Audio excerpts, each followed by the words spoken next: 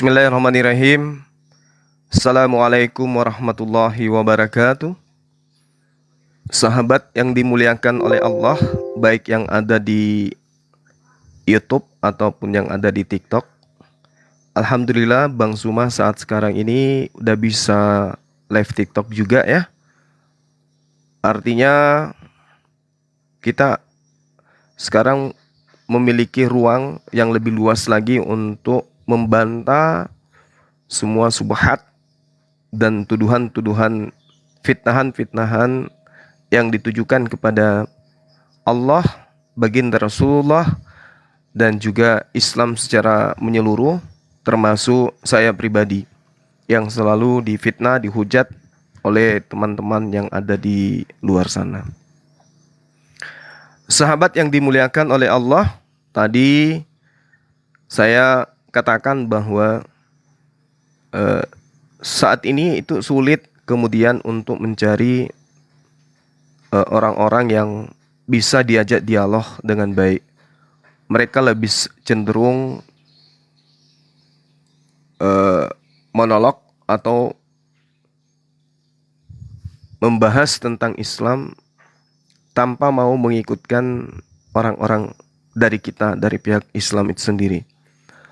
Tadi sempat saya ingin masuk di salah satu akun TikTok ya, yang sedang membahas tentang Islam baginda Rasulullah Muhammad SAW.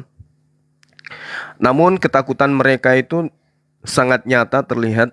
Mereka tidak mau kemudian menaikkan Bang Suma disebabkan karena mereka sadar tentunya tidak ada satupun dari Oten yang selama ini bisa berdialog dan bisa meruntuhkan apa yang kita sampaikan. Karena yang kita sampaikan itu adalah hal yang kemudian punya data, kita tidak asumsi. Kita lebih mengedepankan dialog yang berdasar terhadap data, dalil, dibandingkan dengan asal dialog, asal bicara, hanya berdasar terhadap asumsi. Sahabat yang dimuliakan oleh Allah Subhanahu wa taala, sedikit saya ingin menyikapi tentang apa yang mereka perguncingkan ya. Mereka bicarakan tentang baginda Rasulullah Muhammad sallallahu alaihi wasallam. Namun sebelumnya saya ingin mengatakan bahwasanya umat Islam itu tidak akan pernah goyah oleh karena penolakan mereka terhadap apa yang ada di dalam Al-Quranul Karim. Al-Quran mengatakan bahwasanya Allah Subhanahu wa taala itu mewahyukan kitab-kitab sebelum Al-Quranul Karim. Di dalam surah Al-Baqarah ayat 146 yang dibahas oleh siapa? Forten dengan timnya, orang-orang Oten yang ada di sana, si Bahlul Kitab, itu jelas membawa Al-Quranul Karim surah Al-Baqarah ayat 146. A'udzubillahi minasyaitonirrajim. Bismillahirrahmanirrahim. Alladzina atainahumul kitab ya'rifuna kama ya'rifuna abna'ahum wa inna fariqam minhum layaktumunal haqqa wa hum ya'lamun.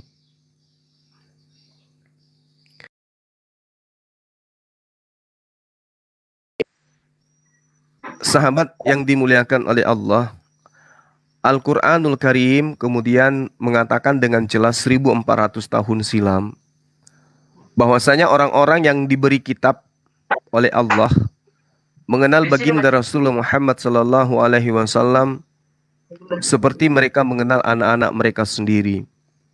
Sesungguhnya sebagian mereka pasti menyembunyikan kebenaran padahal mereka mengetahui. Nah, yang mereka tidak pahami kemudian,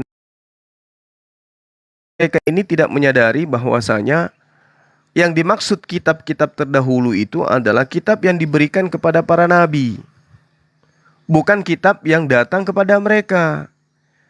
kitab yang datang kepada mereka itu adalah kitab yang diberikan oleh Kekaisaran Romawi. Itu yang mereka sebut Perjanjian Lama. Lalu kemudian Perjanjian Baru itu adalah kitab yang diberikan oleh Kekaisaran Romawi juga, yang dihasilkan dari konsili. Jadi kitab-kitab yang tidak diloloskan oleh konsili itu kemudian tidak diberikan kepada mereka pada saat kitab itu dikanon. Makanya disebut kitab kanonik. Ada beberapa kitab yang tidak lolos di dalam pengkanonan kitab mereka.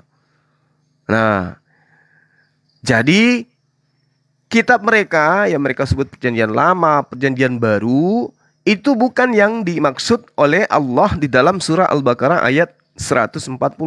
Alladzina atainahumul kitaba ya'rifuna kama ya'rifuna abna'ahum.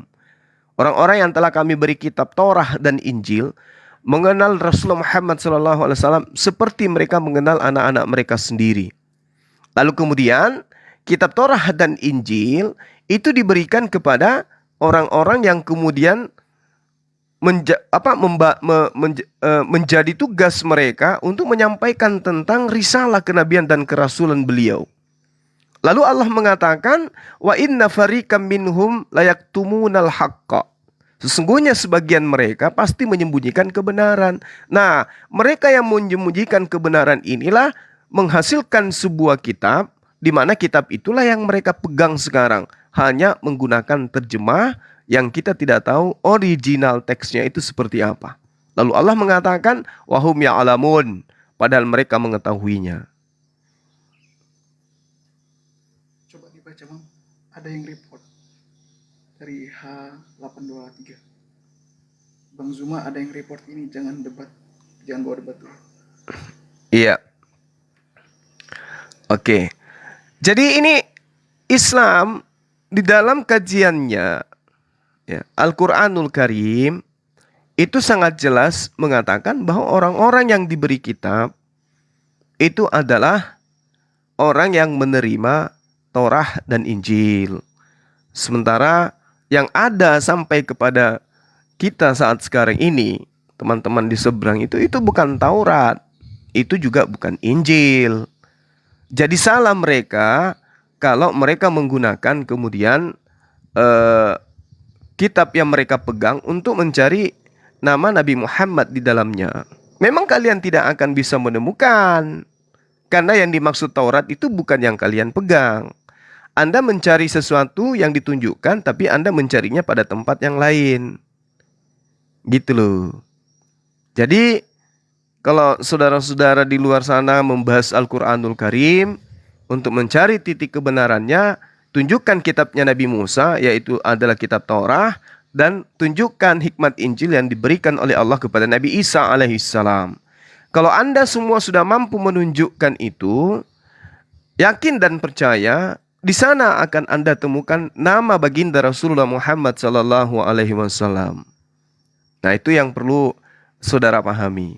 Selama Anda tidak bisa menunjukkan kitab Taurat dan juga Injilnya Nabi Isa, maka selama itu juga kalian tidak akan kemudian mampu menunjukkan bahwa di kitab yang dimaksud oleh Al-Quran ada nama Rasulullah Muhammad sallallahu alaihi wasallam.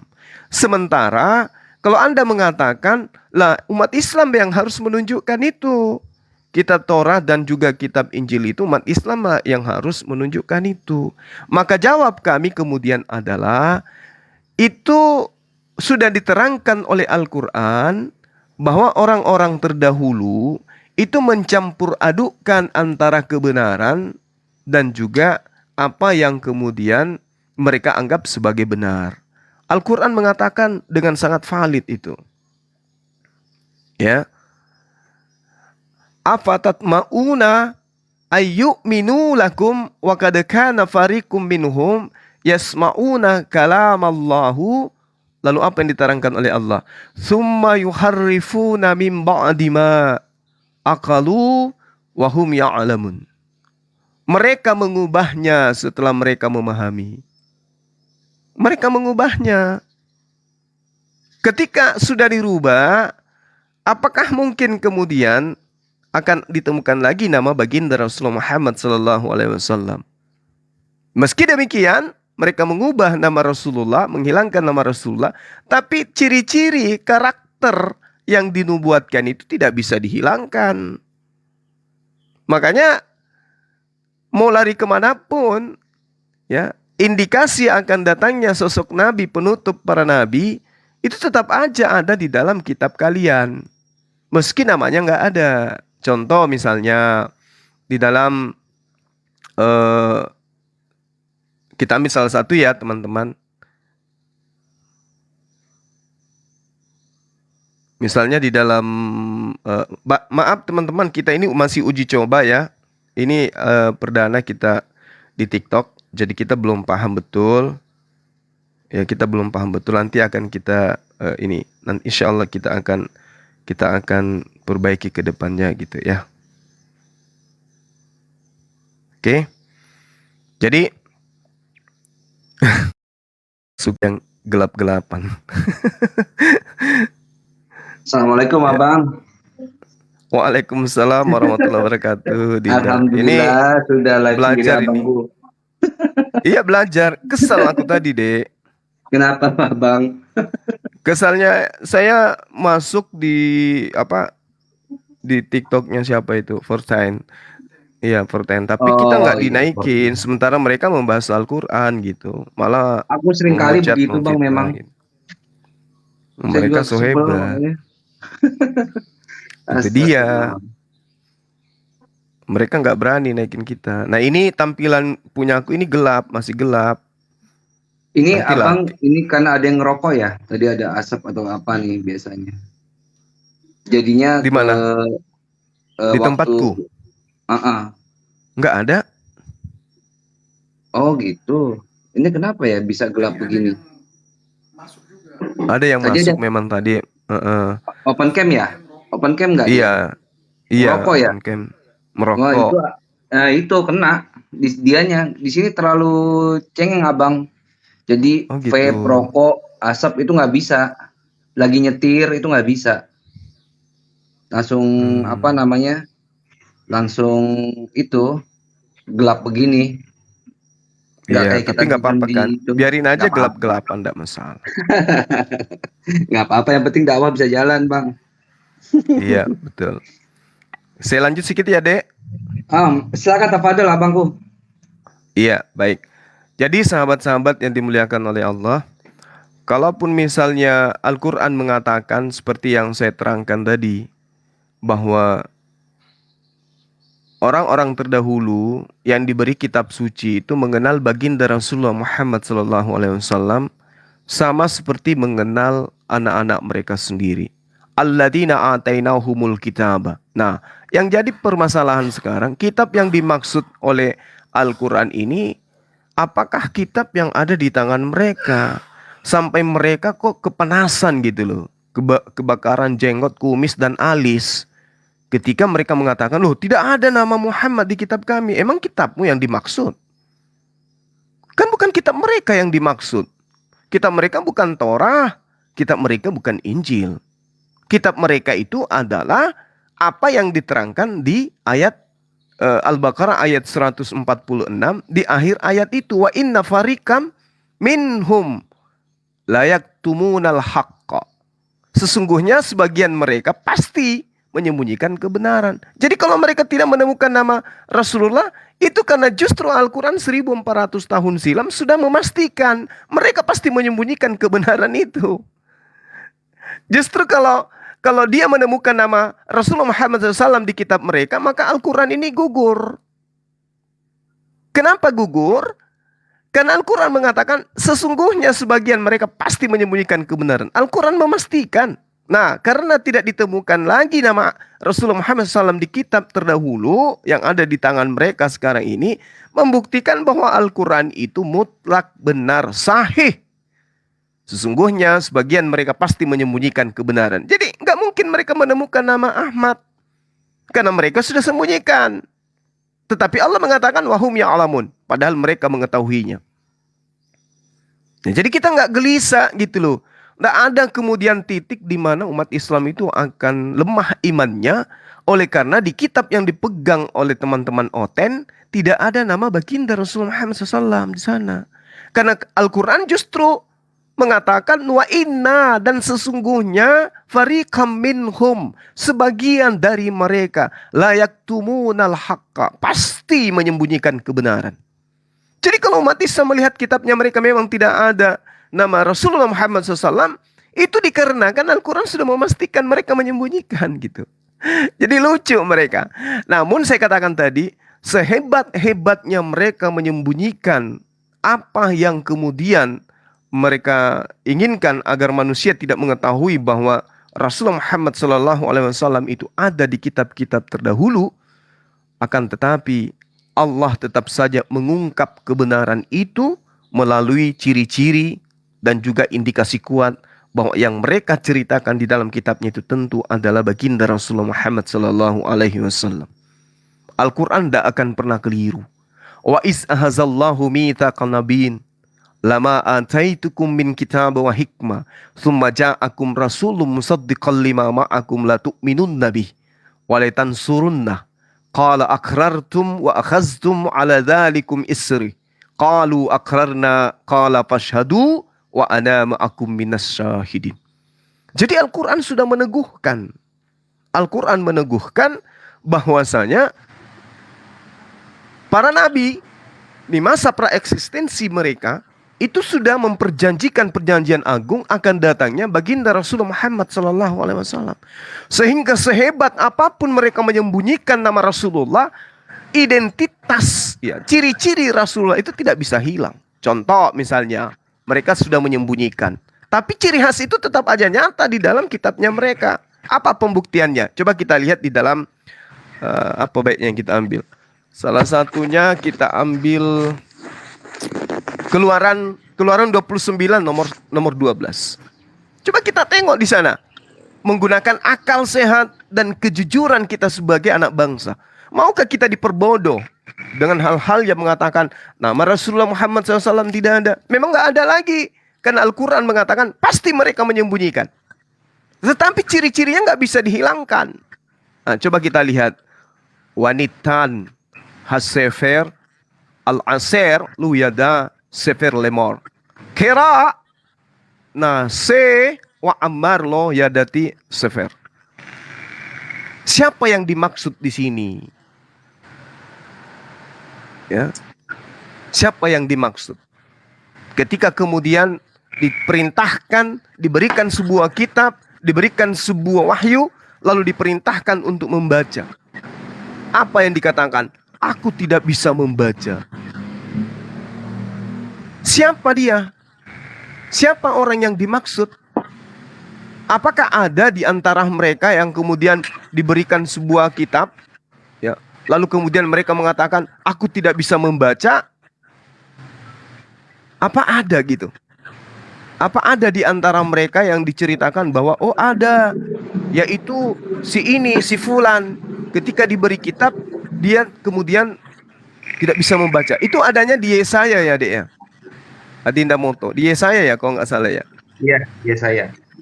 Ya, Yesaya 29 nomor 12. Iya. Nomor 12. Apabila kitab itu diberikan kepada seorang yang tidak dapat membaca dengan mengatakan, baiklah baca ini, maka orang tersebut menjawab, aku tidak dapat membaca. Ini sebenarnya siapa gitu loh.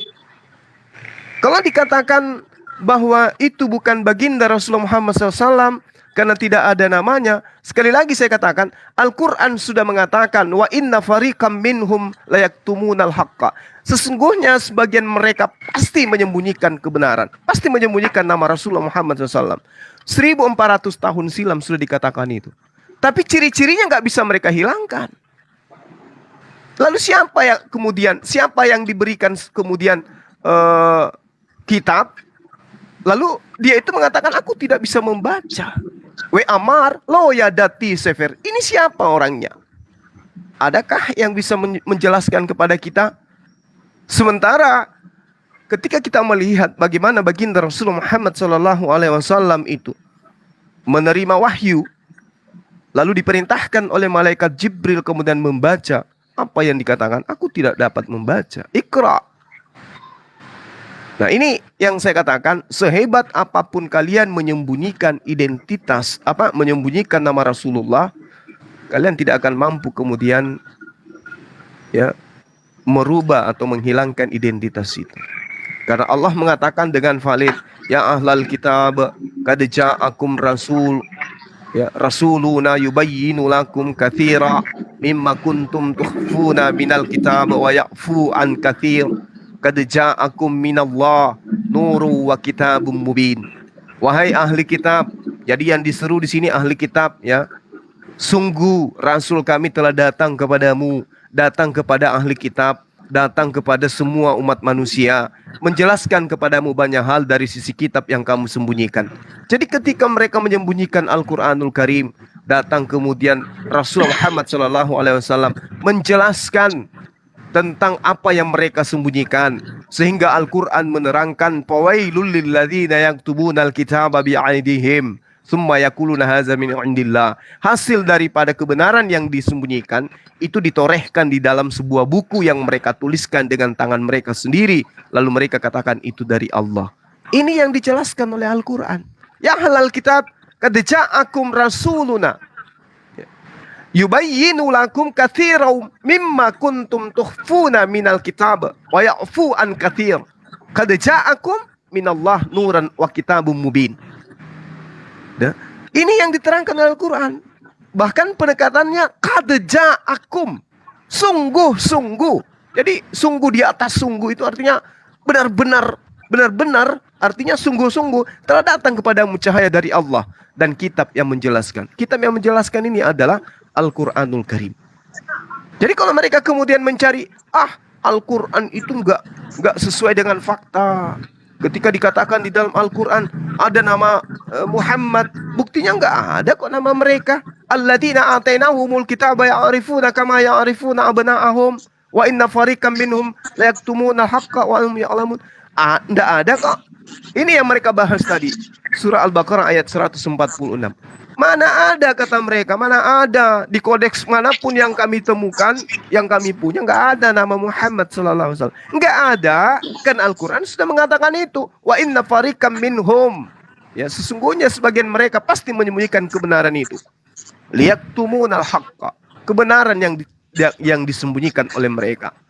Jadi jangan Anda ragukan Al-Quran. Karena Al-Quran memang 1400 tahun silam sudah mengatakan nama Rasulullah itu disembunyikan.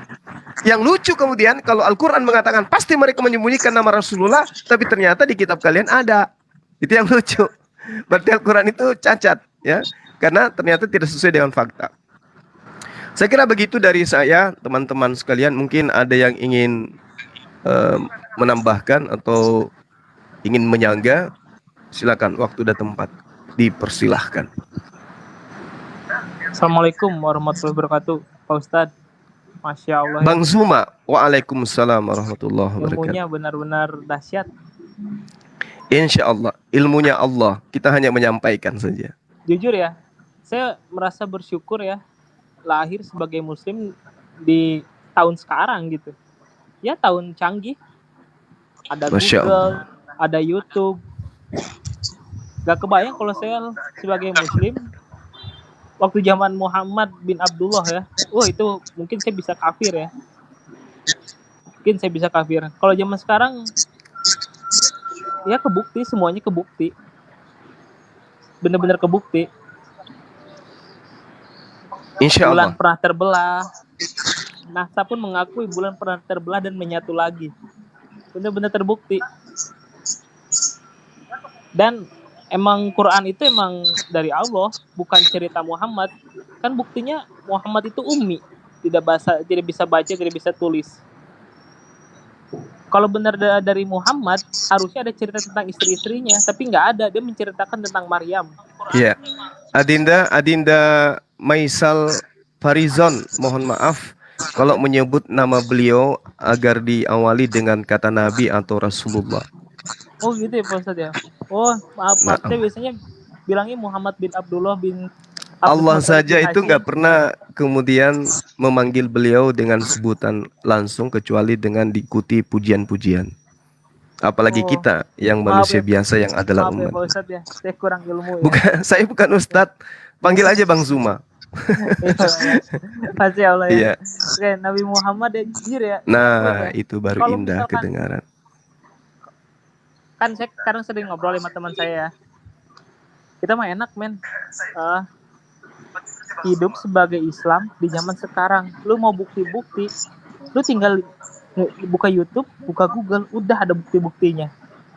Kalau lu zaman dulu, kalau secara logis ya, secara manusia, mungkin kita ini bisa kafir. Kan temen gue nanya, emang kenapa? Lu bayangin aja, ada orang gak bisa baca, gak bisa tulis, zaman dulu di tengah-tengah padang pasir, aku nabi. Sok, secara akal sehat tuh bakal percaya nggak? Gak bakal. Buktinya kan baru-baru sekarang terwujud. Itu keajaiban Quran. Laut tidak menyatu, ada api di dalam air. Coba bagaimana orang di zaman gurun pasir dia menceritakan tentang laut? Nggak logis kan? Kalau bukan dari Tuhan, kata saya itu. Kan selalu cerita-cerita sama temen ya. Oh iya juga ya kata teman saya itu. Iya, kita bersyukur men. Kalau coba lu lihat perkataan Yahudi tentang Islam, dia mengakuin Nabi Muhammad SAW sebagai nabi, tapi bukan dari bangsa dia. Jadi dia tidak mengimani. Iya, betul. Kalau gue zaman dulu, gue bisa kafir men, bisa jadi Abu Jahal. Ya lu gini aja, lu percaya nggak sama orang? Kalau nggak bisa baca, nggak bisa tulis, aku nabi. Sekarang mah enak, kita bisa ngebuktiin semuanya. Bahkan Michael Hart pun mengakui ya, Michael Hart ya, kalau Nabi Muhammad SAW bukan nabi, tidak mungkin dari, misalkan dulu ya dia mengaku nabi ya, hanya percaya itu kan Siti Khadijah, Assalamualaikum. Abu Bakar. Waalaikumsalam warahmatullahi wabarakatuh, Adinda. Silakan lanjut, Adinda Maisal. Bentar ya, 1400 tahun adikku. kemudian pengikutnya udah 1 miliar lebih, bahkan orang-orang pun rela mati demi dia. Kalau dia bukan nabi, kebohongannya harusnya udah terbongkar. Sampai sekarang malah pengikutnya makin bertambah. Dan tidak ada seorang muslim pun yang berani bikin meme tentang dia. Maaf ya, kecuali kalau agama yang lain. Saya suka kadang lihat di YouTube prank Yesus, banyak banget. Kalau tentang Muhammad gak ada yang berani. Kenapa? Karena dia bener-bener Rasul, manusia paling sempurna. Assalamualaikum. Waalaikumsalam. Ya Pak Ustadz, Waalaikumsalam. mangga silakan Pak Ustadz. Mungkin gitu aja. Saya nyimak dulu lah. Silakan. Iya. Ya, ini tadi akhi terkait dengan di Room Oten membahas Al-Baqarah ayat 146. Mereka kemudian mencoba untuk mencari nama baginda Rasulullah Muhammad SAW di kitab mereka. Padahal kitab mereka itu adalah kitab yang dihadiahkan oleh Kekaisaran Romawi, baik perjanjian lama maupun perjanjian baru. Bukan kitabnya Nabi Musa dan juga bukan kitabnya Nabi Isa.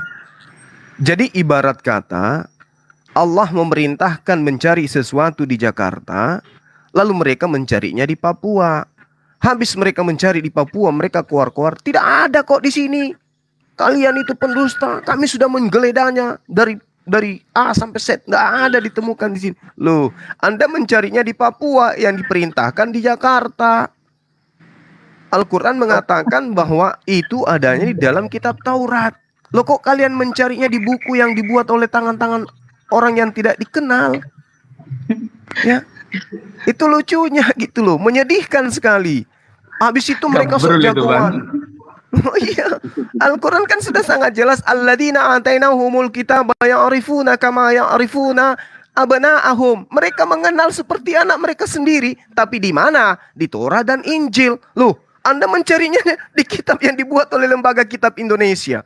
Gimana ceritanya itu? Kan lucu Anda. Harusnya mereka itu berpikir, ini Al-Quran menunjuk ke kitab yang mana? Oh, dia menunjuk kepada kitab Taurat, menunjuk kepada kitab Injil. Torah dan Injil yang dimaksud oleh Al-Quran yang mana sih? Kan harusnya kayak begitu. Oh, ternyata Torah yang dimaksud ini adalah Torah yang diberikan kepada Nabi Musa alaihissalam dan juga kepada Nabi mereka yaitu Nabi Isa alaihissalam. Mereka kepanasan mencarinya di kitab mereka. Kan lucu ini. Lucu dan culun kan? Itu makanya saya katakan bahwa mereka ini bukan ahli kitab, mereka ini adalah bahlul kitab. Itu lebih pas untuk mereka. Nah, kemudian ketika mereka mencari dan mereka tidak menemukan, kan 1400 tahun silam Al-Quran sudah mengatakan wa inna fariqam minhum layaktumunal haqqa. Sesungguhnya, penekanan dari Allah, sesungguhnya sebagian dari mereka pasti menyembunyikan kebenaran. Jadi kalau Rasulullah tidak ditemukan namanya di dalam kitab yang mereka punya, itu karena sudah dipastikan sebagian dari orang-orang terdahulu mereka itu menyembunyikan. Al-Quran sudah tidak salah menyatakan itu. Jadi biar sampai matanya yang kiri ke kanan, yang kanan ke kiri ditukar untuk mencari dalam kitab, mereka tidak akan menemukan itu. Sedangkan data bahwa Yesus itu adalah Tuhan pencipta langit dan bumi, Yesus maha mendengar, Yesus maha melihat, itu nggak akan pernah bisa ditemukan oleh dia. Atau Yesus mengenal Paulus dengan mulutnya Yesus sendiri dalam kitab mereka, itu tidak akan mereka temukan. Apalagi nama Rasulullah, orang yang mereka benci, orang yang membuat mereka panas dingin siang dan malam, nggak mungkin mereka temukan namanya di dalam kitab yang mereka anggap sebagai firman Tuhan. Makanya Al-Quran menggariskan dengan valid. Al-Quran mengatakan fawailul lilladzina yaktumuna al-kitaba bi'aidihim tsumma yaquluna hadza min indillah. Nah, ini yang harus sebenarnya kita duduk bersama dengan orang-orang terpelajar dari kalangan mereka untuk membahas apa yang diterangkan oleh Al-Quran surah Al-Baqarah ayat 146 ini. Supaya mereka itu tidak busung dada, bukan busung lampar ya. Supaya mereka tidak busung dada bahwa Al-Quran itu keliru. Kenapa? Karena Al-Quran sudah mengatakan afala yatadabbaruna Al-Quran walau kana min indi ghairillah lawajadu fihi ikhtilafan katsira. Jika Al-Quran ini bukan dari Allah, bukan dari pencipta langit dan bumi yang telah menciptakan mereka, maka kata Allah, mereka pasti menemukan banyak hal pertentangan yang ada di dalam Al-Quran. Nah, sekarang kita minta, tunjukkan sepotong aja pertentangan yang ada di dalam Al-Quran. Kalau Anda bisa menunjukkan itu, saya siap berhenti menjadi apologet. Saya berhenti menjadi debater muslim. Kalau Anda bisa menunjukkan kepada saya pertentangan-pertentangan yang ada di dalam Al-Quran, dan itu bisa diuji kemudian secara nalar, akal, wahyu, sains, dan seterusnya. Tunjukkan. Ini saya sudah tantang. Saya pernah masuk ke dalam Zoom Kristen ya. Itu Zoom-nya waktu itu VIC atau WAF. Saya masuk ke dalam. Saya berdialog. Silakan Anda bertanya tentang Al-Quran. Tugas saya hanya menjawab saja. Nah, dia tanya tentang pertentangan dalam ini, ayat ini yang dibawa surah An-Nisa ayat 82. Di dalam kitabmu banyak pertentangan. Apa pertentangannya? Tunjukkan kepada saya. Gak ada satupun yang bisa mereka tunjukkan. Gak ada. Kecuali yang mereka tunjukkan adalah terjemahan versus terjemahan.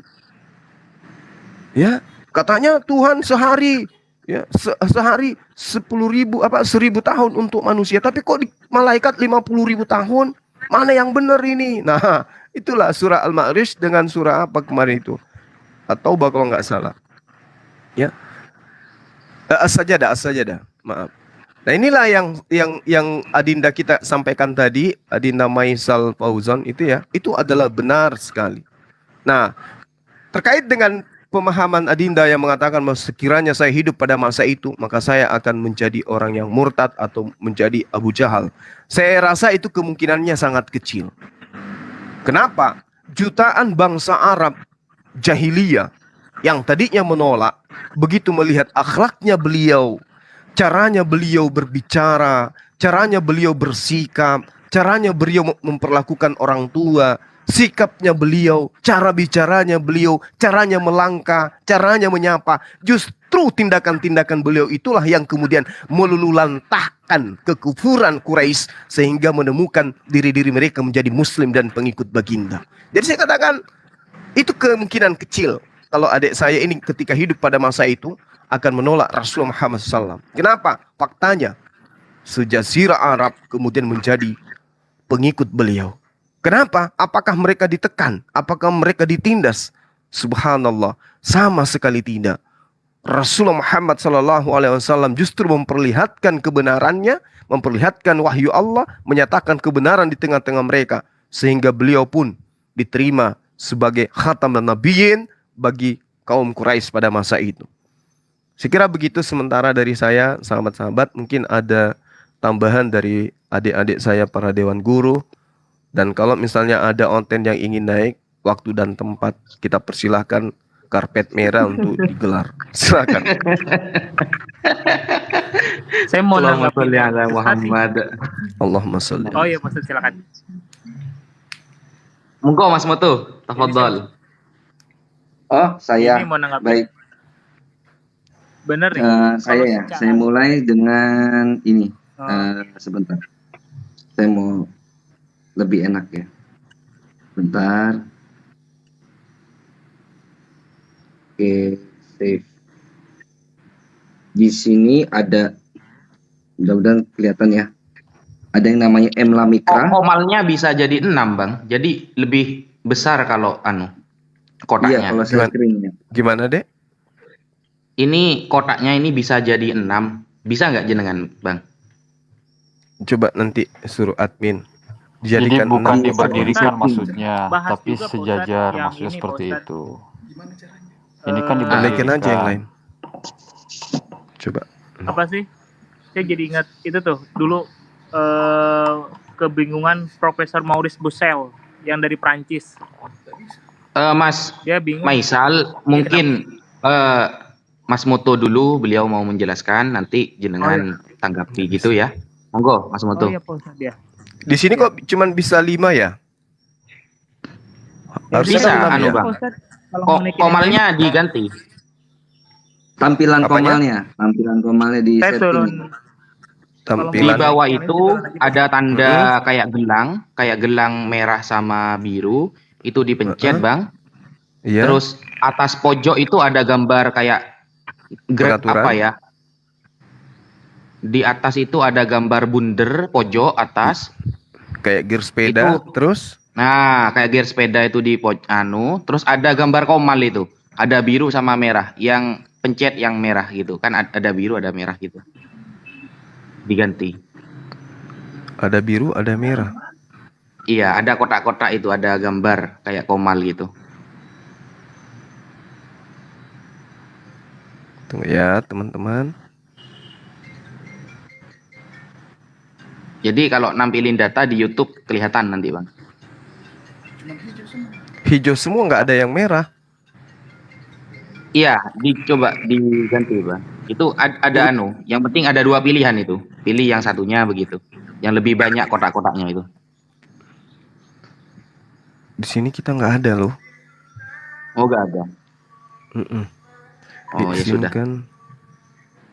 Tapi biasanya ada itu, Bang. Permintaan dari teman. Izinkan permintaan yang disarankan, izinkan undangan dari teman, izinkan undangan yang disarankan, izinkan notifikasi tentang teman yang share live. Itu aja yang muncul di sini. Yes, Oh, yes, Ustaz, saya yes, turun yes. aja deh. Yang naik. Oh. Oke. Iya, Nanti dapat Tampilannya. takut ada yang naik. Yuk. Assalamualaikum Pak Ustaz, berkah selalu. Waalaikumsalam. Monggo Mas Moto. Iya, sambil itu aku tunjukin sedikit data. Di sini di Emla Mikra, ini dari Sevaria. Emla Mikra itu di datanya. Itu Emla Mikra is a 9th century Torah commentary by Rabbi Elijah Benamozeh is its analysis relies on academic scholarship. Jadi ada yang namanya kitab, itu isinya tafsiran dari Rabbi Elijah Benamozeh, itu seorang sarjana yang bergerak di dalam bidang pendidikan filologi, arkeologi, dan sejarah histori. Ini tujuannya untuk mempertahankan defending traditional rabbinic, pemikiran rabi-rabi tradisional terhadap interpretasi Bible against the critics of Bible criticism, untuk melawan orientalis dari pihak-pihak dari di luar Yahudi. Nah, apa sih yang dikatakan Emla Mikra? Kalau kita lihat dalam Sefaria di Kejadian 10 nomor 25 di sini dikatakan di Two sons were born. Kejadian 10 nomor 25. Nomor 25. Nah, jadi di sini dibilang We'ul Eber Yilat Sheni Benim Shem Ha Echad Felech Ki Beyama. Di sini Nef Legah Haaretz Wesham Ahi Yakhtan. Nah, di sini two sons were born to Eber. Jadi Eber itu punya 2 anak. The name of the first was Peleg. Nama anak yang pertama adalah Peleg. For in his day the earth was divided. Pada saat itu bumi akan dilanjutkan ya, divided salah satunya. And the name of his brother, dan nama dan nama dari saudaranya itu adalah Yokhtan. Di sini Yokhtan. Nah, Emla Mikra menyebutkan ini Yokhtan Beretz Araf, tinggal di tanah Araf. Hayyah Sem Yokhtan, dipanggil atau hiduplah dia dan dipanggil Yokhtan. Zeot Levenim Gam Kodam. Zeot itu Levenim nanti. Levenim itu sebenarnya muka, tapi ini bisa diartikan Levenim itu di masa yang akan datang. Gam Kedam yang akan nebuat, menubuatkan Muhammad. Di sini jelas nama ketika Allah tuh bilang mereka tuh mengenal Rasulullah tuh seperti mereka mengenal anak-anaknya sendiri, itu bukan bermaksud ayat itu tuh adanya tuh di masa terdahulu, tapi enggak di masa terdahulu, sekarang dan yang akan datang. Bahwa mereka yang mengingkari Rasulullah tuh sebenarnya itu mereka tuh mengenal Rasulullah itu seperti mereka mengenal anak-anak sendiri. Makanya di Lamikra dia menyebutkan bahwa Yokhtan ini yang hidup di tanah Arab, yang nantinya dari Yokhtan ini, dari keturunan Yokhtan ini, yang nantinya di masa yang akan datang akan menubuatkan Muhammad. Di sini Rasulullah Sallallahu Alaihi Wasallam. Itu kurang lebih tambahan dari saya. Dan ini memang tidak mungkin ditolak data ini oleh dari orang-orang Yehud, mau dia utara maupun selatan, mau yang dia Sumeri maupun yang di Yerusalem, karena memang ini datanya ya datanya memang valid, dan ini tidak mungkin tanda kutip Kristen ini akan mempelajari sejauh ini gitu ya, karena mereka hanya berpegangan seperti apa yang Bang Zuma bilang, kitabnya dikasih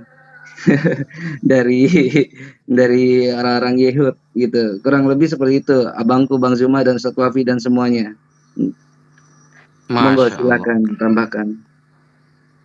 Monggo saya di sini jadi penengah saja. Monggo Mas akademik kristolog, mungkin ada yang mau ditambahi, tafadhol. Silakan kalau Wafi mau menambahkan terlebih dahulu, saya paling terakhir dalam aspek sejarah. Silakan. Oh, siap Mas.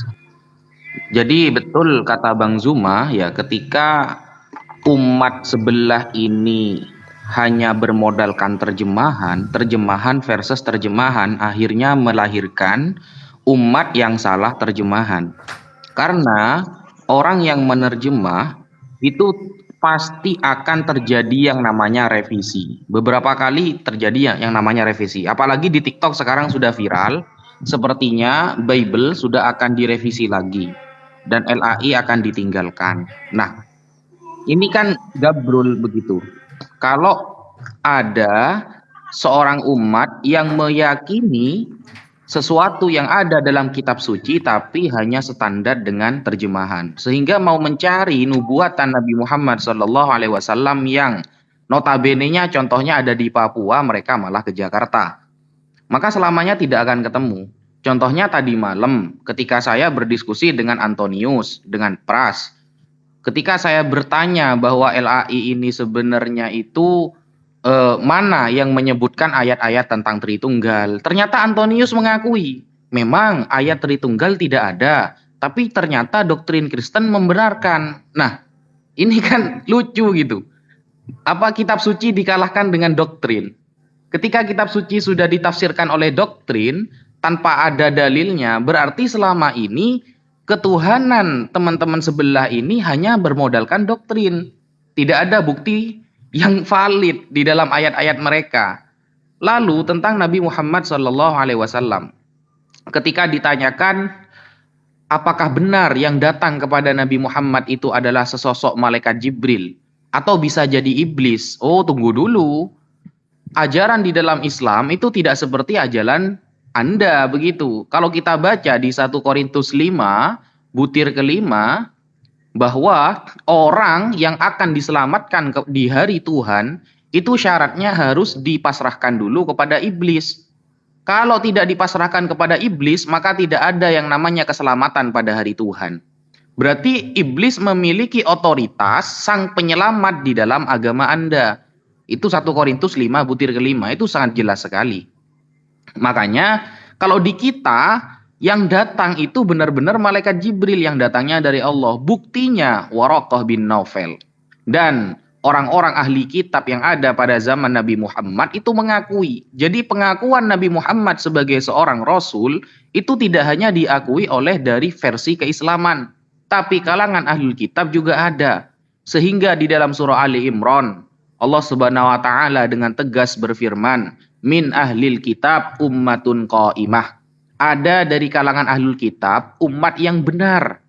Yatsluna kitaballah ana al-laili wa hum yasjudun. Setiap malam mereka membaca kitab Allah dan mereka sujud kepada Allah. Siapa yang dimaksud dengan ahlul kitab dalam ayat itu dalam surah Ali Imran? Yaitu Abdullah bin Salam wa man amana ma'ahu wa saddaqu Muhammadan.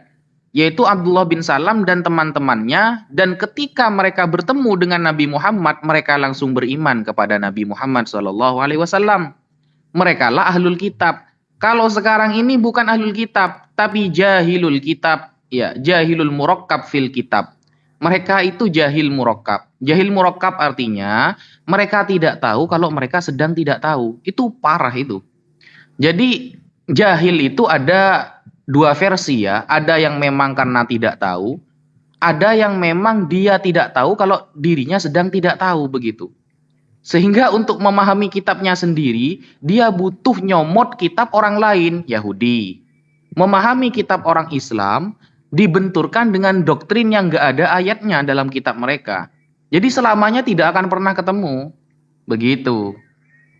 Monggo, Mas Akademik Kristolog. Itu dulu mungkin yang bisa saya sampaikan. Oke, terkait tentang Nabi Muhammad SAW di dalam Taurat dan Injil, tentu saja kita nggak bisa langsung ke sana ya. Saya sepakat dengan Pak Arman Syah ya. Dan Bang Zuma pasti tahu lah Pak Arman Syah yang ada di Palembang ya. Orang lama di Facebook. Saya sepakat dengan beliau bahwa terkait tentang Nabi Muhammad itu penafsiran. Ya, tentu saja. Namun demikian, kita harus melihat dulu dalam hal permasalahan sumber sebelum membahas tentang isi. Itu yang terjadi. Contoh, ya. Oke lah ada di dalam Taurat. Permasalahannya, Taurat versi mana yang mau dipakai? Septuaginta? Atau Masoret? Itu. Ternyata di kalangan mereka pun belum beres hingga detik ini. Entah itu yang timur, yang barat, apalagi RT 16 ya. Itu yang terjadi. Karena kalau kita menggunakan salah satu versi yang ada, entah itu Masoret atau Septuaginta contohnya, adanya perbedaan. Perbedaan dalam hal masalah teks. Dan bahkan di dalam Septuaginta pun, saya bisa memberikan data. Banyak yang bolong-bolong. Ada ayatnya, ada nomornya, tapi tidak ada sama sekali isinya. Jadi bereskan dulu lah bagi Oten ketika mau mempertanyakan Nabi Muhammad SAW. Bereskan dulu mana yang betul-betul ya sebagai firman Tuhan. Versi mana? Itu. Kalau sudah beres antar Oten baru menghadapi kita. Nah, terkait tentang aspek sejarah ya, teman-teman silakan cari saja ya. Saya berikan 2 buku saja. Baik khususnya dalam pihak Oten ya. Penaklukan Muslim di mata bangsa taklukan ya. Husam Iltani, di mana beliau ini adalah seorang jurnalis dan juga seorang sejarawan Libanon. Perlu ketahui, Libanon tidak semuanya itu Muslim ya. Nah, Apa yang disampaikannya? Sebenarnya terkait tentang adanya kehadiran Nabi Muhammad SAW itu diharapkan kedatangannya, diharapkan kemenangannya. Nanti saya compare dengan adanya data dari internal OTEN ya. Saya pun nggak tahu ini apakah Husain Tani ini adalah memang Muslim ataukah bukan. Yang pasti beliau ini seorang jurnalis dan juga sejarawan di Lebanon. Nah, apa yang disampaikannya? Jika Anda memiliki buku tersebut ya, silakan cek pada halaman 48 sampai 49. Posisi kehadiran Nabi Muhammad SAW itu diharapkan kedatangannya, kemenangannya oleh berbagai denominasi di internal mereka. Itu. Pertama, ternyata itu pernah terjadi ya. Pengharapan oleh kaum Nestorian pada tahun 430 Masehi, di mana terjadinya peperangan antara Bizantium dengan Sasania, Persia yang terjadi. Dan bahkan saya sebutkan sejarawan Bizantium yang sejaman dengan Nabi Muhammad jika beliau meninggal pada tahun 632 Masehi. Di mana sejarawan tersebut yang bernama Bizantium ya, Theophanes, telah memberikan dari adanya fenomena-fenomena yang terjadi. Itu. Selanjutnya, apa yang disampaikannya? Santo Theodor, dia seorang Koptik. Yang meninggalnya, matinya 613 Masehi itu sejaman dengan Nabi Muhammad SAW, menyaksikan adanya sebuah keguncangan yang terjadi sampai-sampai gereja hancur. Apakah itu gempa bumi biasa? Oke lah, silahkan saja, itu penafsirannya. Yang pasti tentang pengharapan Nabi Muhammad SAW, di mana bangsa Arab di sini adalah yang merangsek ke dalam wilayah Eropa itu adalah Islam, bukan OTEN. Selanjutnya, dalam hal permasalahan data yang disampaikan oleh pihak OTEN ya, ketika teman-teman mencermati kesejarahan mereka, itu pasti akan mendapatkan dari adanya pertikaian antar OTEN. Entah itu Bizantium versus adanya Koptik. Apa yang diharapkan kedatangannya? Islam datang itu diyakini oleh pihak non-Chalcedon, seperti Koptik misalnya, yang tadi saya sampaikan, sejarawannya. Itu Islam datang untuk menghukum orang-orang OTEN yang meyakini Chalcedon sebagai sebuah kebenaran. Itu yang terjadi jika Anda melihat atau membaca dari pertemuan antara Islam dan Kristen. Buktinya mana? Oke, saya kasih bukti. Cari bukunya warna coklat, covernya Jonathan E. Culver, Sejarah Gereja Asia. Halaman berapa itu? Halaman 58, ya. Sampai pada halaman ke-56 sampai 58. Karena saya memiliki bukunya. Kalau Anda nggak percaya silakan cek kalau Anda punya, ya teman-teman OTEN. Pandangan Bizantium sama, mengambil dari adanya Uskup Uskup Sophronius 634 Masehian atau 632 Masehi. Tidak hanya itu, dari pandangan sejarah Bizantium, pengharapan datangnya Islam sebagai bentuk hukuman dari Tuhan untuk menghukum orang-orang yang pro terhadap Chalcedon disampaikan pula oleh orang-orang dari monofisit. Contoh, Sebeos, seorang Yakobit. Yakobit hingga detik ini sudah tidak ada pemeluknya, sudah hangus, sudah sirna dimakan zaman. Di mana di Islam diharapkan oleh mereka untuk bisa mengalahkan dari adanya Bizantium. Itu. Apakah itu cukup? Tidak, Nestorius. Sama. Namanya Yohanes dari Penek, seorang rahib Nestorian. Dari adanya bukti sejarah yang ada, silakan Anda baca saja ya, karena cukup panjang penjelasannya. Dua buku tersebut artinya bahwa kedatangan umat Islam dalam aspek historis yang dianggap sebagai Raja Arab tidak ada dan tidak lain adalah Nabi Muhammad SAW. Namanya raja itu tidak saja ya mengurus tentang adanya perpolitikan, tapi juga memiliki pasukan. Itu saya penafsiran tentang rajanya ya. Dan itu benar terkait dari adanya posisi wilayah Mesir ketika jauh sebelum Islam datang, itu dikuasai oleh Bizantium. Hingga pada akhirnya orang-orang Koptik terjadilah pembunuhan, penyiksaan oleh orang Bizantium. Tanpa adanya Islam, Koptik saya yakin pasti habis umatnya. Dan itu real sebuah sejarah, ternyata Mesir dikuasai oleh Islam. Bizantium melalui Cyrus hancur. Tidak lagi menguasai Mesir. Dan itu real diakui oleh para sejarawan Bizantium, maupun Nestorius, maupun Yakobit, dan lain sebagainya. Artinya bahwa pengharapan datangnya seorang nabi, meskipun menggunakan istilah Raja Arab, bahkan diyakini sebagai penghukuman, yang hukuman itu datang dari Tuhan untuk menghukum orang-orang yang pro terhadap Kalsedo.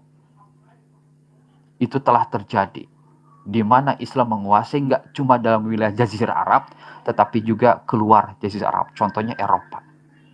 Kalau kita melihat pendekatan sejarah ya, teman-teman semuanya, pertanyaan saya, siapa Raja Arab yang suka dengung-dengungkan, yang baik hidup maupun setelah Nabi Muhammad tiada? Siapa yang dimaksud Raja Arab tersebut? Kalau tidak atau bukan selain Nabi Muhammad SAW? Itu jawabannya. Karena kalau masalah hal ayat terus akan berputar-putar ya. Makanya saya imbangi masalah hal kesejarahan. Itu sebuah bukti yang diakui oleh pihak Oten pula. Tapi dalam Oten, dalam artian sarjana, bukan orang awam. Ya, silakan bagi teman-teman yang ingin menambahkan. Monggo Mas Imanes yang baru naik. Assalamualaikum. Waalaikumsalam warahmatullahi. Kalau siang-siang begini nggak bisa banyak ngomong. Jadi lanjut aja dulu. Makanya nanti saya tadi kalau ada yang mau naik, saya biasa turun. Lanjut. Oke, Bu Yuni, monggo Bu Yuni, ada yang mau disampaikan? Assalamualaikum warahmatullahi wabarakatuh, abang-abang ganteng. Assalamualaikum. Yun baru belajar ya, jadi kalau bahasa Yun terlalu kasar atau gimana, ya dimaafin aja lah kan. Gini loh, tadi Yun masuk TikTok orang sebelah kan, dia tanya Yun satu pertanyaan, tolong jawab dengan apa, simple dan mudah aja biar supaya Yun mengerti. Pertanyaannya adalah data selain dari Al-Quran yang mengatakan adanya keberadaan Nabi Musa itu dari literatur Islam itu mana aja data dan faktanya. Oke, silahkan. Nabi Musa ya? Nabi Isa. Dari Nabi Isa. Selain dari Al-Quran, dari Al-Quran yang mengatakan keberadaan bahwa Nabi Isa itu ada dan pernah wujud. Monggo. Nabi Isa pernah ada dan wujud di luar Al-Quran. Iya, literasi daripada Al-Quran. Baik. Dari mana? Dari Islam sendiri. Silakan. Dari non-Islam maksudnya Bu, di luar Al-Quran? Iya, kan. Maksudnya hadis juga kali, hadis juga Bang. Yang penting di luar Al-Quran dan hadis gitu Mas akademik. Baik. Iya. Kalau hal Maksud- tersebut ya. Sebentar Bang, sebentar. Saya mau Oke. itu dulu. Oke, karena saya pernah mendengar sebelum kita bicara teologi yang saya tinggi-tinggi itu kan, sebelum kita bicara teologi, kita bicara dengan sejarah. Pembuktian sejarah dulu. Jadi ketika saya ditanya tadi Nabi Isa itu pernah wujud dalam literatur Islam, saya kan nggak tahu, nggak punya data atau gimana ya. Jadi silakan menjawab selain daripada Al-Quran dan hadis yang bahwa Nabi Isa itu pernah ada dan pernah wujud dengan Oke. bukti dan fakta. Silakan. Baik. Ketika Ibu atau siapapun Anda cek saja di internet Alessamenos Graffito, nanti akan muncul sumber satu-satunya di dunia ini yang menuliskan, mengisahkan tentang Alessamenos Graffito. Apa itu? Alessamenos Graffito itu merupakan tubuhnya manusia, tetapi disalib, dengan diganti kepalanya dengan keledai. Di pinggirnya itu ada orang yang lagi menyembah. Itu sebuah penghinaan. Untuk siapa? Untuk Nabi Isa. Ya. Ketika teman-teman mencari sumbernya, mengklik saja sumbernya Alessamenos Graffito, itu akan keluar nama sumber satu-satunya di dunia, Everett Ferguson. Dan jika teman-teman memiliki buku itu, cek ya pada halaman 723, karena saya memiliki bukunya. Nah, terkait tentang eksistensi beliau, itu diantaranya disampaikan oleh Celsius, Bu. Seorang sejarawan, kalau nggak salah abad kedua Masehi ya, seorang sejarawan Yunani. Pelan-pelan dong, saya mau nulis nih, saya nggak pinter-pinter. Padahal saya udah pelan-pelan loh, Bu. Baik. Saya udah bilang IQ saya agak turun ya kan, yang kita Saya kan kira fokus. nggak seperti gitu. Gitu. Oke, saya ejah ya. Alessandro Alessamenos graffito. Alessamenos graffito, ya Ibu. Nanti Ibu akan melihat gambar, ya. Gambar di mana itu ada manusia, ya, kepalanya diganti dengan keledai di internet Ini di Google. buku atau apa, Bang? Manusia kepala. Buku. Ya nanti makanya saya nanti jelaskan dulu. Di gambar itu, ketika Ibu cross check, satu-satunya sumber di dunia yang mengisahkan tentang itu, buku cetak yang teman-teman bisa miliki. Penulisnya Everett Ferguson, ya, di mana halaman ketebalannya 750 lebih. Itu. Nah, di sana membuktikan tentang adanya eksistensi beliau. Ibu, itu ya. Nah, Eksistensi Nabi Isa ya. ya betul, keberadaan. Di antaranya seperti itu. Itu. Silakan kalau mau ditulis Bu ya. Sekaligus pihak Oten kalau nggak percaya ya, kita membuktikan bahwa eksistensi beliau itu ada ya. Meskipun ada sih kalangan para sarjana dalam arti kata barat itu menyaksikan, menolak bahwa beliau itu adalah eksis ya, pernah ada. Nah, kita berikan bukti saja sekaligus membantu Oten ya, karena yang saya tahu Oten itu buta ya sejarah, makanya saya bantu. Sudah Ibu? Oke, selain dari ini, apakah cuma satu saja dari literasi Islam? Non ya, dia itu non ya, non Muslim ya, betul, non Muslim. Berarti kan objektif lah. Kalau pakai Muslim itu posisinya ya dianggapnya subjektif ya. Saya gunakan non saja. Terkait tentang hal tersebut, satu sumber tersebut dengan ketebalan 750 lebih halaman itu memuat berbagai dari adanya kesejarahan-kesejarahan Oten di abad ke-1 sampai abad ke-2 Masehi. Itu. Di mana contoh Alessamenos graffito satu sisi mengakui eksistensi beliau, tetapi di satu sisi yang sama hal tersebut sebagai sebuah cibiran. Karena apa? Bagi orang-orang paganisme entah itu Yunani atau Romawi, bahwa hal tersebut penyembahan terhadap ya manusia ya itu sebuah, menurut mereka kaum paganisme, sebuah penghinaan terhadap Tuhan. Makanya nyinyir dibuatlah dengan adanya Alessamenos graffito. Makanya di pinggirnya ada orang yang menyembahnya, tapi diganti kepalanya dengan keledai. Itu. Nah, bahkan eksistensi dari adanya hal tersebut ya, beliau sendiri itu diakui oleh adanya Celsius yang hidup abad ke-2 Masehi bahwa orang-orang yang pertama kali masuk ke dalam ya Oten ya, itu diakui adalah orang-orang yang memang orang yang lemah, wanita dan juga budak. Dan itu diakui oleh pihak Oten bahwa yang masuk pertama kali adalah orang-orang yang nalarnya rendah, strata sosialnya rendah. Nah, eksistensi yang lain tentang adanya posisi dari adanya beliau, diantaranya Flavius Josephus, meskipun tidak sejaman ya, dengan beliau. Nama apa, Bang? Ya Ibu. Sorry, nama apa? Flavius Josephus. Ya, diantaranya Bu ya. Oke, di antaranya, di mana Flavius Josephus ini dianggap oleh pihak Yahudi sebagai orang yang murtad dari Yahudi. Itu, ya, dari adanya Flavius Josephus di antaranya. Itu pun berupa dari adanya, gimana Ibu? Dia menulis apa? Tulisannya itu cukup panjang ya, Flavius Josephus di sini. Sayang saya tidak punya buku cetaknya. Itu cuma satu paragraf.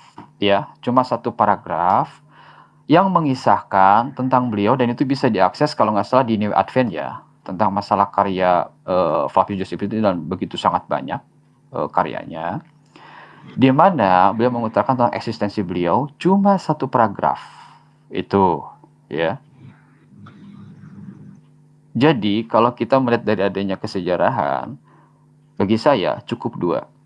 Kita berikan non-Muslim Flavius Josephus, dan juga dari adanya yang bernama Everett Ferguson. Gitu. Di mana di dalamnya banyak orang-orang Yunani, Romawi ya, yang ternyata mengisahkan tentang eksistensi beliau hingga pada akhirnya perkembangan keyakinan-keyakinan di dalam dunia oten. Itu Ibu. Oke, makasih Abang. Ada yang bisa nambahkan Ya, lagi? sama-sama. Di atas saya. Silakan. Monggo Bang Zuma, tafadhol Bang. Iya, baik.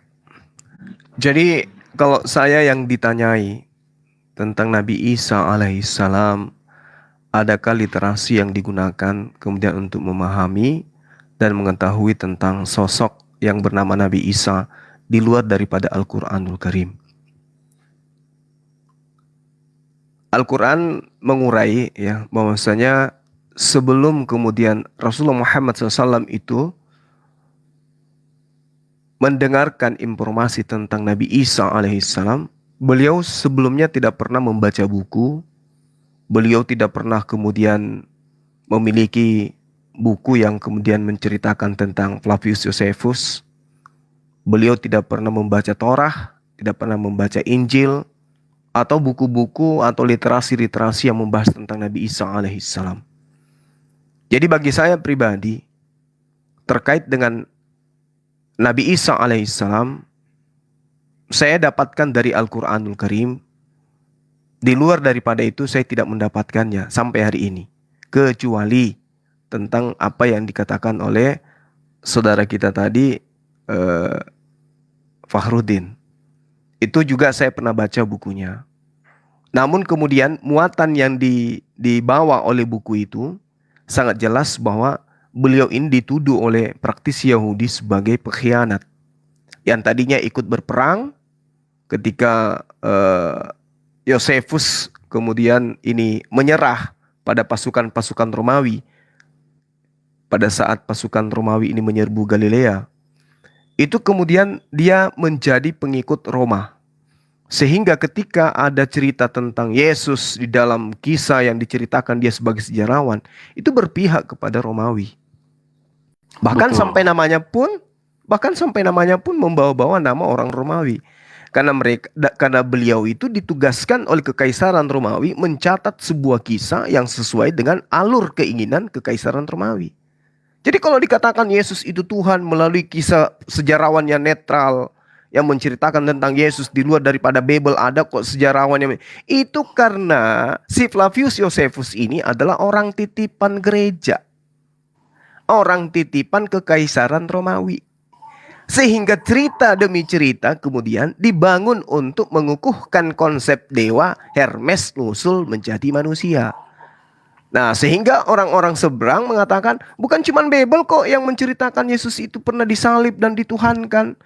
Ada kok sejarawan yang netral yang membicarakan itu. Sopo rupanya? Ternyata yang ditunjukkan itu adalah pengkhianat dari Yahudi, yaitu Flavius Josephus. Josephus ini yang kemudian lahir di kisaran tahun setelah Yesus mati lah dia hadir. Iya. Ya, dia hidup. Ya, tahun 30-an ke atas lah, 36, 37 Masehi dia hidup, dia lahir. Berarti pengetahuannya kemudian nanti setelah 15 tahun ke atas. Berarti Yesus sudah puluhan tahun meninggal baru kemudian dia ada. Lalu menulis menjadi pasukan Yahudi melawan tentara Romawi ketika ada pemberontakan. Begitu dia ditahan, disandra oleh tentara Romawi, mereka kemudian menjadi pengkhianat. Apa yang dilakukan kemudian? Dia menjadi intelijen orang-orang Romawi untuk kemudian membasmi pasukan-pasukan Yahudi pada masa itu. Ini fakta. Sehingga kalau itu yang dikatakan, oh kami Kristen punya sejarawan, siapa namanya? Filipus. Oh, itu intelijen Romawi yang berkhianat terhadap Yahudi. Dia adalah pengkhianat yang kemudian menghadiahkan kepada Romawi tentang cerita-cerita yang mengukuhkan ketuhanan penyaliban tentang anak Yahudi bernama Isa Al-Masih. Nah, jadi kalau Islam dikatakan mana sejarah di luar, nggak perlu bagi kami. Karena kenapa? Berbicara mengenai Nabi Isa itu berbicara mengenai iman. Berbicara mengenai iman berarti berbicara mengenai kitab suci. Ya, kalaupun ada pengetahuan di luar daripada itu, ya itu adalah masing-masing umat Islam ketika mereka mau belajar. Termasuk saya belajar tentang Nabi Isa melalui kitabnya teman-teman Kristen. Dan apa yang diurai oleh Al-Quran tentang Nabi Isa alaihissalam tidak bisa dibantah oleh Bible. Begitu juga apa yang diterangkan oleh Bible, dalam hal ini pernyataan-pernyataan yang konon ceritanya pernyataan Yesus tidak bertentangan dengan Al-Quran. Nah, saya kira begitu sederhana sih sebenarnya. Kalau umat Islam itu tidak bisa kemudian mengatakan bahwa di luar Al-Quran ada sejarah yang menceritakan tentang Nabi Isa alaihissalam yang kemudian itu justru bisa di-framing oleh musuh-musuh Islam untuk mengatakan bahwa ternyata Rasulullah Muhammad SAW berbicara tentang Isa alaihissalam dikarenakan ada sebuah buku sejarah yang ditulis pada tahun sebelum pra-Islam, ya, yang menceritakan tentang sosok Nabi Isa, dan itulah yang dikutip oleh Nabi Muhammad SAW di dalam Al-Quranul Karim. Jadi orang sebelah itu memang selalu mencari celah. Mereka mencari celah kemudian untuk bagaimana menuduh Al-Quran ini nanti adalah kutipan dari kisah-kisah yang netral yang membicarakan tentang sosok Nabi Isa alaihissalam. Padahal Al-Quran bagi umat Islam itu sudah sangat jelas. Wa kathalika auhayna ilaika ruham min amrina ma kunta tadri mal kitab walal iman walakin ja'alnahu nuran nahdi bi man nasya'u min ibadina wa innaka latahdi ila siratal mustaqim. Rasulullah enggak tahu tentang Yesus, tentang Isa, tentang Musa, tentang Ibrahim sebelum Al-Quran itu datang kepadanya sebagai wahyu. Demikian. Oke, baik, saya tambahkan Ibu, ya, Bu Yuni. Terkait tentang hal beliau, itu pun dikutip ya, di dalam adanya Gitin ya. Itu, teman-teman bisa cek ya di websitenya kabat.org ya. Kabat.org 57A ya, Gitinnya. Tetapi, untuk mengetahui hal tersebut dalam pencarian nama, itu selalu saja pakai dari adanya nama belakangnya ya, wilayah Nazaret. Jadi Yesus Nazaret, di mana hal tersebut diungkapkan tentang adanya beliau Ibu. Itu. Meskipun ketika nanti teman-teman meng-cross-check tentang di website kabat.org tentang Yesus dari Nazaret atau Yesus orang Nazaret, itu banyak sekali pandangan-pandangan yang berbeda dengan Oten, khususnya tentang masalah penyaliban. Itu. Dan data-data yang tadi saya sampaikan, nama-namanya, itu sebenarnya bisa menjadi adanya sebuah pisau bermata dua bagi mereka Oten. Kan itu pun sering saya gunakan. Itu. Ketika mereka menggunakan data-data itu, biasanya, ya, gimana Bang Moto?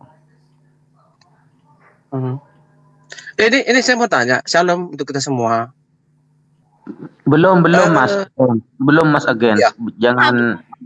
Jangan dipotong dulu ya, biar selesai dulu sama Bu Uni ini. Bu Yuni, ya terkait masalah beliau, itu pun bisa dicek ya. Di antaranya di kabat.org, nah tulis saja nama Yesus dari Nazaret. Itu kan keluar, termasuk Gitin 57A. Itu yang terjadi. Termasuk pula kapan, menurut Yahudi ya, kapan beliau itu katanya itu mati. Matinya itu bukan di kayu salib, tapi apa? Dilempar dulu batu, dirajam, sesudah mati, baru digantung. Itu Bu, ya, contohnya. Silahkan dilanjut, saya nyimak. Saya mau Tolong tanya. ini sabar dong guys, sebentar, sabar. Mana tahu ada tambahan lain. Bang Mutu kan belum ngomong. Silakan Bang Mutu. Monggo Bang Moto. Silakan. Udah cukup itu dari Bang Zuma sama Akhi Fahrudin, itu udah cukup itu. Oke, Bu Yuni makasih ini ya. Saya Muslim atau bukan? saya Muslim Bang. Kenapa kok sering naik di roomnya Oten dan bela mereka? Saya pernah bela mereka nggak, Umat. Bang? Oh, minta Kapan? saksi Bu. Iya. Dari tadi di typingan semuanya mengatakan Bu Yuni itu sering masuk ke room FIC, sering masuk ke room Oten, bahkan Bu Yuni dibicarakan calon murtadin, begitu Bu. Room mana ini Bang Wafi, biar jelas apakah YouTube, apakah Di TikTok, TikTok gitu. sama di Zoom, Bang Akademik. Oh, makanya saya sejak awal bertanya, apakah ini Ibu Yuni yang pernah masuk ke roomnya Aditya di grup ya, di TikTok? Beliau bilang bukan, karena suaranya mirip loh dengan Loh, room yang masuk ke Aditya. Oke, saya klarifikasi boleh? Silakan Ibu.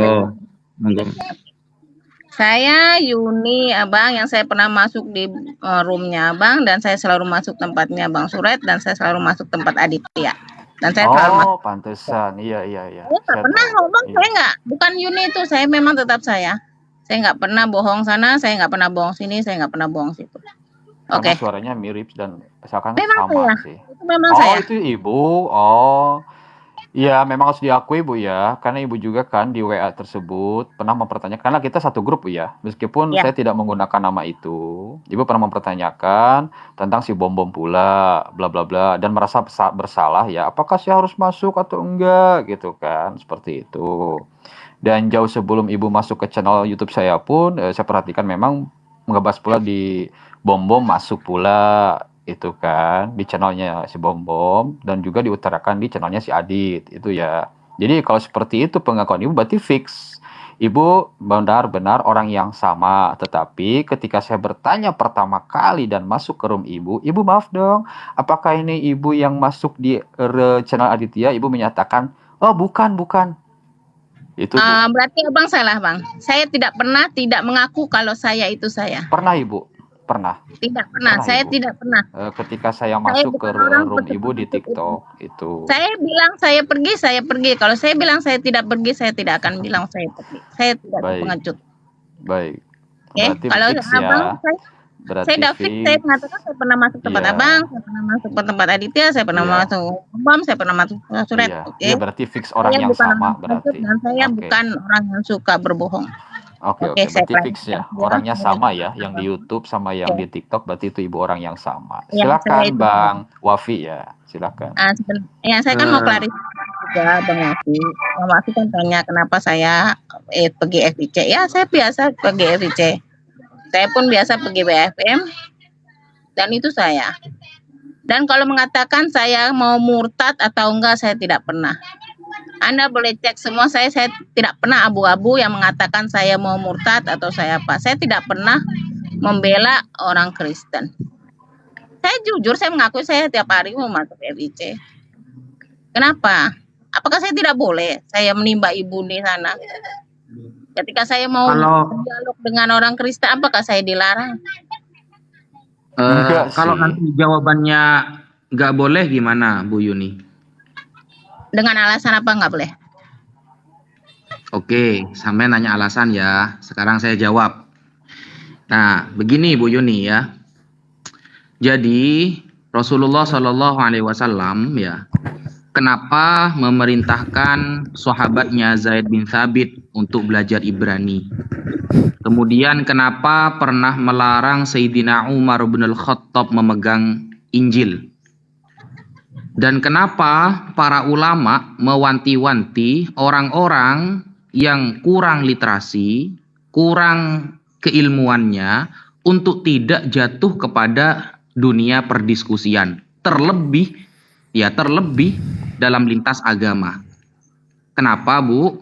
Karena Rasulullah sudah pernah bersabda begini Bu, idza wussidal amru ila ghairi ahli fantadhiris sa'ah.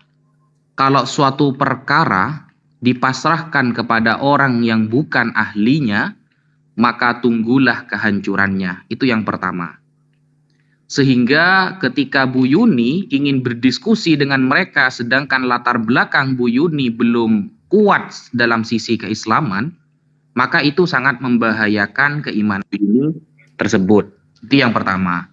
Yang kedua Bu, Ibu Yuni cari literasi di dalam Islam dari A sampai Z ya, dari kitab yang paling kecil sampai kitab yang paling besar, yang melegalkan perdebatan bagi orang atau perdiskusian bagi orang yang kurang keilmuannya. Seperti itu. Ada nggak yang memperbolehkan? Atau kalau bahasa Bu Yuni tadi menimba ilmu, tambah gabrul lagi Bu gitu. Kenapa? Karena gini Bu ya, Al-Imam Al-Khatib Al-Baghdadi punya kitab yang namanya Al-Faqih wal Mutafaqih. Beliau mengatakan, man ta'allama minal awraq yuqalu lahus sahafi falaysa bi'alim. Orang yang hanya belajar dari buku, kemudian dia banyak literasi, maka dia belum bisa disebut dengan orang yang alim. Wa innamal ilmu bitta'allum min afwahihil ulama. Tapi ilmu yang sebenarnya itu harus bertalaki, langsung belajar kepada para ulama. Kalau Islam, Bu. Nah, ini kok belajar kepada Kristen. Yang notabene-nya orang Kristen ini orang kafir. Dan beberapa kali Al-Quran mengatakan mereka itu sesat, mereka itu menyesatkan. Bahkan yang dimaksud dalam suratul Fatihah waladhdallin, penyesat, itu adalah kalangan Nasrani. Memang Kristen bukan Nasrani, tapi Kristen lebih sesat daripada Nasrani, begitu. Jadi sebenarnya Bu Yuni sedang menabrak Al-Quran dan pendapat para ulama Islam, tapi gak apa-apa. Kalau Bu Yuni mau memaksa, ingin terus berdiskusi dengan mereka, menimba ilmu dari mereka, saya tidak maksa, begitu. Saya tidak maksa. Cuma menurut Islam tidak boleh, Bu. Ini bukan perkataan pribadi saya ya. Ini saya ada rujukannya seperti itu. Monggo, Bu Yuni. Ngaji kristologi, Kristen lebih sesat daripada Nasrani. Anda berdusta. Sebentar Bang, sebentar. Kan saya belum selesai. Tunggu Nanti dulu. kalau Ini saya- kok naik-naik gak ada akhlak ini. Ya, sabar Bang. Gitu. Iya, Bang, Ya saya nggak apa-apa. dulu, Bang. Abang kan- Nanti kita buktikan. Saya yang akan membuktikan bahwa pernyataan adik saya itu benar. Hei, kristologi, Anda pendusta. Ya? Anda itu umat Apa? iblis. Jangan buat kata-kata berdusta sama saya ya. Kenapa? Ke saya Ini itu, ke bahasa saya. Kristologi apa Anda? Apa ilmu Anda tentang kristologi? Kenapa? Sejauh apa ilmu Anda tentang kristologi? Kenapa? Penipu. Ke saya Hah? itu, ke saya. Berapa Anda bahasa kepada kayak Nasrani? Itu ke saya, Bang Akademik. Oh, Anda ngaji sejauh apa ilmu Anda? Pendusta Anda iblis. Ya, di depan Tuhan pendusta. Sekian lama Tuhan Anda pendusta. aku Neraka Anda. minum dulu bang, Apa minum dulu bang, minum Ya dulu. jangan gitu, nggak usah gitulah. Sekarang begini, kalau Anda keberatan dengan pernyataan itu, Saya keberatan. Ada nama Tuhan saya keberatan. Anda pendusta. kenapa ini? Enggak Bang, saya pasrah ke jenengan. Saya bilang kita orang sesat. Sejauh apa ilmu Anda itu, ha? Debat kita. Mungkin di Mari Ruqyah, kita Bang. berdialog baik-baik. Debat kita Yuk, umat kita pendusta. Saya bilang Mari kita umat kita- sesat. Kalian itu umat sesat. mari kita berdialog Kalian sesat, baik-baik. umat dajjal. Ya, Rasul Muhammad telah menegaskan akan ada umat-umat dajjal. Umat-umat penentang Kristus itu kalian sama penentang Bang Kristus. Zulkifli lebih baik turunkan ini ya, lagi kesurupan. Saran saya nanti Iya. yang terkena Biar banning dia dulu abang ini. ya, karena ini orangnya sampah ya. Bang Iya, Zulkifli iya. turunkan dulu, biar enak ya. Obrolan saya dengan Iya. Bu Yuni Iya, dan juga iya. Bang Wafi, silakan. Iya, iya. Ini Jangan sampah kenapa ini. dengan Ini sampah ya, Monggo Bang Zuma. sampah nggak perlu dimasukkan ke sini. Iya, Bang. jadi Sampah. justru Silakan. saya terlibat di TikTok ini karena mencari pakar dari kalian. Tapi udah sepekan ini saya nggak bisa nemukan pakar dari Kristen gitu. Nggak ada. Saya karena kebosanan itu kemudian saya masuk di akun kalian yang lagi live. Saya tidak dinaikkan. Sekarang malah kalian kejang-kejang di sini. Kalau dikatakan pendusta, Nasara dan Kristen itu beda, memang itu faktanya. Nah, ayo mari kita bangun dialog untuk membuktikan itu. Siapa yang berdusta, siapa yang anti Yesus, anti Isa, apakah Islam atau kalian? Kan gitu. Jangan cuman bisa yang tersinggung, dikatakan bau, tapi tiap hari mandinya air comberan, kan gitu ya. Tapi umat Islam itu bicara sesuai dengan fakta. Anda mau dikatakan harum, tapi kita maksakan Anda untuk mengatakan, menyatakan, kami menyatakan bahwa sampah itu sampah. Tapi kalian selalu menganggap sampah itu harum. Malah saya berani katakan kalian itu sama seperti lalat. Lalat itu seperti apapun kita bawakan bunga, ya, makanan atau apapun yang begitu harum kita kasih, dia tetap milih sampah. Itulah kalian. Oke, silakan dilanjut Ibu Yuni Silakan dan nih Bang Wafi teman-teman muslim. dilanjut Silakan. ya. Bang Wafi dilanjut silakan. Meskipun ada yang berkomentar, untuk Bu Yuni aja gampang katanya di komentar ya, dites aja baca Al-Quran tanpa Latin.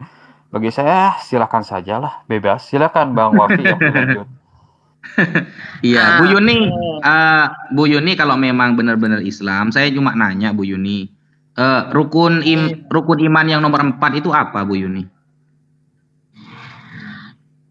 Rukun iman. Yang nomor 4 Iman Bu Yuni. kepada, ya sebentar dong, iman kepada Allah, kepada malaikat, kepada nabi dan rasul, kepada kitab-kitab Allah, Loh, urutannya itu dapat dari mana Bu Yuni? Saya kira cukup ya Urutan. Bang Wafi ya. Saya kira cukup dengan jawaban tersebut ya. Kita bisa mengkesimpulkan meskipun prematur ya. Saya kira. Iya, urutannya kok udah urut ya, gitu. Enggak, Berarti ini gini saya loh. unfollow ya. Berarti saya unfollow saja Bu Yuni ya. Ini sejak awal Anda masuk ke YouTube saya pun saya sudah curiga ya. Bertanya-tanya Oke. seperti itu, maaf ya. Karena apa? Maaf, bukan saya menuduh, karena dari Jangan sejak nuduh orang sebentar Ibu. buktinya Iya, apa? maaf. Saya cuma menjelaskan Sama. kondisi ya, Ibu, kondisi. Ya, Itu sebentar tahun dulu Bapak. 2010 sampai 2012, Ibu Yuni, Oten di Facebook itu suka menggunakan nama Muslim, tetapi sebenarnya Oten menyamar. Nah, kita dalam arti kata itu sebuah real kenyataan Bu ya. Kalau Ibu aktif di Facebook tahun seperti itu nanti kan ketemu dengan saya, gitu kan. Nah, Saya udah 7 tahun artinya Facebook itu kita antisipasi dan suatu hal kewajaran bagi teman-teman kita pun ya. Artinya sebuah prasangka gitu kan. Itu Boleh saya ya klarifikasi silakan tidak? saja gitu kan. Ya bagi saya cukup unfollow saja Anda lah. Itu aja bagi saya. Silakan Ibu atau Bang Wafi. Saya makan dulu ya. Silakan. Ya. Oke, begini aja. Saya mau klarifikasi siapa saya, jangan buat fitnah orang tanpa ada bukti. Itu berat juga kan sesama muslim, itu makanya saya jadi kadang-kadang kurang pergi ke muslim. Kenapa? Karena ya seperti ini. Seolah saya adalah duri dalam daging kalian. Sedangkan kalian semua tidak kenal siapa saya.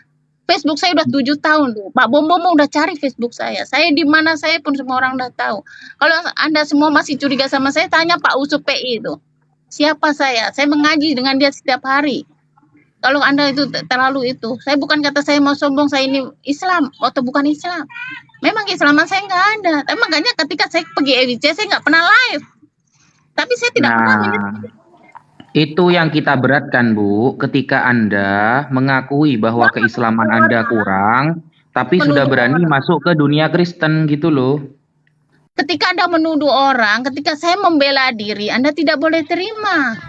Tanya Pak Usul, tanya Bang Surat, saya mengaji, bukan saya mau menunjuk saya ini mau bisa ngaji. Memang saya ngaji pun masih belajar.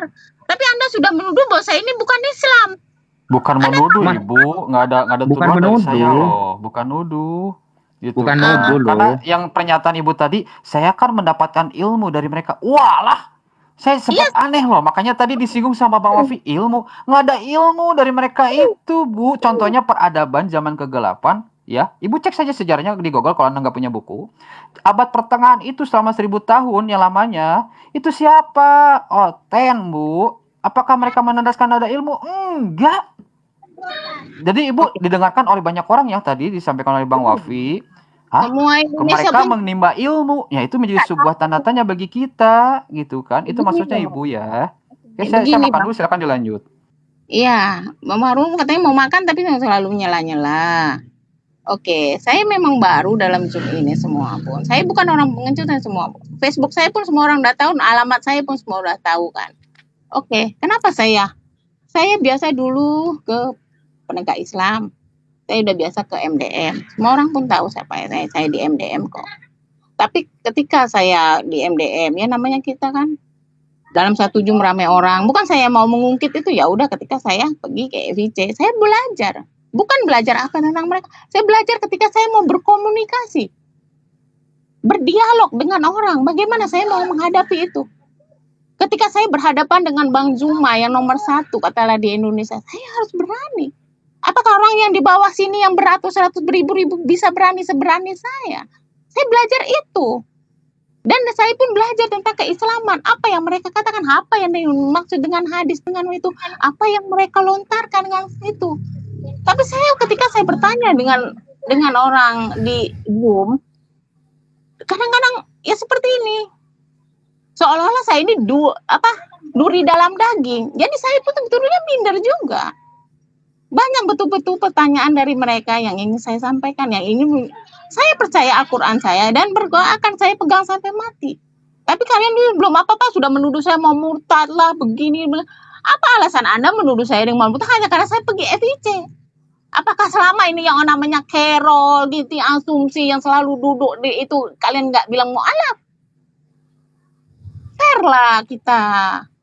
Bukan saya mau menyerang Islam, enggak. Oke, sekian, terima kasih. Assalamualaikum semua. Saya minta maaf semua. Gini Baik, Bu, terima kasih. kita dari tadi gak menuduh loh ya, Mas Akademi Kristologi gak menuduh loh ya. Kita cuma antisipasi, begitu. Karena begini Bu, kalau ada orang Islam mengatakan mencari ilmu ke Kristen, ini kan lucu sekali. Karena tidak ada satupun ulama, Al-Quran itu Bu ya, Al-Quran itu, coba Ibu buka di dalam surah Al-Anbiya ayat 7. Al-Quran itu sudah nyuruh kita, kalau nggak tahu itu tanya ke ulama. Fas'alu ahla dzikri in kuntum la ta'lamun. Di surat yang lain, Al-Quran mengatakan innama yakhsyallahu min ibadihi al-ulama. Orang-orang yang takut kepada Allah itu adalah orang-orang yang mendalam ilmunya, para ulama. Bahkan salah satu tanda kiamat ketika para ulama sudah banyak yang wafat. Seharusnya Ibu kalau bahasanya mencari ilmu, nanya kepada ulama, bukan nanya kepada orang Kristen. Oke. Apalagi boleh. nanya Alkitab kepada Kristen. Ini kita cuma mengarahkan, Bu. Ibu gak mau diarahkan, gak apa-apa. Terserah Ibu Yuni. Kita hanya Iya. menyampaikan bahwa ajaran Islam itu kalau nggak tahu bertanya kepada ulama. Jangan dikira ulama kita gak ada yang ahli kristologi, Bu. Imam Oke. Al-Ghazali itu menulis kitab khusus membantah orang-orang Kristen yang namanya Ar-Raddul Jamil li Ilahiyyati Isa bisorihil Injil. Bantahan yang baik untuk orang-orang yang menuhankan Nabi Isa di dalam kitab Injil. Contohnya lagi Ibnu Taimiyah nulis kitab juga, Bu. Al-Jawab As-Sahih liman baddala dinal Masih. Jawaban yang tepat untuk orang yang merubah agama Nabi Isa. Jadi ulama kita sudah fair gitu, Bu. Jadi Ibu yang sebenarnya tidak terlalu fair ketika kita mau mengarahkan, padahal niat kita mengarahkan loh dari awal. Mas Akademik Kristologi itu cuma antisipasi. Jadi mohon mengertilah Bu, karena Ibu tadi sudah mengakui keislamannya kurang, seharusnya Ibu memperdalami Islam bukan masuk ke Zoom Kristen, begitu Ya, Bu. Oke, boleh saya tanggapi gini loh, Ustadz Naza. Bukan saya tidak mau bertanya ke kita punya Zoom. Saya udah masuk juga ke Zoom. Ketika saya bertanya dengan Zoom begini, mereka bilang apa, Ustadz Naza? Bu Yuni ini pertanyaannya bikin pusing. Karena terlalu begini loh Ustaznya, saya kadang-kadang pingin ketika saya masuk ke Zoom itu ada orang yang mengajari saya itu secara perlahan-perlahan pondasinya itu. Saya belum menemukan orang seperti itu Ustaznya. Karena siapalah saya. Tapi ketika saya belajar, oke lah, saya mempelajari bukan saya mempelajari mau menjadi Kristen kagak. Saya mempelajari kan kita ini istilahnya bukan debat lah. Saya memang bodoh lah. Saya cuma ingin berdialog. Oh begini kerangka mereka. Kenapa mereka sampai sekarang pun tetap berpegang teguh dengan kekristenan mereka? Dan kenapa pun saya mau mempelajari kenapa kita tetap berpegang teguh dengan agama kita? Saya cuma ingin itu aja. Jadi kalau seandainya saya ini pernah menyerang Islam, coba tunjukkan saya di mana saya pernah menyerang Islam. Itu aja. Dan ketika saya pergi FIC, saya ngobrol tentang agama mereka, tentang itu Bu Yuni begini, Al-Quran, begini, hadis itu kok begini. Ya udah saya diam, saya pencerna apa yang mereka katakan. Kan semua belajar butuh waktu. Sedangkan saya ini di Zoom ini belum ada setahun lagi Ustadz Naza. Dan kalau saya bilang kalau setahun ini belum ada setahun pun saya udah bisa istilahnya duduk bersama dengan ustadz-ustadz besar, itu saya rasa satu prestasi yang tinggi. Itu menurut saya satu prestasi yang tinggi. Orang lain yang di bawah belum tentu bisa seperti saya. Tapi cobalah mengerti. Ketika saya di FIC, ketika saya bertanya dengan orang-orang senior-senior Kristen, saya belajar juga berbicara bagaimana tentang kekristenan mereka. Satu aja, saya tak pernah menyerang Islam. Cuma saya mau bertanya ketika saya bertanya hadis saya, ketika saya bertanya Al-Quran saya mau secara terperinci, itu aja. Dengan yang dasar-dasar. Saya kalau yang bahasa-bahasa tinggi saya memang nggak ngerti, Ustaz aja. Terus terang saya bilang gitu. Jadi jangan, saya bilang udah berkali-kali saya dengan orang Islam pun jangan mandang serong dengan saya. Apakah kalian memandang serong ketika Carol dari dulu sampai sekarang masih ada di situ? Tak ada pun. Apakah kalian memandang orang-orang yang kekristenan, orang Kristen sampai masuk ke Zoom? Kadang-kadang kemarin saya coba masuk BCC pun nggak dimasukin. Ketika saya masuk di MDM di-kick, saya nggak mau ngomong, saya nggak mau berantem dengan sesama Islam, nggak mau. Saya di-kick kemarin. Baik, Oke, saya Assalamualaikum. tengahi ya. Ya, waalaikumsalam. Jadi gini, bisa jadi ibu ini adalah Islam, itu bisa jadi. Cuman salah tempat belajar gitu ibu. Saya pun hampir setiap hari saya dijapri oleh seseorang. Bang, masukin saya ke Zoom. Bang, gini-gini. Ku tanya dulu, Anda mau ke Zoom itu mau ngapain? Mau belajar. Loh, Zoom yang kita punya itu bukan tempat belajar. Zoom yang kita punya itu adalah Zoom debat Islam Kristen. Kalau Anda mau belajar, masuk ke Zoom-nya Ustadz Ali Hidayat, masuk ke Ustadz UAS. Ke sana perginya kalau mau belajar. Kalau di sini ini tempat perang. Sehingga kalau misalnya Ibu Yuni masuk ke sini tampil, yang ada adalah Ibu bertanya kepada kami tentang Islam. Yang kami harapkan yang datang ke kami bertanya itu adalah Kristen. Anda datang membawa titipan-titipan pertanyaan. Ya tentu akan melahirkan sebuah keadaan yang berbeda dengan yang Ibu harapkan. Karena bukan tempat belajar ini. Ini tempatnya adalah dialog lintas agama. Nah makanya saya katakan kepada mereka yang japri saya, apa basic Anda gitu? Mau jadi mau jadi narasumber, oke, saya persilahkan. Tidak bang, cuman mau ikut-ikut aja, cuman mau nyimak aja loh. Nyimak kan bisa di YouTube. Nyimak kan bisa di TikTok. Ngapain harus naik ke atas?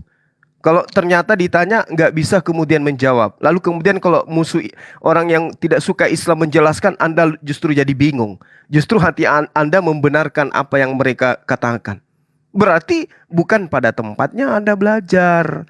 Kalau mau belajar itu di masjid, ada majelis taklim, ada ibu-ibu pengajian, ke sana, jangan ke YouTube. Lain cerita kalau mau bikin konten, mau cari followers, mungkin. Tapi kalau mau belajar Islam di YouTube, ikut-ikut di Zoom, ngaji pun tidak beres, rukun iman disebutkan juga urutannya masih keliru. Jangan belajar di sini, bukan tempatnya di sini untuk belajar itu.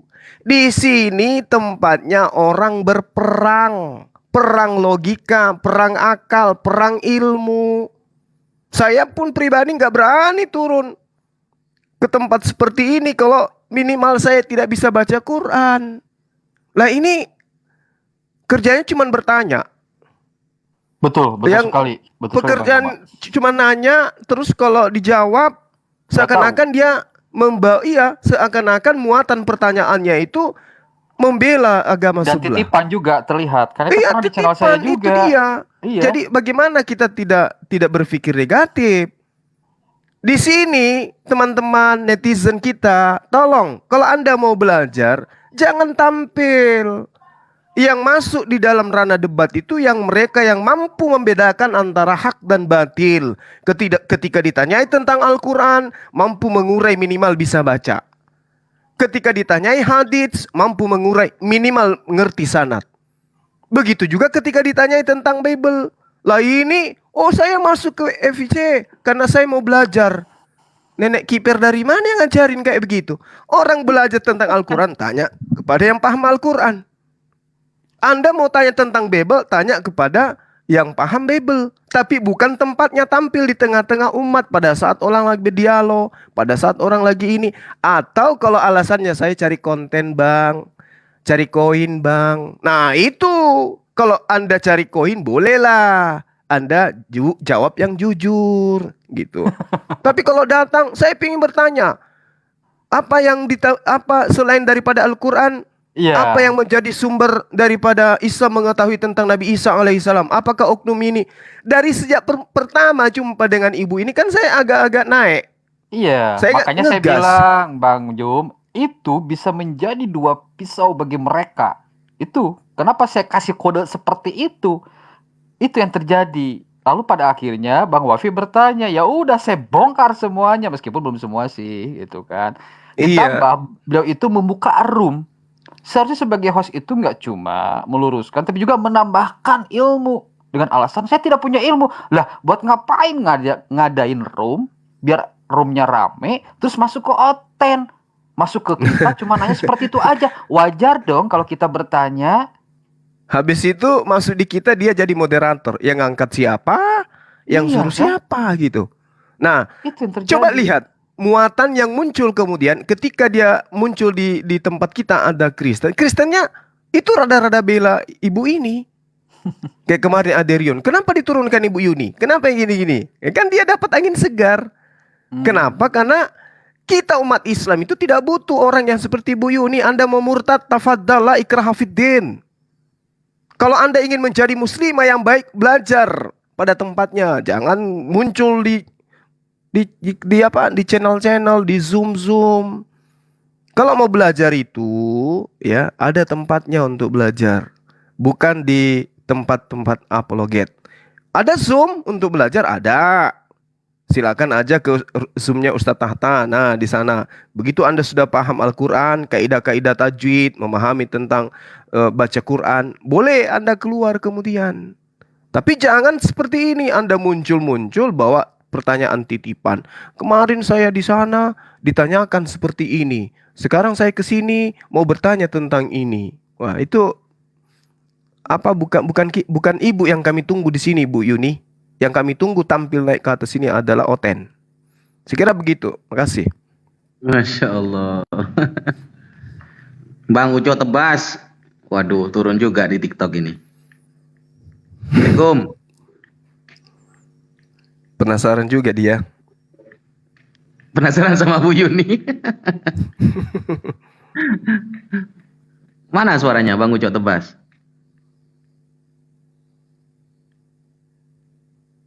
Halo? Wah, kok ada suaranya?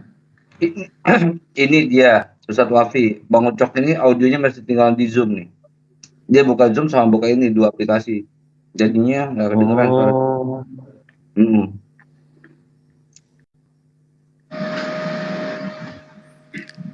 Iya, tadi ada Oten kayaknya tadi ya. Luar ya.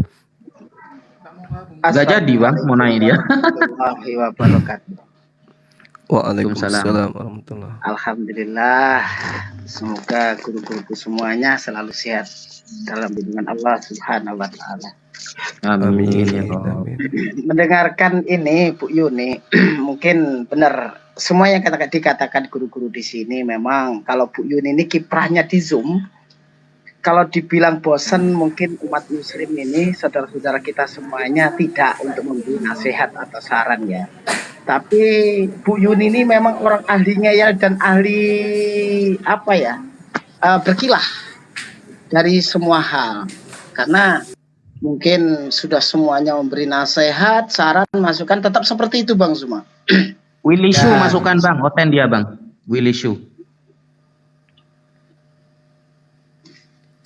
Bu Ilishu mana orangnya? Laki-laki dia Bang. Itu Willy dari Shu. RT 16 itu, Willy Su itu dari RT 16. Iya, RT 16 Bang. Sudah bertanya ke satu room, tanya lagi tema yang sama ke room yang berbeda. Iya. Aduh, ini orang. Giliran ditanya, Rajamin ya. Giliran ditanya. Monggo Bang Akidah Channel, lanjut. Ya itulah memang pengalaman yang setelah 1 tahun ini kalau mengenal Bu Yuni ya memang seperti itu. Benar kata Bang Zuma tadi, silakan kalau mau murtad silakan, nggak ada larangan, kebebasan memeluk agama. Kita hanya memiliki kewajiban memberi masukan. Kalau hak kan hak Bu Yuni. Dan merasa gitu terlalu baper kalau dikasih nasihat seperti dikucilkan. Padahal saudara-saudara kita itu kan sebagai wujud rasa sayang kalau memang Bu Yuni ini masih bisa dikatakan seorang muslimah kan seperti itu. Tapi Bu Yuni dikasih nasihat ini langsung keluar, langsung keluar pergi. Nah, menampakkan emosinya itu langsung masuk Zoom Muslim di sana, Zoom Kristen di sana langsung seperti curhat gitu. Menunjukkan kalau di Muslim saya tidak diterima, nah di sini saya diterima, dikasih kursi empuk. Nah, seperti itu. Jadi memang sepertinya memang membawa hal-hal yang kurang baik untuk kita dengarkan. Itu Ustadz Wafi. Ya, langkah terakhir bagi saya kalau memang dalam keraguan-keraguan, ya bagi saya untuk masalah hal TikTok ya unfollow sajalah, simple. Seperti Siap. itu, nggak perlu masuk ke dalam room dia, nggak perlu di follow, unfollow. Kalau memang teman-teman meragukan, karena saya perhatikan beliau itu tidak menambahkan, tidak apa, yang tahu tuh diem, terus menjadikan orang moderator dengan alasan, oh bentar ya maaf, saya beli ini pakan kucing, aduh suara saya nggak ada dan sebagainya. Ini moderator jadi apa? Itu ya, maaf ya. Jadi bagi saya jalan tengahnya, ya udahlah unfollow saja akunnya, nggak perlu kita masuk, apalagi nonton. Itu sih. Enggak kok bisa ya, rukun iman itu bisa salah urutan itu loh. Makanya tadi kan Padahal ada itu- yang bilang coba dites baca Quran tanpa adanya Latin. Ada yang bilang gitu loh. Itu kan di komentar. Saya lupa tadi siapa namanya. Iya, padahal rukun iman itu kayaknya pelajaran SD itu. Mungkin udah tua, udah lupa kali. Oke, Saudara Willy Su, silakan, mungkin ada yang ingin Anda jelaskan atau Anda sampaikan. Enggak, cuma terkait yang tadi, karena tadi kan sempat berbicara sejarah. Nah, pendapat saya dan pandangan saya itu masih penasaran dengan masalah peristiwa penyaliban. Karena kedua keyakinan kita itu ada berbeda historis, dan di dalam kitab Kristen maupun kitab Al-Quran itu menjelaskan bahwa peristiwa penyaliban itu kan ada. Cuman ini pertanyaan aku ini berbicara masalah penyaliban. Ketika ada tafsir yang mengatakan bahwa yang disalib itu kan di Al-Quran kan dikatakan diserupakan dengan orang. Terus dalam tafsirnya itu dikatakan Ibnu Abbas mengatakan bahwa itu ada 12 orang murid-murid yang mewakili Yesus yang disalib. Terus yang dikatakan itu yang paling muda yang disalib. Terus Ibnu Katsir mengatakan bahwa yang disalib itu Yudas. Ini pertanyaan saya ini Bang Suma. Ya, Bagaimana nih orang-orang ini bisa tahu kalau misalkan Yesus itu punya 12 murid. Terus kedua, bagaimana ini Ibnu Katsir mengatakan itu Yudas. Apa mereka itu dapat referensi itu dari mana? Apa ada buktinya kah?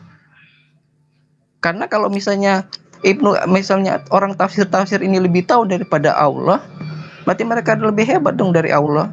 Kalau mereka tahu orang-orang itu yang menggantikan Isa Al-Masih. Karena dalam Al-Quran itu tidak ada menjelaskan seperti demikian. Boleh jelaskan Bang Suma? iya, baik. Jadi Al-Quran itu menjelaskan begini. Bismillahirrahmanirrahim.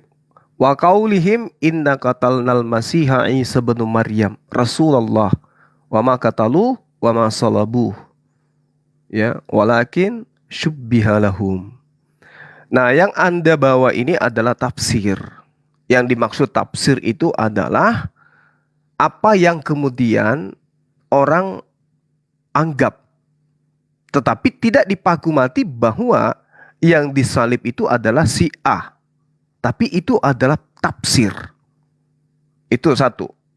Kemudian Al-Qur'annya menerangkan wa ma salabu walakin subbihalahum. Orang yang kemudian diserupakan bagi mereka. Jadi yang tahu tentang siapa adalah siapa yang menyalibkan. Bagi mereka, bukan bagi saya, bukan bagi penafsir. Tapi bagi orang-orang yang menyalib Nabi Isa alaihissalam. Mereka lah yang tahu diserupakan dengan siapa bagi mereka. Nah, kok tidak dijelaskan siapa oknumnya? Karena itu tidak terkait dengan akidah umat Islam. Bahwasanya harus si A, harus si B, harus si C. Sama seperti saya. Saya pun mampu menafsirkan apa yang kemudian diterangkan oleh Al-Quran ini. Dengan menggunakan kaidah apa saya menafsirkan? Saya menggunakan literasi dari kitab saudara bahwa ternyata memang yang disalibkan itu adalah bukan Yesus, tetapi orang yang serupa dengan Yesus. Itu mereka menafsirkan dengan ilmunya, saya juga menafsirkan dengan ilmu saya. Tetapi yang lebih tahu itu adalah Allah. Karena Allah yang maha melihat. Kami hanya bisa menafsirkan. Gitu loh. Nah, permasalahan muncul kemudian ketika dalam satu kitab, di dalam satu kitab menerangkan si A-nya tidak disalibkan, dan ada juga di bagian lain di satu kitab yang sama menerangkan bahwa si A ini disalibkan. Itu yang lucu. Kalau kami itu udah final. Nabi Isa alaihissalam itu tidak disalibkan, tetapi penyaliban itu jelas terjadi. Yang disalib adalah orang yang diserupakan dengan Nabi Isa alaihissalam kepada sang penyalib, bukan kepada umat Islam. Saya kira demikian. Mungkin ada tambahan dari teman-teman yang lain. Silakan. Monggo Mas Moto. Halo Mas Moto. Ustaz, aku azan dulu sebentar. Nanti 5-7 menit. Aku salat dulu sebentar. Oke. Monggo Mas Akademik Kristologi, tafadhol. Loh, sampean ahlinya ahli kok ke saya? Monggo, saya nyimak dulu. Nanti saya kasih data-data sejarahnya ya. Tapi ketika saya berikan data sejarah, tolong Willy ya, berikan data sejarah ke saya ya. Simpel bagi saya, karena itu sudah saya bahas ya. Bahkan saya adukan dengan adanya data di NASA. Wah, hancur lebur itu. Silakan, saya nyimak. Karena ini pembahasan yang sudah saya sampaikan ya. Silakan. Bang Wafi ya, silakan. Siap.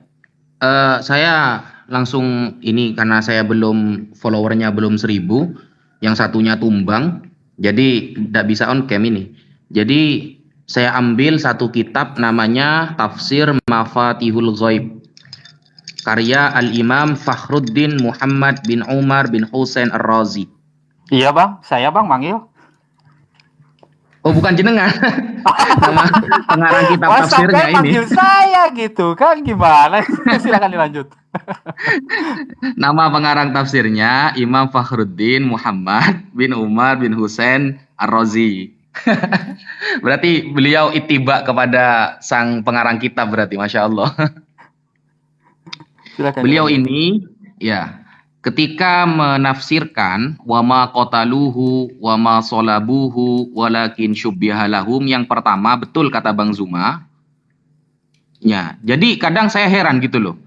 Bang Zuma ini setiap menyampaikan kok sesuai, sering saya lihat di tafsir kok sesuai, kok ada ternyata referensinya, Masya Allah. Ini sudah dari Saya Allah penuh ternyata. Roh Kudus, Adinda. Berarti kan dari Allah maunahnya, Masya Allah Bang. Ya Allah. Jadi yang pertama, sesuatu yang disepakati oleh umat Islam, Nabi Isa tidak disalib. Yang kedua, ya sesuatu yang disepakati oleh Nabi Islam, oleh orang Islam, itu penyalipan memang ada saat itu. Ya, penyalipan memang ada saat itu. Kemudian masalah orangnya ternyata para ulama tafsir kita itu tidak hanya menggunakan literasi di dalam Islam, tidak diimani saja gitu, enggak. Bahkan para ulama mengecek, bertanya kepada orang-orang Nasrani, bertanya kepada orang Yahudi tentang kasus penyalipan tersebut. Kemudian sanadnya ya, sanad tentang cerita itu banyak semutnya. Yantahi ila aqwamin qalilina, yang mana lam yattafiq al-kadzbu minhum. Jadi ketika para ulama mengecek dalam data-data sejarah, yang akhirnya terpojok kepada pendapat beberapa segelintir orang kecil ya, beberapa segelintir orang saja dari kalangan Nasrani, dan mereka ini ternyata masih blunder. Jawaban si A bilang B, jawaban si B bilang C. Sehingga para ulama kita tidak menemukan data yang fix, yang tepat dari kalangan non-muslim. Karena mereka semuanya berbeda pendapat. Ada yang mengatakan bukan disalib sebenarnya, tapi diikat di pohon. Ada yang mengatakan dilempar batu dulu. Itu riwayat-riwayat itu nanti akan disampaikan oleh Mas Fakhruddin, Mas Akademik Kristologi. Loh, kok ke saya? Ya sampean lah. Saya menyimak ya.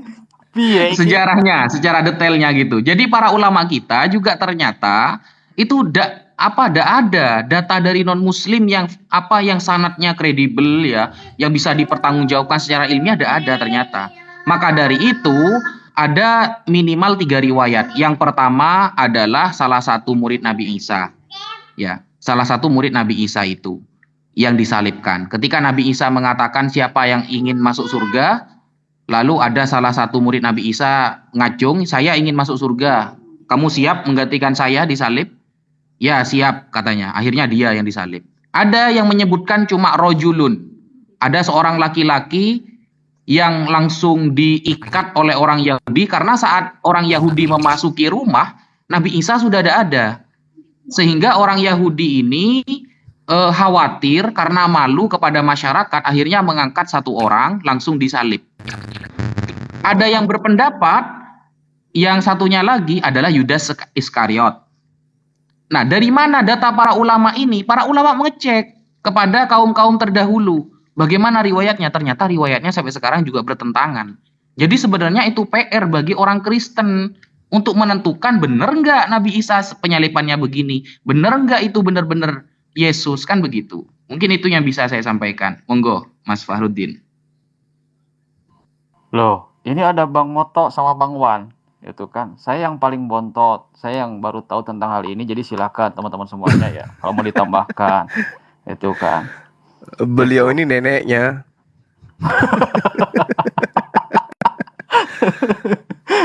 Loh, Iya, kok iya, Bang itu nggak ada, Bang Wan? Giliran disodorin kok malah hilang. Nah, berarti Bang Moto ini nih. Silakan Bang Moto. Silakan.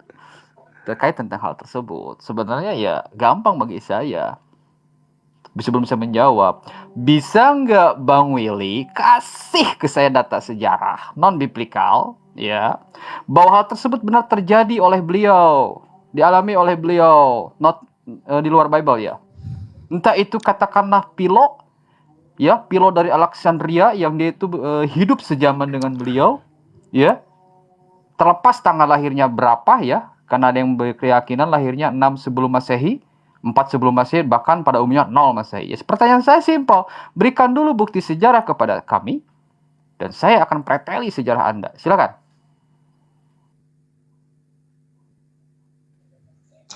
Terima kasih atas Silakan. info yang diberikan. Saya mulai dari Bang Akademik dulu yang tadi menyatakan minta bukti. Sebenarnya sih bukti kita itu nggak perlu, karena memang di dua kitab yang kita yakini baik Islam maupun Kristen itu sudah jelas-jelas memang peristiwa itu terjadi. Jadi nggak perlu ditanya ketika bertanya tentang masalah iman kita, masalah penyaliban ini. Ya benar-benar memang terjadi adanya. Karena sudah referensi terkuat kita, Islam pun mengakui itu bahwa peristiwa itu terjadi. Buat apa kita mau cari di luar Alkitab apa di luar Al-Quran? Itu nggak perlu Bang Kristologi. Terus kedua ini buat Bang Wafi ya.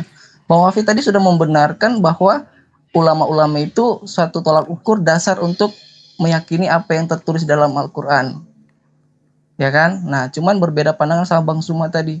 Bang Suma juga mengatakan tadi kan berpandangan bahwa ini kan cuman pendapat mereka. Ya bisa jadi bisa dikatakan benar apa bisa dikatakan salah. Jadi ini ada dua pandangan antara Ustaz Suma sama Bang Suma sama Ustaz Naza. Ya kan? Tadi saya kan bertanya minta referensinya. Bang Ustaz Wafi sudah mengatakan bahwa ulama-ulama sudah mengatakan mereka sudah sempat bertanya kepada ya Yahudi. Ya, ini kan nggak tahu sih Bang Ustaz Wafi itu ambil referensinya itu dari mana? Karena aku belum dapat. Ketika Ustadz Wafi mengatakan bahwa referensi itu ulama-ulama yang mengambil dari teman-teman Yahudi. Jadi itu aja sih dari ketiganya buat teman-teman Bang Suma tadi sama Ustadz Wafi sama Bang Kristologi. Ya saya kira Anda itu standar janda ya. Satu sisi Anda menuntut kepada kita untuk memberikan data di luar non-Bible. Tetapi di satu sisi Anda ketika diminta data sejarah, ya tidak perlulah bla bla bla. Intinya Anda jujur, ya. Ini bukan pertama kali kita ya ngobrol ya di Komal. Anda itu sebenarnya nggak tahu, itu aja simpel. Jujur, maaf Bang, saya nggak tahu, saya cuma Bible aja. Udah simpel, jangan bilang nggak perlu. Tapi ke kita Anda menuntut sebuah jawaban referensi yang ada. Itu kan standar janda ya, bukan standar ganda maksud saya. Perasaan jawaban saya sama loh dengan Bang Zuma. Jadi cuma mencari perbedaan lalu dibenturkan, sudah gitu giliran dia dipinta data, blaem. Iya. Itu kan gampang bagi saya gitu. Kalau kan masalah tetek bangek Anda, saya tahu, saya punya bukunya Bang. Dan saya beli bermodal itu. Bisa kamu itu saya benturkan dengan permasalahan genom lainnya. Sekarang coba kasih ke saya data. Jangan cuma bertanya layaknya bocil, orang anak PAUD bertanya, yang ditanya nggak bisa. Maaf, Anda itu bukan bocil ya. Yang saya perhatikan itu. Silakan. Jelaskan dulu aspek sejarah. Kalau itu benar-benar terjadi. Silakan, Gini Bang. Bang, tadi kan saya Kalau sudah Anda nggak bisa, jelaskan. bilang aja ngaku. Maaf Bang, saya nggak tahu. Udah simpel. Enggak. Jujur. Aku tahu Bang. Cuman kan iman kekristenan kita itu kan berdasarkan dari firman Alkitab. Ya, kalau kan? toh sampaikan. Saya butuh data sejarah. Kalau toh sampaikan. Kita bukti. Itu kan Bang, Abang tadi sudah menjelaskan dan Bang semua juga tadi di room tadi sudah menjelaskan sama Mbak Uni tadi ya masalah yang apa? Ya Yosefus itu. Ada juga Iya, silakan. Tacitus. Itu Data-data, ada saya butuh 4. data. Ya, itu kita ada 5 ahli sejarah yang sudah membabarkan bahwa penyaliban itu terjadi. Ya pertama itu yang saya tahu ya tadi yang Bang Suma bilang sama histologi tadi sudah bilang Yosefus, sama ada Tacitus kah atau siapa itu. Itu ada berarti aku belum pelajari semua Bang, tapi kita memang ada bukti sejarah itu dari yang tadi yang bilang tadi kan.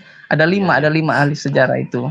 Kalau misalnya masalah keyakinan ya kita itu sudah berpegang pada Bible, apa yang dituliskan di Bible itu yang kita yakini. Dan kalau masalah sejarah ya kita memang ada, teman. Aku belum sepenuhnya belajar, tetapi aku tahu itu ada 5 ahli. Bukan sepenuhnya belajar, belum googling. Karena ketika kita ketemu, Anda ngomong, bentar ya, saya belum googling tapi dulu. gini, Bang, Halo, nggak ada internet, nggak ada kuota, Anda bisa apa Bang? Manggut-manggut? Oke. Anda memberikan sebuah Tacitus seperti tadi Papius Josephus ya, miris sekali. Perlu saya plot dulu ya pemikiran pernyataan Anda. Dari ya orang-orang yang sudah makan bangku dan juga meja sekolah STT sampai kepada Anda orang yang jemaat awam, itu selalu saja Tacitus dan juga Papius dan lain sebagainya. Oke. Terkait tentang hal tersebut ya, siapa ini Willy ya? Silakan saja ya. Terkait tentang adanya Papius Josephus. Pertama, dia tidak bisa diandalkan sebagai bukti sejarah. Kenapa demikian? Pertama, dia itu tidak sejaman dengan beliau. Dan bahkan, ya eksistensi dia itu dianggap sebagai murtad dikarenakan, Anda baca sajalah masalah tentang Papius Josephus ya. Posisi dari isinya dipertanyakan oleh para sarjana.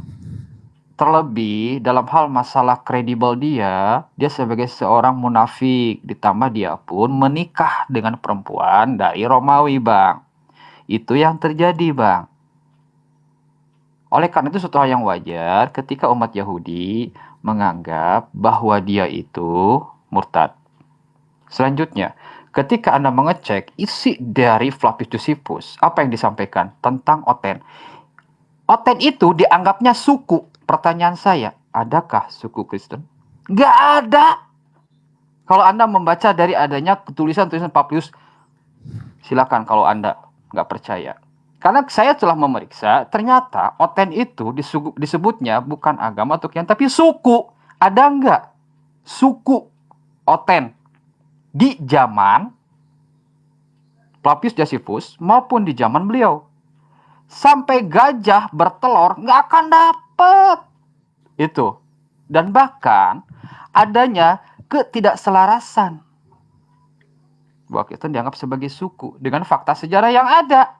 Itu yang terjadi. Kayaknya ada Mas Farudin. Gimana? Ada suku itu, tapi letaknya itu di Indonesia aja, namanya suku Bani Paulus. Ini googling dulu kayaknya Willy ya. Itu ya kalau Anda menggunakan Papius Josephus Bang ya, seperti itu. Dan saya kasih tahu lagi ya tentang masalah tersebut ya, bukan saja Tacitus ya. Itu banyak Bang, itu kan. Bahkan dalam hal keyahudian sendiri, contoh Yahudi ya. Saya kasih referensinya ya. Seperti itu. Silakan saja Anda tulis, googling kalau perlu ya. Apa yang terjadi? Menurut Yahudi ya, beliau itu katanya ya Sanhedrin 43A titik 2 18 sampai 22. Cek di Khabat ya. Kalau Anda nggak tahu, saya tuntun Anda ya. Seperti itu. Di dalam konteks Sanhedrin 43A ayat ke-18 sampai 22 dalam eksekusi beliau, dalam bab eksekusi beliau, apa? Beliau dianggap sebagai pihak yang telah mempraktekkan ilmu sihir, menghasut orang yang menyembah berhala dan menyesatkan orang Yahudi. Ketika Anda menggunakan data-data dari Yahudi, maka Anda harus mengakui bahwa beliau seperti itu. Selanjutnya, adanya kontradiksi. Apa? Ketika beliau sebelum mati, katanya, matinya itu bukan digantung kayak jemuran atau kayak di siapa ya, salib lah, intinya seperti itu, bukan. Tapi dilempar dulu batu, Bang. Sesudah dilempar batu, dirajam, plak, mati, lalu digantung. Dek, digantung. Nah, itu. Jelas dengan proses dari adanya penggantungan, kalau menurut Oten, itu kan posisinya mati di sana.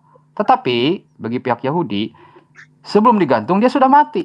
Pertanyaannya, dari dua kisah yang berbeda ini, Yahudi maupun Oten, apakah dua kisah ini menandaskan adanya dua orang yang berbeda dengan nama yang berbeda, ataukah bagaimana, Bang? Wilisu? Halo? Iman, kepercayaan orang Oh, alah Kristen. dogma lagi. Saya nggak butuh dogma. Kok nggak gini Bang, aku kan sopan ya kan, kita itu punya Iya. etika. Abang berbicara, saya diam. Nah, kira aku berbicara jangan potong-potong supaya kan orang bisa Oke, nilai kan silakan, etika silakan, mana yang Bang. lebih Tapi bagus. jangan dogma, Oke? kita bahas sejarah, Bang. Bahas sejarah. Iya, Anda gini. menuntut ke saya sejarah, Anda juga dong jawabnya dengan sejarah, Bang. Nggak Aku matching Bang, gitu loh. Maksud saya maaf gitu. Bang, maaf Bang, kristologi kan pembahasan kita kan bukan ini sebenarnya, cuman sudah melebar ke sini kan. Cuman nggak apa-apa lah, aku terima lah.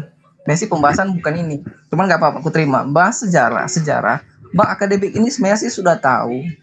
Ada kita punya sejarah, ada juga bukunya juga. Bang kristologi juga sudah pelajari itu. Ketika abang tanya ada bukti sejarah enggak? Ya ada, karena abang kristologi sudah menyampaikan memang ada sejarahnya. Terus referensi paling kuat di Kristen, Bang kristologi, kita itu punya iman kepercayaan kepada Bible. Jadi apa yang dituliskan di Bible itu yang kita yakini, Bang. Nah, gini Bang, aku cuma minta jawaban sama abang. Ini menurut keyakinan abang kristologi, peristiwa penyaliban itu ada apa enggak? Ini cuma Ada. tanya sama bang kristologi supaya Ada, tetapi bukan berarti beliau pun mengalami seperti itu ya. Tidak, Bang. Ya, begini, Bang. Nah, permasalahannya Oke. karena ini pertanyaan sebuah aspek sejarah, nggak bisa lari dari adanya dogmatis. Artinya, ketika saya bilang, maaf ya, ketika saya bilang pembahasan yang ada itu tidak selaras, tidak apple to apple, itu maksudnya, Bang. Ya susah, jangankan Anda, Iya. kemarin malam saja yang masuk ya, yang dia sekolah di STT, blaem-blaem ketika dalam aspek sejarah, sama kayak Anda. Dia sudah makan bangku sekolah, Bang, apalagi Anda, STT gitu maksudnya. Susah, Bang. Makanya saran saya, ketika memang Anda tadi menyatakan ada bukti sejarahnya, ya silakan monggo, berikan data sejarahnya. Kalau cuma ngebuda, cuma bisa bertanya, maaf ya, anak saya kelas 4 SD pun bisa bertanya, Bang. Dan bahkan bisa berdebat dengan Anda yang kelas 1 SMP, Bang. Dia ketua pemuda masjid, Bang. Bisa berdebat dengan Anda. Itu yang terjadi kalau cuma modal bertanya, Bang. Silakan, Bang. Bukti sejarah, Bang, yang saya butuhkan ya. Oke, terima kasih Bang kristologi. Sebenarnya sih saya sudah bilang tadi secara gamblang, kita itu punya ahli sejarah yang sudah secara literasi itu sudah dijelaskan. Kalau saya mau jabarkan satu persatu itu ada panjang. Kalau saya mau jabarkan semua ada 5 ahli, saya bisa jabarkan, Bang. Kalau misalkan saya bisa, nggak mungkin saya menjabarkan satu persatu. Tetapi poin utama ketika ahli sejarah sudah mengatakan bahwa peristiwa itu yang terjadi, dan dikatakan di situ juga bahwa yang disalib memang Yesus Kristus, itu tidak diragukan, Bang. Ya, masalah peristiwa penyaliban memang di antara kita Islam sama Kristen, peristiwa penyaliban itu memang terjadi, tetapi secara historis penyaliban itu dengan 2 orang yang berbeda. Itu yang dipermasalahkan. Terus Bang kristologi kan mempermasalahkan bahwa kita itu ada peristiwa penyalibannya, mengakui ada peristiwa penyaliban, tetapi tidak ada bukti kuat mengatakan dalam sejarah itu bahwa Yesus yang disalibkan. Padahal Bang kristologi itu sudah baca sebenarnya yang masalah penyaliban itu. Cuman maksudnya kalau misalkan Bang kristologi mau bertakiat, Sorry ya, saya nggak kenal istilah itu ya. Sorry ya, ajaran maaf Islam nih, jangan framing ya. Sorry, jangan framing. Nggak ada istilah takia di saya ya. Ya, Anda ngebahas Oten, kalau saya bahas tentang adanya SSY, Saksi Yehova, mau nggak? Tolong ya, banyak-banyak membaca, belajar ya. Jangan membuat framing seperti itu ya. Silakan dilanjut, kalau nggak tahu bilang nggak tahu Gini, ya. Bang. Jangan cuma cengengesan bisanya ya. Gini Bang, bukan saya nggak bilang nggak tahu, Bang. Itu saya sudah baca, Bang. Aku bilang nggak tahu, aku sudah baca kok. Cuman kalau mau jabarkan satu persatu bang, itu panjang bang. Aku nggak mungkin orang penghafal yang luar biasa. Aku bukan manusia sempurna bang, karena aku masih ada kekurangan. Tetapi apa yang saya sampaikan berbicara sejarah tentang penyaliban Yesus Kristus, kelima ahli itu sudah menjelaskan bahwa ya penyaliban itu terjadi dan yang disalibkan itu Yesus. Sebutkan Itu sudah jelas ahlinya kan itu bang? siapa? Nggak perlu. Sebutkan ahlinya itu Aduh. siapa? Aduh, sudah aku bilang bang, aku sudah baca tapi otakku ini kan mepet, ya kan. Tetapi ada bang, kalau abang kristologi sudah baca, sudah pernah baca keseluruhan, berarti bang kristologi sudah tahu sebenarnya. Gini bang, pembahasan kita sebenarnya sih bukan ini bang. Aku kan tadi kan referensinya minta dari bang Ustadz Wafi sama bang Suma, ketika dikatakan oleh ulama-ulama yang dipercaya, itu kan referensinya mereka dapat dari mana? Tetapi Bang Ustadz Wafi sudah mengatakan bahwa mereka itu bertanya kepada orang Yahudi sama orang-orang Nasrani. Tetapi referensinya di mana? Referensi ketika mengatakan seperti demikian. Karena gini kan, di dalam Al-Quran tidak ada kejelasan bahwa yang disalib itu murid Yesus dan Yudas Iskariot. Tetapi kenapa ini ulama-ulama ini tahu? Kalau misalkan disalib itu, mereka itu referensi itu dari mana sebenarnya? Itu poin utama sih ya Bang, pembahasan kita. Iya, Anda bertanya referensi kepada kita, berarti kan bukti non-Qur'anik kan. Nah, saya bertanya lagi, ada nggak bukti non-Bible yang hal tersebut pun membenarkan kisah di dalam Bible, Bang? Jangankan seperti itu, ya. Ditanya 5 tokoh saja, Anda bilang aja, Anda mau saya kasih waktu berapa menit, berapa jam untuk googling dulu. Itu saja simpel, ya. Itu yang terjadi bang. Jadi jujurlah dalam Oke, makasih bang kristologi. Oke, gini bang, sama-sama. aku turun. Kan aku kan cuma HP, aku kan cuma menggunakan media cuma satu handphone. Aku nggak ada laptop, nggak ada apa-apa. Ya aku turun dulu. Nanti aku bacakan orang-orangnya aja ya. Aku nggak mungkin baca satu persatu. Baik, oke. Sebelum Anda turun ya, dari adanya hal tersebut ya. Pertama, Papius Josephus, Cornelius Tacitus, ya. Yang kedua, Lucian dari Samosata, Talus, dan terakhir sumber Yahudi. Oke? Nah, ini suatu hal yang memalukan. Kenapa demikian? Makanya tadi saya bilang, dari para sarjana ya yang sudah makan bangku sekolah hingga Anda ya yang belum pernah makan bangku sekolah, itu terus pembahasannya. Bahkan sudah saya preteli, Bang. Ketika saya tadi nyinggung saja Papius Josephus, apa yang Anda sampaikan? 0 data. Nggak ada. Tentang Yahudi mana? 0 data. Nggak ada. Artinya Anda di sini sebuah bukti standar ganda. Ke kita menuntut mana dong referensinya, sumbernya lah. Ketika saya berikan sumber referensinya, Anda gagu, Bang. Ini kan standar ganda, Bang. Tolonglah bersikap adil, ya. Ketika Anda minta kepada kita seperti itu, lalu saya balikan kepada Anda pun harus siap. Jangan cuma sekedar bertanya, tetapi dalam hal pengembangan materi dan pembuktian materi yang Anda yakini, 0 besar, Bang. Itu, Bang. Kenapa demikian? Saya menyebutkan nama-nama dari adanya 6 referensi ya, karena sudah saya bahas. Menggunakan buku cetak yang saya miliki. Itu, Bang. Bukan berarti daya ingat ya, bukan. Kita membaca, mencermati, dan mengkritisi. Ketika saya memberikan bukti, 2 saja, Papius Josephus dan juga Yahudi, apa yang Anda komentari? Enggak ada, Bang. Atau posisinya salah. Papius bukan seperti itu, Yahudi bukan seperti itu. Enggak ada, Bang. Artinya Anda cuma sekedar di sini bertanya, ketika memang bertanya sudah dijawab, sudah terima. Kecuali kalau Anda mau berdialog, it's okay. Jangan dogmatis. Kalau mau dogmatis, tunggu anak saya nanti debat dengan Anda. Sekelas 1 SMP. Ya. Yang dia sendiri dari adanya ketua remaja. Silakan. Bang Zulkifli. Silakan Bang Zulkifli. Oke, baik. Sedikit saya sebelum Anda turun. Ya, jadi gini. Kalau Anda bertanya tentang siapa yang disalib, tafsiran saya beda lagi.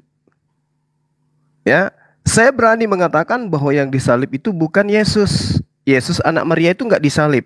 Apa referensinya? Bible Anda.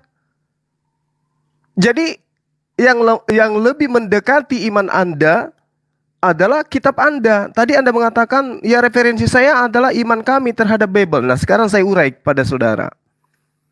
1. Di dalam kisah para rasul, kisah para penulis, bab 25, nomor 19 diterangkan. Tetapi mereka hanya berselisih paham dengan dia tentang soal-soal agama mereka. dan tentang seorang yang bernama Yesus yang sudah mati, sedangkan Paulus katakan dengan pasti bahwa Yesus hidup. Berselisih kan? Yang lain mengatakan mati, yang lainnya mengatakan hidup. Kisah para penulis bab 25 nomor 19. Itu satu. Kalau Anda mengatakan referensi Anda adalah kitab Anda, camkan dan catat itu. Kemudian yang kedua, di dalam kitab Matius 4 nomor 6. Lalu berkata kepadanya, jika engkau anak Tuhan, jatuhkan dirimu ke bawah, sebab ada tertulis mengenai engkau, bahwa Tuhan akan memerintahkan malaikat-malaikatnya, dan mereka akan menatang engkau di tangannya, supaya kakimu jangan terantuk kepada batu. Nah, mari kita cek. Apakah betul ada tertulis bahwa Tuhan pencipta langit dan bumi akan mengutus malaikat untuk menyelamatkan Yesus agar kakinya tidak terantuk kepada batu? Di manakah tertulis itu? Kita lihat di dalam Mazmur 91. Ternyata betul, ada tertulis nubuatan tentang anak Tuhan di dalam Mazmur 91 ini nyata, dan itu bisa Anda jadikan sebagai sandaran untuk mengatakan bahwa Al-Quran benar. Ternyata Yesus, anak Maria itu tidak disalib. Nomor 10 dari Mazmur 91 mengatakan begini, malapetaka tidak akan menimpa kamu, dan tulah tidak akan mendekat kepada kemahmu. Sebab malaikat-malaikat Tuhan akan diperintahkan oleh Tuhan kepadamu untuk menjaga engkau di segala jalanmu. Mereka akan menatang engkau di atas tangannya, supaya kakimu jangan terantuk kepada batu. Singa dan ular tedung akan kau langkahi. Engkau akan menginjak anak singa dan anak ular. Apalagi kalau cuma tentara Romawi dan Yunani. Tidak ada apa-apanya. Terus kemudian di data nomor 16-nya di Mazmur 91 ini dikatakan bahwa dengan panjang umur akan kukenyangkan dia, dan akan kuperlihatkan kepadanya keselamatan daripadaku. Jadi kalau dikatakan di dalam Mazmur, di dalam Matius 4 nomor 6, bahwa jika engkau Yesus adalah anak Tuhan, jatuhkan dirimu ke bawah, sebab ada tertulis mengenai engkau. Ada tertulis mengenai engkau, wahai Yesus, jika benar-benar engkau itu adalah anak Tuhan. Apa yang tertulis? Ternyata jangankan dibunuh, disalib, kena panu pun Tuhan tidak izinkan. Apa buktinya? Silakan buka Mazmur 91 yang saya katakan tadi. Orang yang duduk dalam lindungan yang maha tinggi dan bermalam dalam naungan yang maha kuasa akan berkata kepada Tuhan, tempat perlindunganku dan kubu pertahananku, Elohku yang kupercayai, sungguh dialah yang melepaskan engkau dari jerat penangkap burung, dari penyakit sampar yang busuk. Dengan kepaknya ia akan melindungi engkau, di bawah sayapnya engkau akan berlindung, kesetiaannya ia adalah perisai dan pagar tembok. Engkau tak usah takut terhadap kedahsyatan malam, terhadap panah yang terbang di siang hari, terhadap penyakit sampar yang berjalan dalam gelap, terhadap penyakit menular yang mengamuk di waktu petang. Walau 1000 orang terbang di sisimu dan 10.000 di sebelah kananmu, tetapi ia tidak akan menimpamu. Engkau hanya menontonnya dengan matamu sendiri. Jadi pada saat kemudian ada penyaliban yang terjadi terhadap oknum pengganti Yesus, Yesusnya hanya menonton dengan matanya sendiri dan melihat pembalasan terhadap orang fasik. Sebab Tuhan, tempat perlindunganmu yang maha tinggi, telah kau buat tempat perteduhanmu. Malapetaka tidak akan menimpa engkau, dan tulah tidak akan mendekat kepada kemahmu. Sebab malaikat-malaikatnya akan diperintahkannya kepadamu untuk menjaga engkau di segala jalanmu. Mereka akan menatang engkau di atas tangannya, supaya kakimu jangan terantuk kepada batu. Subhanallah. Jadi nubuatan yang terjadi, kalau Anda percaya kepada kitab Anda, harusnya Anda mengaminkan Al-Quran. Al-Quran mengatakan mereka tidak membunuh, mereka tidak menyalib. Yang disalibkan adalah orang yang diserupakan. Matius 4:6 dikonvert ke Mazmur 91, jelas Yesus tidak disalibkan. Itu yang kedua. Yang ketiga, terakhir. Di dalam kitab Anda Ibrani 5 nomor 7, sebagai manusia ia telah memanjatkan doa yang sungguh-sungguh kepada Tuhannya, dan atas kesalehannya agar dia diselamatkan dari maut, doanya telah dikabulkan. Mau apa lagi datanya, apa lagi? Tadi kisah para rasul, kisah para penulis 25 nomor 19 jelas dikatakan mereka berselisih. Paulus mengatakan hidup, yang lain mengatakan mati. Ini apa ini namanya nih? Jadi Al-Quran tidak pernah keliru menyatakan apa yang saudara bawa. Ketika dikatakan bahwasanya mereka berselisih tentang apa yang mereka katakan, wa ma qatalu wa ma salabu walakin syubbiha lahum wa innal ladzina ikhtalaf. Ya, mereka hanya berselisih paham tentang siapa yang mereka salibkan. 1400 tahun silam Rasulullah Muhammad SAW menyampaikan melalui Al-Quran, dan hari ini kita buktikan melalui kitab saudara. Demikian, silakan yang lain. Oke, sebenarnya tersebut sudah disinggung ya. Kunci dari adanya An-Nisa 157 itu kuncinya apa? Sesungguhnya mereka yang berselisih pendapat tentangnya, pembunuhan tersebut, selalu dalam keraguan-raguan terhadapnya. Mereka benar-benar tidak mengetahui kecuali mengikuti persangkaan belaka. Apakah suatu informasi tentang terjadinya beliau seperti itu disalib, itu apakah informasi tunggal hingga pada akhirnya di sini Allah menyatakan mereka mengalami keraguan-raguan. Kenapa mengalami keraguan-raguan? Allah menyatakan seperti itu dalam firman-Nya. Hingga pada akhirnya mengikuti prasangka. Artinya di sini Allah memberitahu kepada kita adanya informasi-informasi yang berbeda tapi saling mengklaim. Yesus yang dibunuh. Dibunuhnya seperti apa? Seperti ini, seperti itu. Itu artinya terbukti dengan apa yang tadi saya singgung. Menurut Oten, Yesus itu mati di kayu salib. Tetapi menurut Yahudi, matinya nggak di kayu salib. Tetapi dilempar dulu batu, setelah mati baru digantung. Ditambah lagi, ya informasinya. Ternyata tidak semakin tunggal dan tidak saja dua. Contoh, ternyata Basilides pun, ya kalau nggak salah abad ketiga Masehi ya, dia hidup. Atau 2 Masehi. Dia meyakini, menurut Basilides, yang disampaikan oleh New Advent, pihak Katolik, ternyata apa? Menurut dia, yang diserupakan itu adalah Simon dari Kirene. Nah, dari adanya ya informasi jauh sebelum Islam datang, secara tercatat kita baru menemukan 3 informasi yang berbeda dengan meyakini orang yang sama. Pertanyaannya, dari 3 informasi ini yang berbeda dengan orang yang sama, apakah mungkin satu orang mengalami perbedaan 3? Tidak mungkin. Artinya di sini, meskipun sama namanya, sama kejadiannya, tetapi ada perbedaan tentang siapa yang menjadi korban dan bagaimana matinya. Itu yang terjadi, Bang. Dan Allah sudah memberikan clue-nya. Mereka dalam kebingung-bingungan, keraguan-raguan. Akhirnya apa? Mengikuti prasangka seperti yang diyakini oleh Willy. Prasangka tok, dipinta sejarah nggak bisa. Itu. Silakan yang lainnya. Aku boleh ngomong? Ya, terima kasih untuk ilmu yang disampaikan oleh Bang Suma. Ini cuman dari Bang Kristologi aja. Tadi kan kita sama Bang Kristologi mau bahas masalah sejarah. Bang Kristologi menuntut saya untuk menunjukkan bukti sejarah tersebut. Cuman aku tadi mau cari, cuma Bang Kristologi sudah mengatakan tadi. Jadi jawabannya sudah Bang Kristologi jawab ya. Tetapi sudah saya kritisi posisi dari 6 hal tersebut ya. Kalau Anda nggak percaya, bahkan sudah saya benturkan, Bang, dengan NASA ya. Cek saja di channel YouTube saya, playlistnya penyaliban dan kematian Yesus di kayu salib. Cek saja ya. Bukan berarti saya menyebut nama mereka ya, mengakui enggak lah ya. Silakan. Jangan dipotong-potong Bang Kristologi. Ya, biar Anda pun tidak memframing ya. Maaf, biar Anda tidak memframing ya. Makanya saya potong langsung. Itu. Enggak masalah. Aku nggak framing Bang Kristologi. Bang Kristologi tadi menuntut saya untuk membuktikan sejarahnya. Ketika saya bilang saya mau turun, Bang Kristologi langsung menjawab semuanya itu. Jadi nggak perlu saya turun lagi karena Bang Kristologi sudah mengakui bahwa ada bukti sejarahnya. Oke? Kan itu cuma framing, Bang, menyebut saya ada, tetapi Anda tidak mengetahui bantahan yang saya lakukan.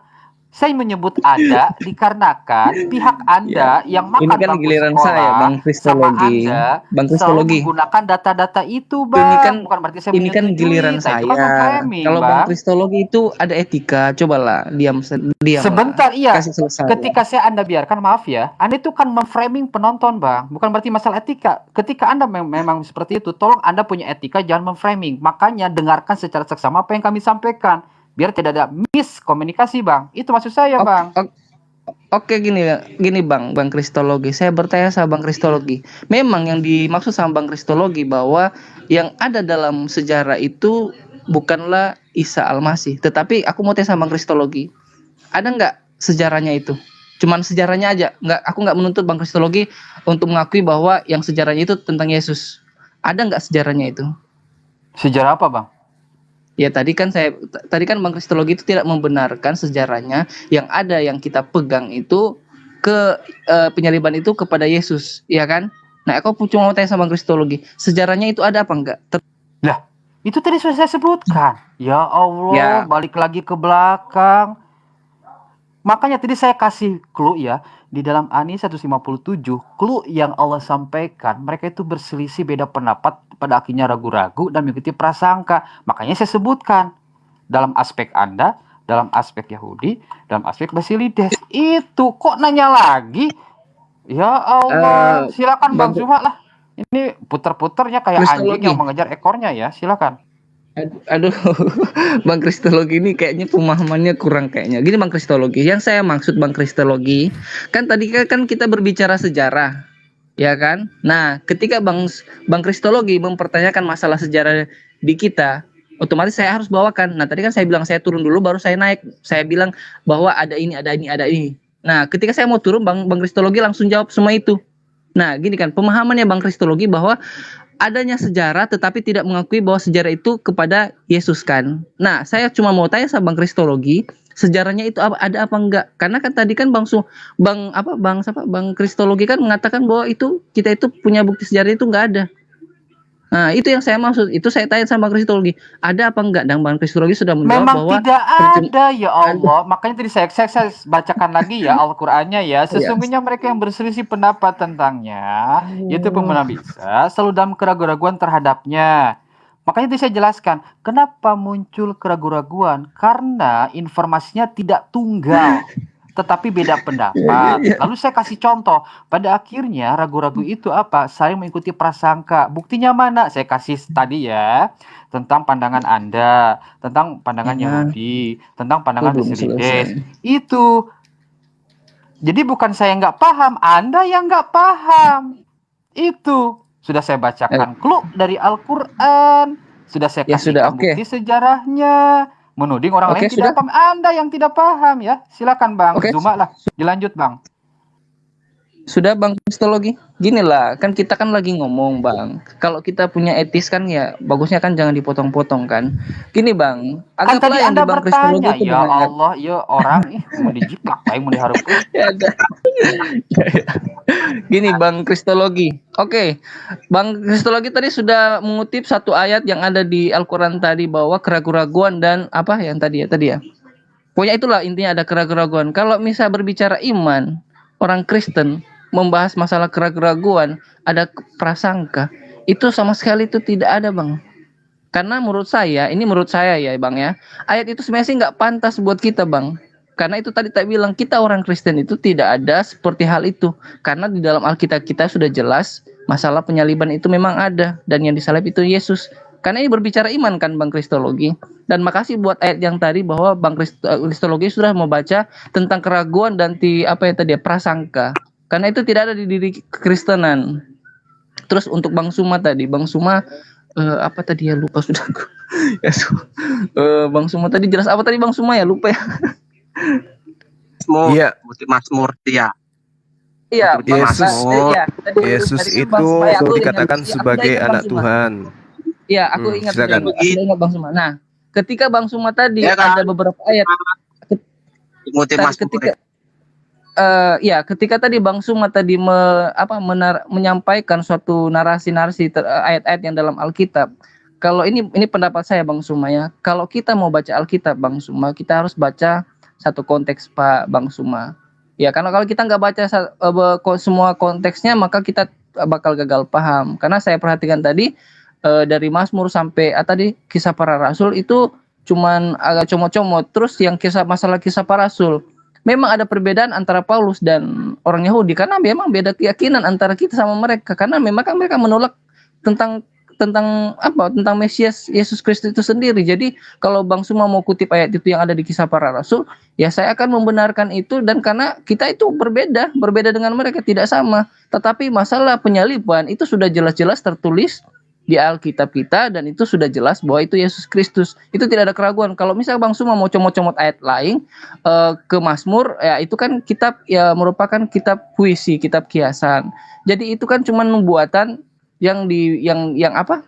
Yang disampaikan yang akan terjadi kepada Yesus Kristus. Kalau masalah berbicara tentang yang apa Bang Suma tadi kutip, yang masalah pencobaan iblis di atas bukit, nah itu kan berbicara kisahnya yang lain. Karena di luar kisah. Karena kisah yang apa? Kisah pencobaan sama penyaliban kan beda, Bang. Itu aja sih. Oke, saya tanggapi ya.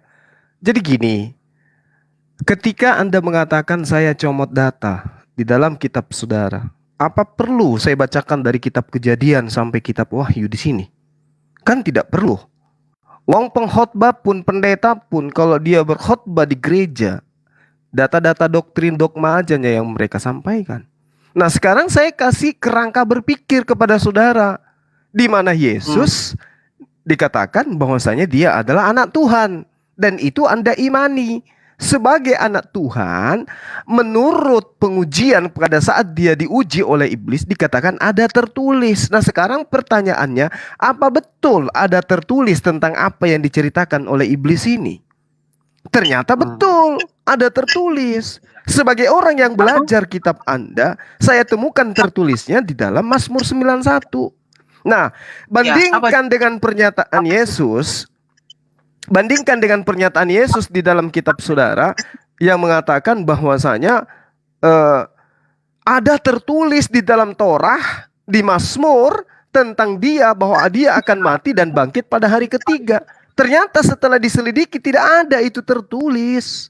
Coba Anda lihat pengakuan Yesus di dalam pengakuan Yesus di Markus, jangan diganggu dulu. Di Lukas 24 nomor 44 sampai nomor 46. Ada tertulis tentang aku bahwa aku akan bangkit pada hari ketiga di antara orang mati. Itu menurut Yesus tertulisnya di mana? Tertulis di Torah dan juga di kitab para nabi. Tertulis di dalam Mazmur. Setelah dicari, pernyataan Yesus ini ternyata tidak sesuai dengan fakta. Tapi ketika iblis mengatakan di dalam Matius 4 nomor 6 ada tertulis, lebih akurat. Pernyataan iblis lebih akurat karena betul-betul tertulis. Perkataan yang dituduhkan kepada Yesus dalam Lukas 24 ternyata tidak ada tertulis. Jadi informasi yang ada di dalam kitab saudara mengatakan bahwasanya ada tertulis di dalam kitabnya orang Yahudi ya tentang dirinya. Itu tentang bangkit di hari ketiga itu tidak ada. Tapi pernyataan iblis yang mengatakan ada tertulis tentang Yesus, bahwa malaikat akan diutus untuk menyelamatkan Yesus, ternyata betul-betul ada tertulis. Nah sekarang yang mana Anda imani? Itu masalahnya. Kalau saudara mengatakan kami tidak seperti itu dalam mempelajari kitab, loh jangan kau samakan diri Anda belajar Bible dengan saya. Kenapa Anda mempelajarinya dengan iman? Saya mempelajarinya dengan kebenaran. Saya fakta kebenaran yang saya cari. Ketika dikatakan engkau adalah anak Tuhan, ada tertulis malaikat akan menyelamatkan engkau. Faktanya ada tertulis. Coba Anda buka kitab Anda sekarang. Lukas 24 nomor 44 sampai nomor 46. Ada tertulis bahwa Mesias akan mati dan bangkit pada hari ketiga di tengah orang-orang mati. Ada tertulis di Mazmur, di kitab Torah. Tunjukkan di mana itu. Nggak akan Anda bisa temukan. Tapi ketika iblis yang mengatakan berapa Bang? Lukas berapa Bang? Lukas berapa tadi? Lukas 24 ayat berapa? Ayat nomor 44 sampai 46.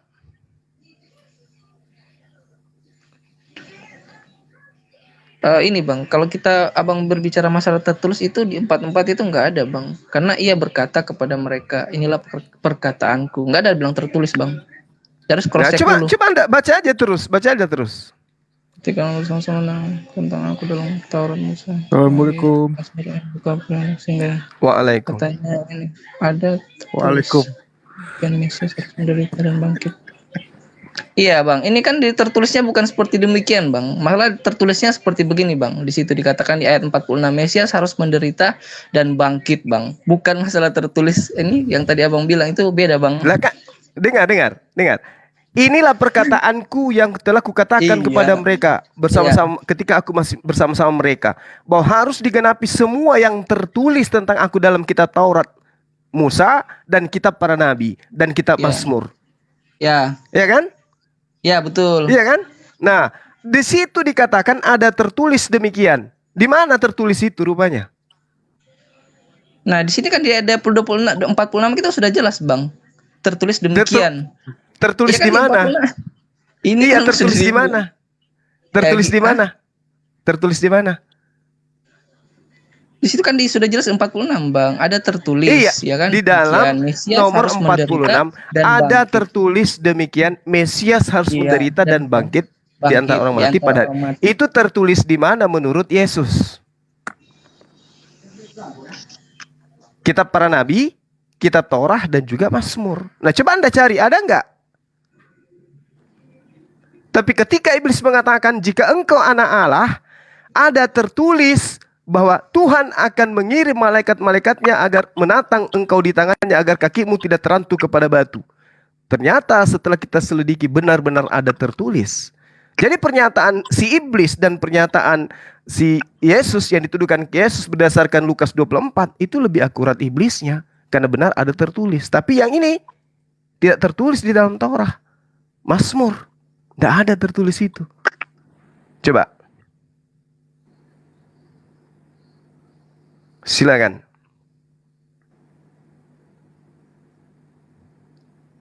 Saudara Fahrudin mungkin ada tambahan? Akhi silakan, atau Dinda Moto.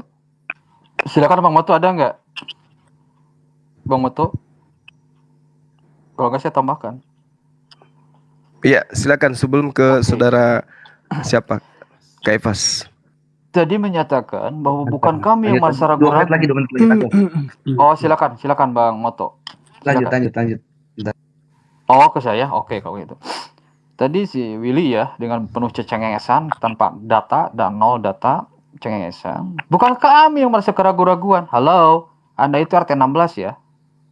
Dari pernyataan Anda. Ketika Anda komitmen, konsisten dan pernyataan Anda seharusnya memberikan sebuah informasi tunggal bahwa apa yang disampaikan di dalam surat Ani 157 bahwa Allah itu salah. Tidak ada keraguan-raguan kala itu. Ya. Pas terjadi kapan? Pas terjadi adanya pengklaiman terhadap beliau. Makanya tadi saya sejak awal berikan sumber data dari pihak Yahudi. Tapi sayang nalar Anda nggak berjalan hingga pada akhirnya tidak memahami apa yang Allah sampaikan di dalam Al-Quran. Sesungguhnya mereka berselisih pendapat tentangnya. Selalu dalam keraguan terhadap. Hingga pada akhirnya mengikuti prasangka. Ketika saya berikan data dari Yahudi, dan sejak awal saya bertanya, dari adanya 2 kejadian yang berbeda tersebut, apakah bisa dikatakan ada 2 nama dengan peristiwa yang berbeda, ataukah 1 nama 1 orang dengan peristiwa yang berbeda? Itu, saya kasih contoh ya, biar nalar Anda jalan, Bang Willy. Misal, contoh, Kaipas misalnya. Kaipas itu, ya, posisinya kejedot kepalanya. Tetapi ada yang bilang, ya, Kaipas itu posisinya bukan kejedot, melainkan apa? Dia terjungkel oleh adanya, yaitu posisi PSK misalnya. Nah, apakah posisi dari kejadian 2 hal yang berbeda dengan nama yang sama, apakah mendandaskan dalam waktu yang bersamaan kejadian tersebut bisa dikatakan 2 orang yang berbeda? Tidak, Bang. Apakah iya? Silakan, Bang.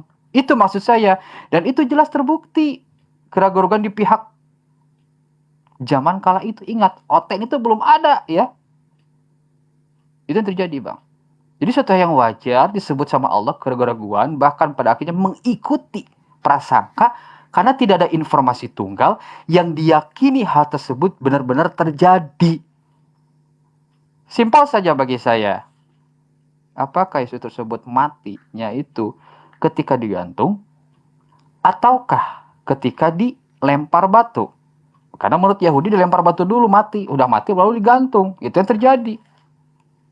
Dan jika memang iya menurut Anda matinya itu di kayu salib, ya itu bertentangan lah dengan adanya Ulangan pasal 21 ayat 12 sampai 23. Mati dulu baru digantung, bukan matinya digantung. Itu maksudnya. Bertentangan pula dengan ayat. Mana yang benar? Kejadiannya berbeda tapi diklaim sebagai orang yang sama. Kan ini suatu hal yang tidak mungkin dianggap sebagai sebuah kebenaran, Bang. Itu yang terjadi ya. Oh, ternyata digilir ya. Yang pertanyaannya, silakan Bang Moto.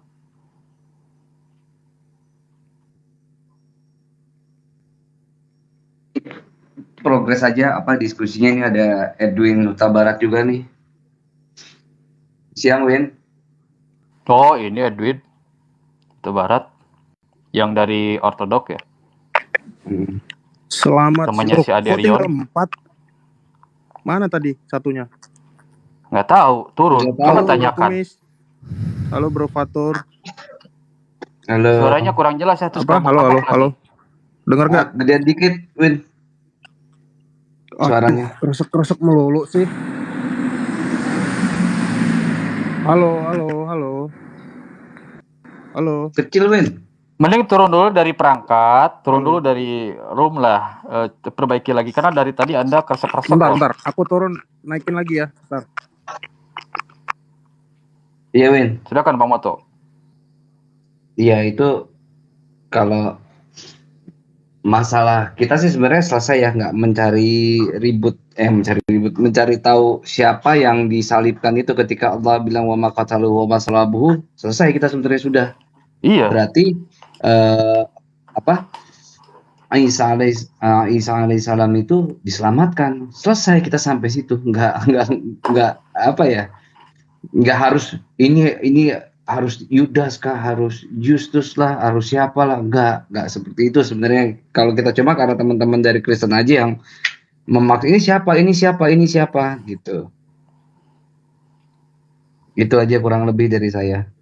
Ya itu disinggung Basilides, mingkem. Disinggung masalah Yahudi, mingkem. Jadi apa bisanya? Bible. Anak saya juga bisa baca Bible. Ya Allah, silakan ya, Bang Zuma ya. Iya. Oke, daripada diulang-ulang terus ya pembahasannya. Oke. Iya. Di sini ada saudara Rantai Perak mungkin mau menanggapi pernyataan Al-Qur'anul Karim dalam surah An-Nisa yang mengatakan bahwa Nabi Isa alaihissalam itu tidak disalib, tetapi yang disalib itu adalah orang yang diserupakan bagi penyalibnya. Silakan. Tolong bacakan bunyi ayatnya. Ayat Al-Qur'an. Ayat Al-Qur'an ya gitu. Iya. Oke, a'udzubillahi minasyaitonirrajim. Bismillahirrahmanirrahim.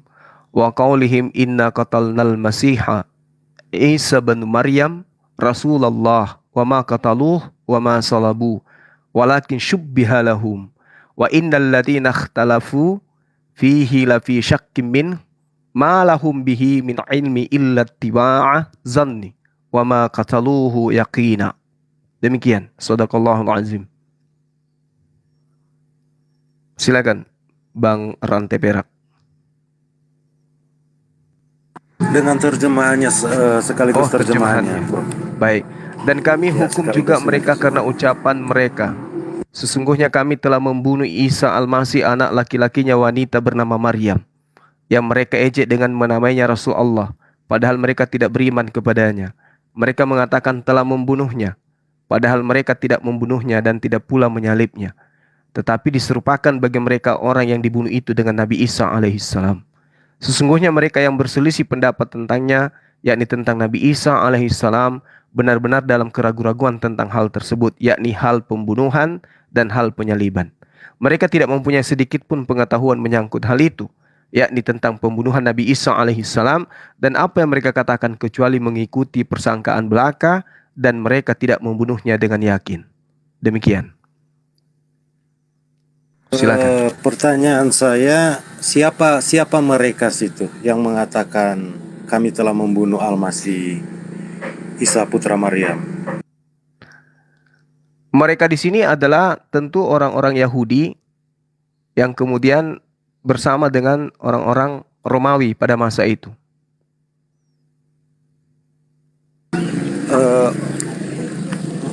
Lebih spesifik lagi, orang Yahudi atau orang tentara Romawi? Kalau yang diterangkan di dalam Al-Quran ini jelas adalah orang-orang Yahudi. Oh iya ya. Jadi kalau kita melihat pola pikir orang Yahudi, kalimat yang seperti itu tidak mungkin dikatakan oleh orang Yahudi. Karena apa? Tidak mungkin mereka mengatakan Mesias selalu mereka bunuh, karena Mesias itu mereka tunggu-tunggu. Iya, tapi Mesias yang ditunggu itu bukan yang modelnya kayak Yesus, Bang. Mesias yang mereka tunggu itu ya seperti Hezekia, seperti Gedeon, seperti Musa, seperti Daud, seperti Salomo. Bukan yang seperti Yesus ini yang mereka tunggu. Bahkan kalau Anda tahu di dalam Talmud dikatakan Yesus yang ada di tengah-tengah mereka itu dianggapnya anak-anak haram dari salah satu anak tentara Romawi bernama Pantera. Itu. Jadi nggak mungkin Mesias yang ditunggu itu seperti Yesus yang Anda tuhankan, bukan yang begitu yang mereka tunggu. Itulah maksud saya, bro. Orang Yahudi tidak mungkin mengungkapkan kata-kata itu. Mengungkapkan kata-kata kami telah membunuh Al-Masih. Itu tidak mungkin keluar dari kata-kata orang Yahudi. Karena dalam hal ini, kalau bro bilang tadi mereka tidak menerima, mereka tidak akan mengatakan Al-Masih. Mereka cukup mengatakan, kalau benar itu dari Yahudi, mereka cukup mengatakan kami telah membunuh Isa putra Maryam. Tidak akan mungkin ada kata Al-Masih di situ. Jadi ini yang jelas, ini bukan perkataan orang Yahudi. Kalau dikatakan perkataan orang Romawi tidak tahu menau tentang Al-Masih. Jadi begitu ya. Tidak mungkin orang Yahudi mengakui orang Romawi saat itu ya, mengakui ada satu pribadi yang disebut Al-Masih. Karena Al-Masih juga bisa berarti rajaku. Al-Masih itu raja. Jadi tidak mungkin orang Romawi mengatakan kami telah membunuh raja kami. Itu tidak mungkin. Orang Yahudi juga tidak mungkin berkata kami telah membunuh Al-Masih, dia yang diurapi dari Tuhan, kami telah membunuhnya. Tidak mungkin itu keluar dari kata orang Yahudi. Karena orang Yahudi menolak itu dan orang Romawi tidak mungkin mengakui siapapun itu adalah Al-Masih mereka. Jadi begitu ya. Iya, jadi gini, yang diceritakan oleh Al-Quran ini adalah kejadian yang terjadi di tengah-tengah Bani Israel. Adapun kata Al-Masih, itu juga diterangkan di dalam Al-Quran surah Ibrahim ayat 4. Wa ma arsalna mir rasulin illa bilisani kaum. Jadi Rasulullah Muhammad SAW itu menerima penyampaian Al-Quran berdasarkan bahasa kaumnya. Bukan lagi menggunakan bahasa Ibrani. Bukan lagi menggunakan bahasa yang digunakan oleh nabi-nabi terdahulu. Tapi bahasanya beliau. Nah, fakta di lapangan kemudian antara orang Yahudi yang ada di dalam kitab saudara pun mengatakan bahwa mereka berselisih paham tentang orang yang bernama Yesus. Ada yang mengatakan mati, ada yang mengatakan masih hidup. Itu Anda bisa lihat di dalam kisah para penulis 25 nomor 19. Itu fakta itu yang ada dalam kitab saudara. Silakan. Kalau di dalam Alkitab tidak ada yang seperti itu setahu saya ya. Yang tahu saya itu tentang kebangkitan. Ada imam kepala itu bekerja sama untuk merancang bahwa orang-orang yang menjaga kuburan itu menuduh pengikut-pengikut Tuhan Yesus telah mencuri mayat mereka. Jadi dia tidak bangkit. Itu karena apa? Mereka tidak mau menerima. Mereka tidak mau menerima karena saat itu mereka akan disalahkan. Karena pemerintahan di Yahudi itu yang didengar itu ulama-ulama mereka. Jadi mereka akan kehilangan kehormatan. Mereka akan kehilangan muka. Kalau memang Yesus benar-benar Mesias yang bangkit dari antara orang mati. Jadi mereka mau tutupi, mereka bayar prajurit-prajurit penjaga di kuburan waktu itu. Jadi tidak ada hubungan dengan kematian itu, tapi kebangkitan, begitu. Nah, kalau Anda melarikan ke sana, maka saudara pun harus memahami bahwasanya di dalam kitab saudara, kalau terkait dengan kebangkitan dan seterusnya, lalu kemudian itu yang Anda uraikan untuk dijajakan kemudian, ingat, Herodes pun ya terkagum-kagum setelah mengetahui bahwa dia sudah memenggal kepala Yohanes Pembaptis, tapi ternyata dia bangkit. Jadi itu bukan hal yang luar biasa. Justru yang kita nyatakan di sini adalah ketika dikatakan mereka tidak menyalib, tapi memang ada oknum yang disalib. Tapi mereka ragu tentang yang disalibkan itu. Nah, kalau Anda memperkarakan hal ini, coba Anda baca data yang Anda ambil tadi. Ketika Maria kemudian datang ke pemakaman, dia sudah bicara kepada orang yang ternyata adalah Yesus. Tapi ternyata tidak mengaku sebagai Yesus. Seorang Maria Magdalena dan juga Maria ibunya Yesus tidak mengenal anaknya, itu adalah hal yang lucu gitu. Itu yang pertama. Kedua, coba Anda lihat ketika seorang Yesus datang kepada muridnya di Lukas 24. Murid-muridnya terheran-heran. Mereka mengira melihat hantu. Bukti bahwa ajaran kebangkitan itu memang tidak pernah diajarkan oleh Yesus. Sehingga apa yang diuraikan oleh Al-Quran kemudian, kami sebagai umat Islam itu tidak pernah ragu tentang itu. Mereka tidak menyalib, mereka tidak membunuh. Tetapi Allah mengangkatnya ke langit. Berdasarkan Mazmur 91 yang saya urai juga, demikian adanya. Coba, silakan Anda bantai itu. Jadi keliru sekali ya kalau bilang tidak diajarkan tentang kebangkitan ya. Karena memang Tuhan Yesus sendiri sudah berkata bahwa dia akan mati dan bangkit. Itu Tuhan Yesus sendiri yang berkata, bukan murid-muridnya. Jadi tidak benar kalau dikatakan Yesus tidak mengajarkan tentang kebangkitannya. Kedua ya, memang ketika kebangkitan Tuhan Yesus itu, memang dia kan dalam wujud tubuh yang baru ya. Sudah dibaharui itu. Memang itu dia seperti contohnya di jalan Emmaus. Dia tidak mau langsung memperkenalkan dirinya. Murid-muridnya pun tidak mengenal dia saat itu. Nanti ketika dia pergi, baru mereka sadar dialah yang datang kepada kita. Contoh kasus itu ya. Tapi kita kembali di awal ya, kalimat ayat Quran tadi.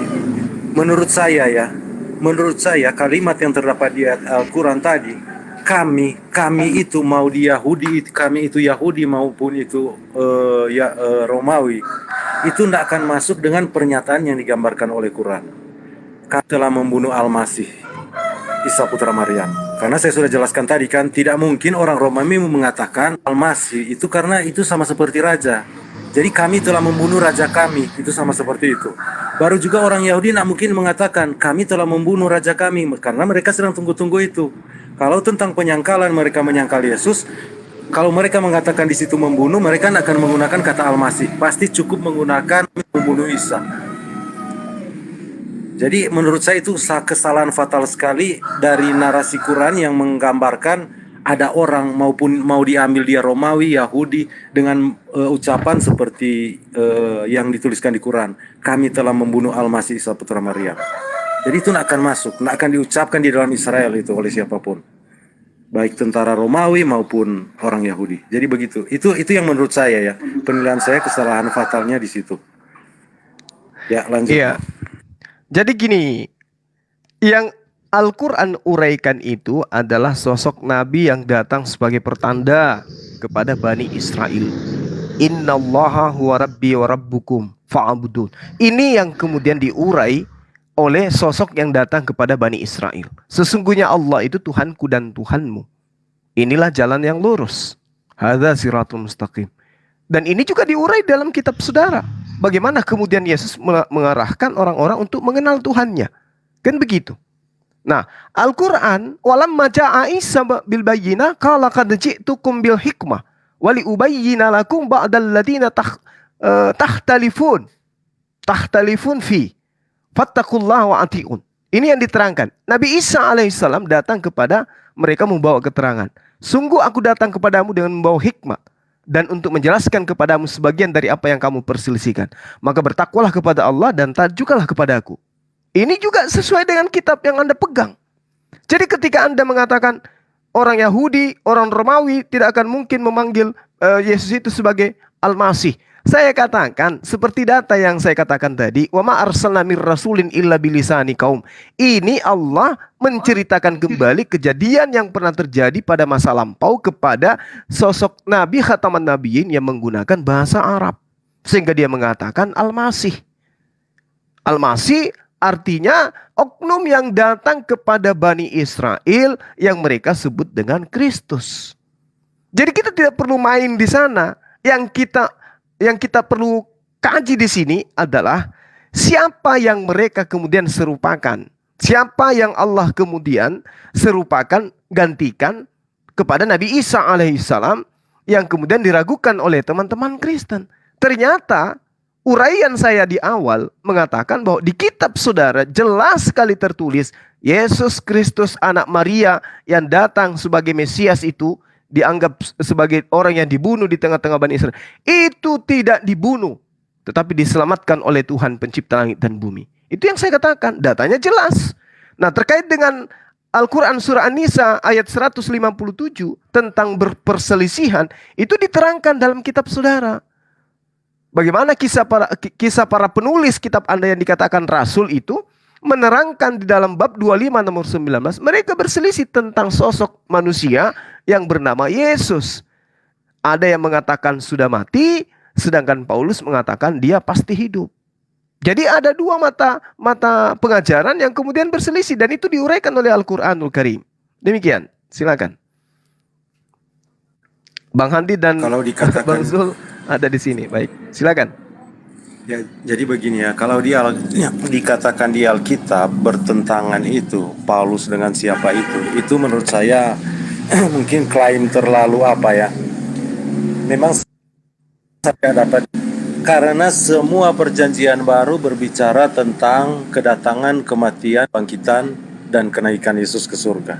Semua kitab berbicara tentang itu. Jadi saya rasa tidak mungkin kalau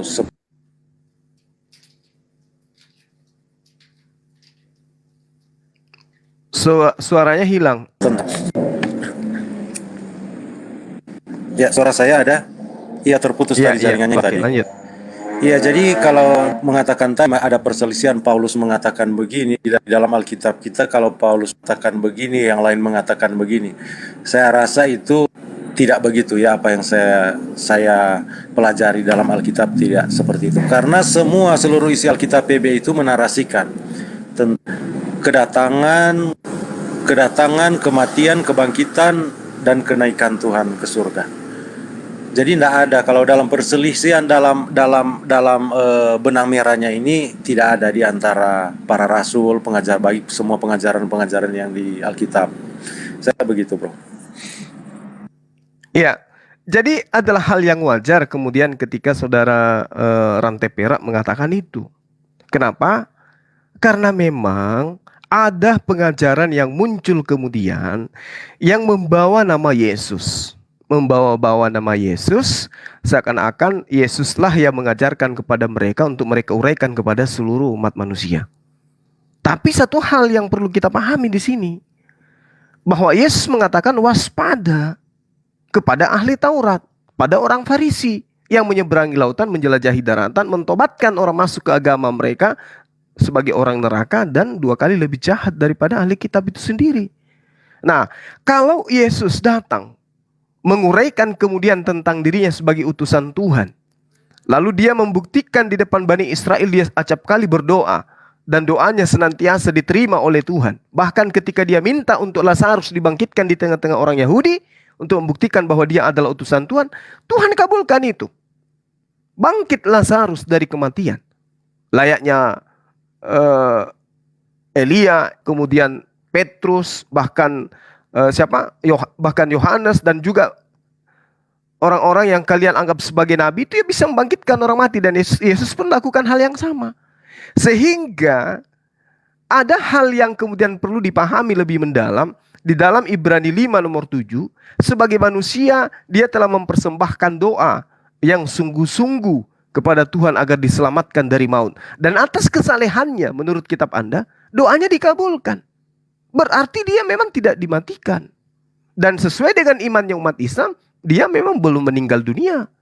Makanya saya katakan di awal tadi bersama dengan teman Kristen yang lain, bahwasanya di Matius 4 nomor 6, di situ dikatakan ada tertulis tentang engkau, bahwa jika engkau adalah anak Tuhan, malaikat akan diperintahkan oleh Tuhan untuk datang menyelamatkan engkau, menatang engkau di tangannya agar kakimu tidak terantuk kepada batu.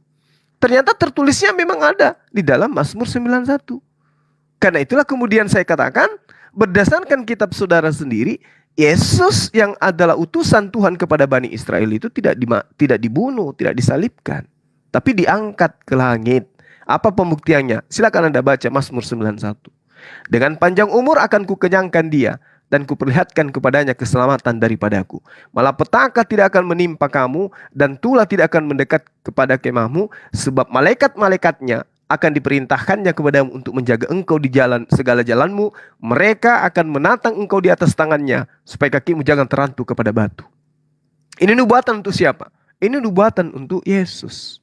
Engkau hanya menonton dengan matamu sendiri dan melihat pembalasan terhadap orang-orang yang fasik. Jadi Yesus ini menonton orang-orang yang menyalib orang yang diserupakan dengan dirinya. Dia menyaksikan itu. Ini kitab yang Anda imani sebagai firman Tuhan. Coba Anda bantah kitab ini, silakan. Ya, jadi Bro mengutip di Ibrani 4 ayat 7 ya. Nah, itu menarik Ibrani sekali. 5. Tapi Ibrani 5 ya. Ibrani 5 ayat 7 itu menarik sekali kalau menurut saya.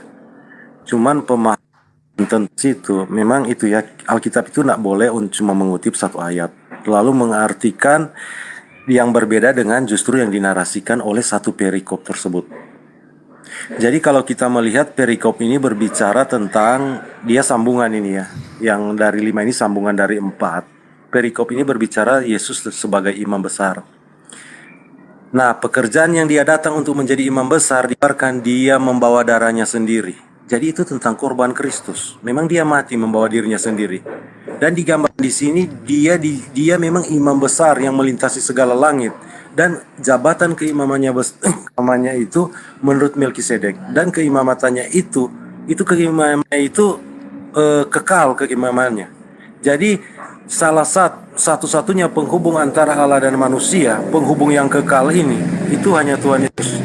Makanya Tuhan Yesus berkata, akulah jalan dan kebenaran dan hidup. Karena tidak ada orang yang sampai kepada Bapa, karena dia satu-satunya penghubung, imam besar untuk selama-lamanya. Jadi kalau berbicara tentang Ibrani 5 ayat 7 mengutip ayat 7, itu jangan hanya situ. Nah, saya ambil saja ke ayat yang terakhir dari judul perikop itu ya. Dan ia dipanggil menjadi imam besar oleh Allah menurut peraturan Melkisedek. Imam besar yang bagaimana? Imam besar untuk selama-lamanya. Jadi bukan menurut Harun. Makanya yang dilakukan di dalam bait kemah suci Musa itu, di bait Allah Israel itu kan hanya bayangan. Wujudnya adalah Kristus.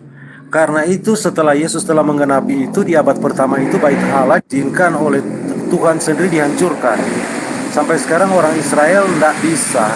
Orang Israel itu tidak punya ritual lagi untuk penyucian dosa dengan darah. Mereka sudah menggantinya. Karena memang Tuhan mengizinkan teman-teman kita Muslim memiliki tempat ibadah di tempat itu. Supaya orang Israel tidak bisa membangunnya. Karena kalau mereka membangunnya itu bentuk penghujatan terhadap korban Kristus. Jadi itu bukan secara kebetulan. Ada Masjid Al-Aqsa di sana. Jadi begitu ya. Jadi jabatan Imam Besar Agung ini memang sekarang perannya sudah ada pada Tuhan Yesus. Dan itu selama-lamanya. Jadi itu kalau berbicara kenapa dia harus di ayat 7 ya. Saya kembali di ayat 7. Kenapa dikatakan di sini dalam hidupnya sebagai manusia. Karena jabatan imam besar itu dikerjakan oleh manusia. Tetapi di ayat lain dikatakan juga pengantara itu Kristus yang besar dengan Allah itu adalah satu. Jadi makanya dia punya dua natur ilahi dan natur manusia. Nah itu perannya dia sekarang, perannya Tuhan Yesus duduk di sebelah kanan Allah Bapa.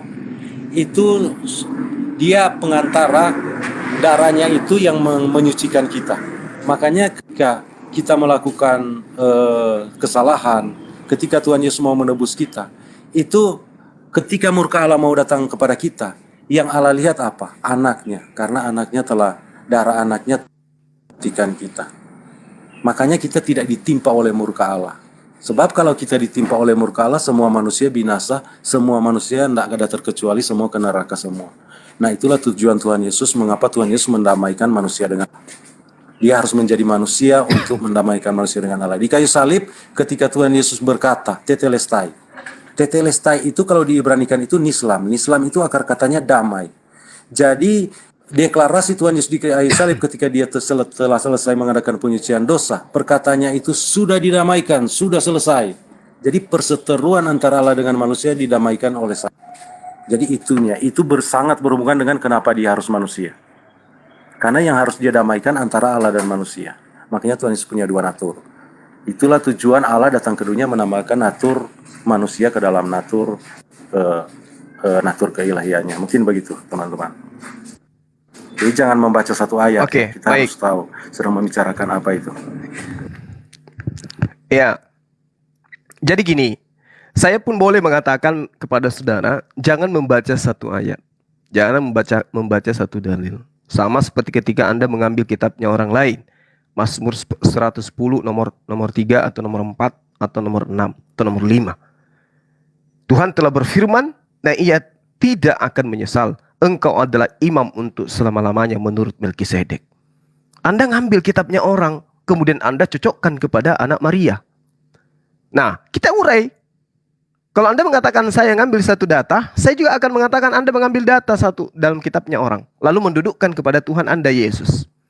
Imam itu adalah pemimpin. Imam itu adalah penghulu.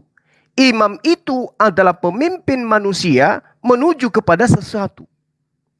Yesus, Anda katakan imam, berarti dia adalah pemimpin menuju kepada sesuatu. Berarti dia bukan Tuhan. Itu satu. Kedua, ketika Anda mengatakan engkau adalah imam untuk selama-lamanya, dia imam siapa? Siapa makmumnya? Orang Yahudi tidak mempercayai dia sebagai imam. Orang Kristen, apakah mereka ini adalah makmum dari imam Yesus? Tidak. Ketika imam Yesus mengatakan sembahlah Allah, Tuhan yang ada di langit saja, orang-orang Kristen apa mengikuti? Tidak. Jadi Yesus itu bukan imam. Yesus itu bukan imam untuk orang Kristen. Bukan imam selama-lamanya Yesus itu. Dia cuma imam kepada ke-11 muridnya. Hanya ke-11 muridnya yang kemudian menjadi makmum bagi Yesus. Kalian bukan makmumnya Yesus. Makmum itu adalah orang yang berdiri di belakang imam. Kemudian apa yang dilakukan imam di depan, itu yang dilakukan oleh makmum di belakang. Ketika imamnya mengangkat tangan kanan, si makmum juga serentak mengangkat tangan kanan. Ketika kemudian imamnya mengangkat tangan kiri, serentak makmum semua mengangkat tangan kiri. Ketika imamnya kemudian sujud, maka semua makmumnya wajib hukumnya sujud ketika dia menjadikan yang di depan itu sebagai imam. Sekarang pertanyaannya, apakah benar Yesus yang mengajarkan kalian menyembah kepada dirinya? Tentu tidak. Apakah benar Yesus yang mengajarkan bahwa aku ini ada dua natur? Tentu bukan. Lalu imam Anda itu siapa? Imam Anda itu adalah Paulus. Paulus yang menjadi imam untuk selama-lamanya bagi Kristen, bukan Yesus. Kalau Yesus imannya itu sangat jelas, hidup kekal itu adalah mereka mengenal Engkau satu-satunya. Gak boleh ada lagi manusia yang dikenal selain daripada Tuhan yang mengutus Yesus sebagai manusia yang naturnya dua. Itu Anda sedang menjadi makmum bagi Paulus. Tetapi kalau Yesus adalah imam Anda, maka Anda tidak akan mungkin menjadi Kristen. Karena Yesus tidak pernah mengajarkan Kristen. Jangankan mengajarkan, menyebut nama Kristen aja tidak. Nah, kalau Anda memaksakan harus ada menjadi imam, lebih pantas baginda Rasulullah Muhammad SAW. Ketika dikatakan dia imam selama-lamanya, itu fakta sampai hari ini. Beliau sujud menghadap Ka'bah. Makmumnya semua umat Islam di atas muka bumi sampai hari ini menjadi makmum bagi beliau. Ketika Rasulullah Muhammad SAW takbir, makmumnya sedunia manusia takbir. Ketika beliau kemudian mengatakan kalimat tauhid, semua makmumnya mengatakan kalimat tauhid. Dia yang lebih pantas menjadi imam selama-lamanya. Ketika Yesus mengatakan, aku diutus hanya kepada domba-domba yang hilang dari Bani Israel. Siapa yang menjadi makmumnya? Yang percaya perkataan itu? Gak ada. Yang percaya cuma 11 orang. Kristen percaya enggak? Tidak. Apa buktinya? Dia mengambil data yang ada setelah Yesus terangkat ke langit. Matius 28 nomor 19. Dia katakan, pergilah ke seluruh dunia, beritakanlah Injil, dan seterusnya dan seterusnya. Ini imamnya kepada siapa? Aku diutus hanya kepada domba yang hilang dari Bani Israel. Aku tidak berkata-kata dari diriku sendiri. Aku tidak bisa berbuat apa-apa dari diriku sendiri. Tapi konsep itu kemudian dihilangkan, dibawa ajarannya Paulus, mengatasnamakan Yesus. Anda menjadi makmum, mengangkat Paulus ini sebagai imam. Makanya Yesus mengatakan, iblislah yang menjadi bapakmu dan kamu mau mengikuti keinginan-keinginan bapakmu. Kamu bermakmum kepada imam. yang Yesus katakan sebagai iblis. Ini akurat sekali datanya. Nah, saya tambahkan sedikit. Jadi kalau dikatakan imam itu adalah yang selama-lamanya menurut Melkisedek, nomor 6 dari Mazmur 110 yang Anda kutip dari agama lain itu adalah ia akan menghukum bangsa-bangsa sehingga mayat-mayatnya bergelimpangan. Apakah ini terjadi kepada Yesus? Imam yang benar itu adalah dia yang menaklukkan setiap peperangan mengatasnamakan perang suci. Menaklukkan seluruh bangsa-bangsa untuk mengajarkan hukum-hukum Tuhan di atas muka bumi. Yang sama seperti Musa, yang dilakukan Nabi Musa alaihissalam, yang sama dilakukan oleh Hezekia, yang sama dilakukan oleh Gideon. Mereka adalah orang-orang yang diutus Tuhan untuk menegakkan hukum-hukum kepada orang-orang goyim, orang-orang yang tidak menyembah kepada Tuhan pencipta dan bumi. Kalau Yesus menaklukkan Yudas aja tidak bisa dia. Menaklukkan Yerusalem aja gak bisa. Jadi bagaimana mungkin kemudian Mazmur 110 yang Anda ambil dari agama Yahudi Anda dudukkan kepada Yesus? Itu adalah sesuatu yang mustahil. Karena di situ dikatakan ia menghukum bangsa-bangsa sehingga mayat-mayat bergelimpangan. Demikian, silakan. Oh ya, jadi ketika berbicara tentang kitab ya, sebenarnya yang perlu teman-teman tahu ya, bahwa tidak benar mengatakan kita itu mengambil kitab dari orang Yahudi. Karena memang semua kitab itu memang kitab orang Yahudi, baik dia perjanjian lama maupun perjanjian baru. Itu orang Yahudi semua.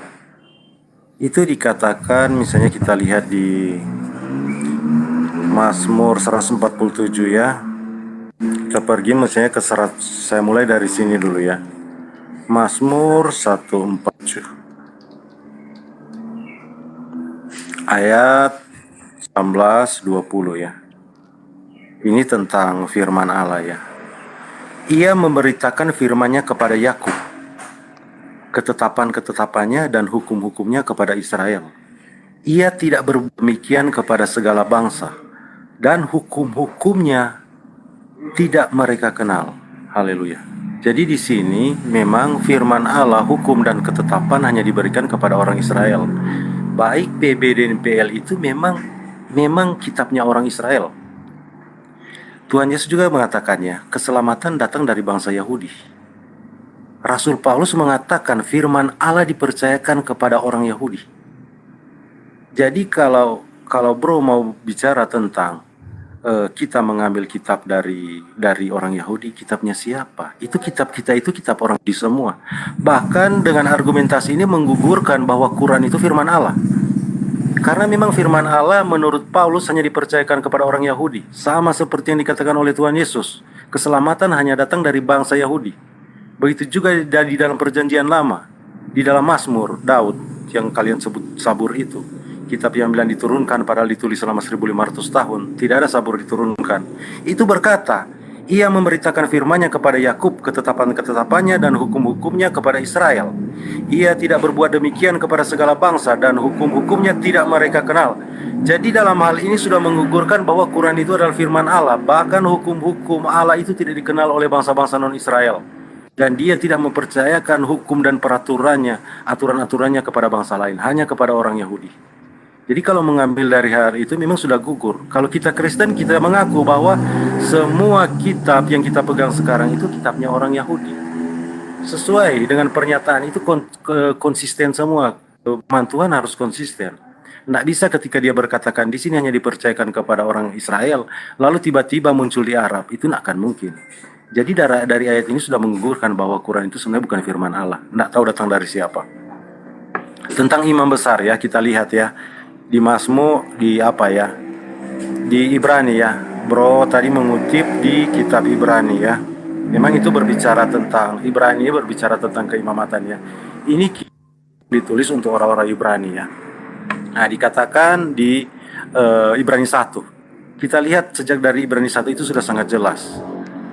Dikatakan di sini Ibrani 1 ayat 1. Setelah pada zaman dahulu kala berulang kali dan dalam pelbagai cara setelah pada zaman dahulu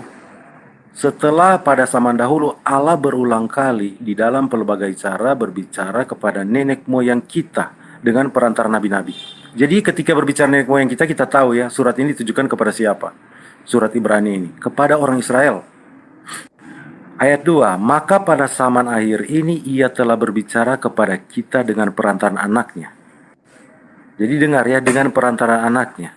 Jadi di sini sudah gugurkan klaim-klaim teman muslim yang dari kepercayaan teman muslim yang mengatakan Yesus bukan anak Allah.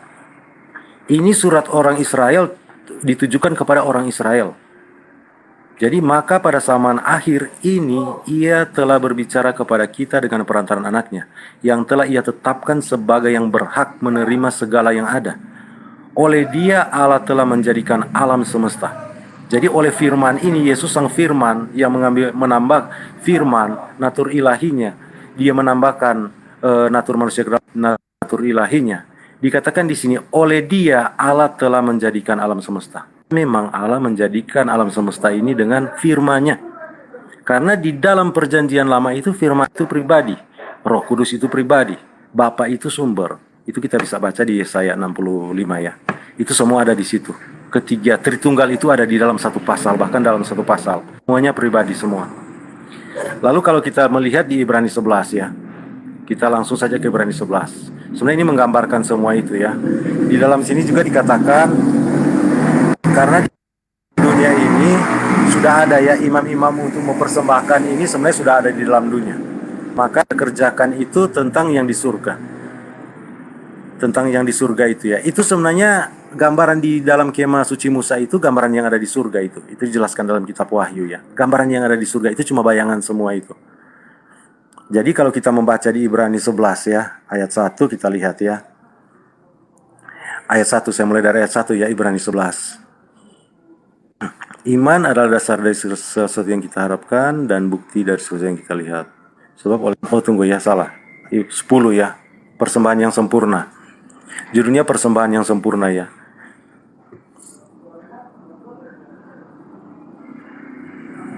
Oh, tunggu ya, saya cari. Sorry.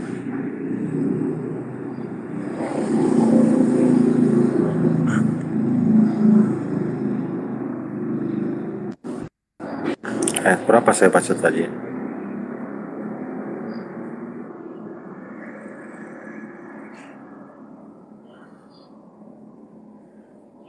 Ya tunggu sedikit ya bro.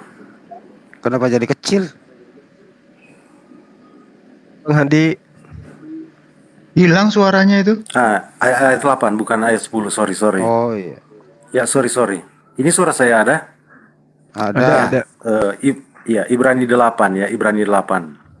Ya, saya salah tadi saya bilang Ibrani 10 ya, pantas saya cari itu ada. Ibrani 8 ya. Judul perikopnya Imam Besar Perjanjian Baru. Ayat 1. Inti segala, jadi Ibrani ini ya dari pasal 1 sampai pasal 9 dibicara ayat pasal 1 sampai pasal 7 itu sedang dibicarakan di sini ya. Judulnya Imam Besar Perjanjian Baru. Ayat 1. Inti segala yang kita bicarakan itu ialah kita mempunyai imam besar yang demikian, yang duduk di sebelah kanan takhta yang maha kuasa di surga. Jadi imam besar kita ini duduk di takhta yang maha besar di surga ya. Dan yang melayani ibadah di tempat kudus, yaitu di dalam kemah sejati, yang didirikan oleh Tuhan dan bukan oleh manusia. Dan setiap imam besar ditetapkan untuk mempersembahkan korban dan persembahan, dan karena Yesus perlu mempunyai sesuatu untuk dipersembahkan. Sekiranya jadi imam, karena di sini telah ada orang-orang yang mempersembahkan persembahan menurut hukum Taurat. Pelayanan mereka, dengar ini ya ayat 5, pelayanan mereka adalah gambaran dan bayangan dari apa yang ada di sorga. Sama seperti yang diberitahukan kepada Musa ketika ia hendak mendirikan kemah. Ingatlah, demikian firman Tuhan, bahwa engkau membuat semuanya itu menurut contoh yang telah ditunjukkan kepadamu di atas gunung itu. Tetapi sekarang ia telah mendapat suatu pelayanan yang jauh lebih agung, karena ia menjadi pengantara dari perjanjian yang lebih mulia, yang didasarkan atas janji yang lebih tinggi. Sebab sekiranya perjanjian yang pertama itu tidak bercacat, tidak akan dicari lagi tempat untuk yang kedua.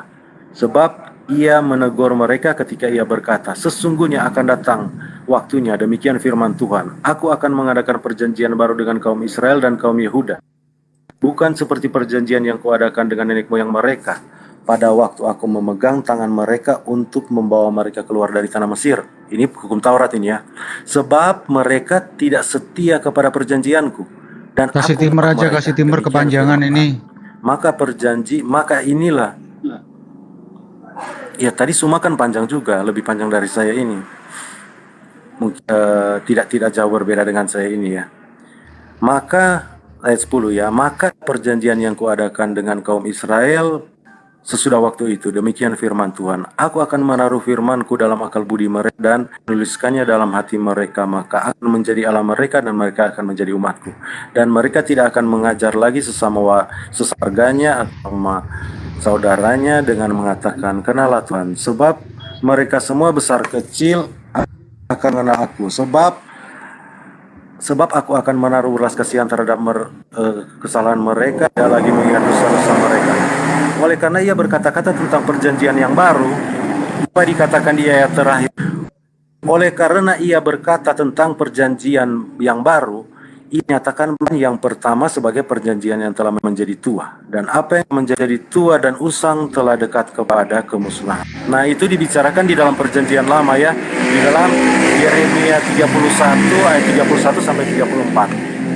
Yang sedang dibicarakan di Ibrani 8 ini ada di kitab perjanjian lama Yeremia, kata-kata yang persis sama, Yeremia 31 ayat 31 sampai 34. Mungkin begitu teman-teman. Jadi jelas Yesus adalah imam besar agung untuk selama-lamanya, satu pengantar Allah dan manusia. Jadi begitu. Oke. Ya, Saya kembalikan langsung- ke Bang Suma.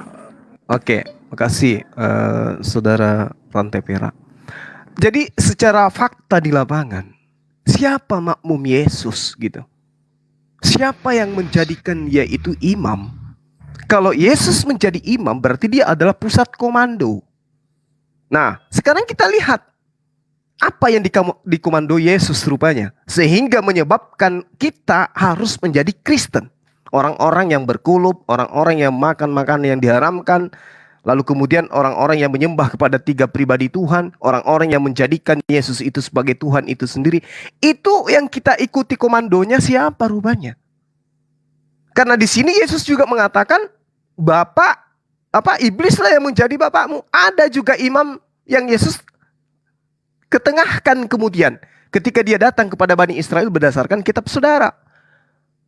Nah, sementara di dalam kitab Anda, Lukas 21 sangat jelas dikatakan, waspadalah kepada penyesat. Ya, ketika ia datang kemudian membawa namaku dan mengatakan, akulah dia. Dia ini siapa? Bapak. Dia yang mengajarkan bahwa aku ini adalah Bapak. Waspada kepada mereka. Lukas 21 nomor 8.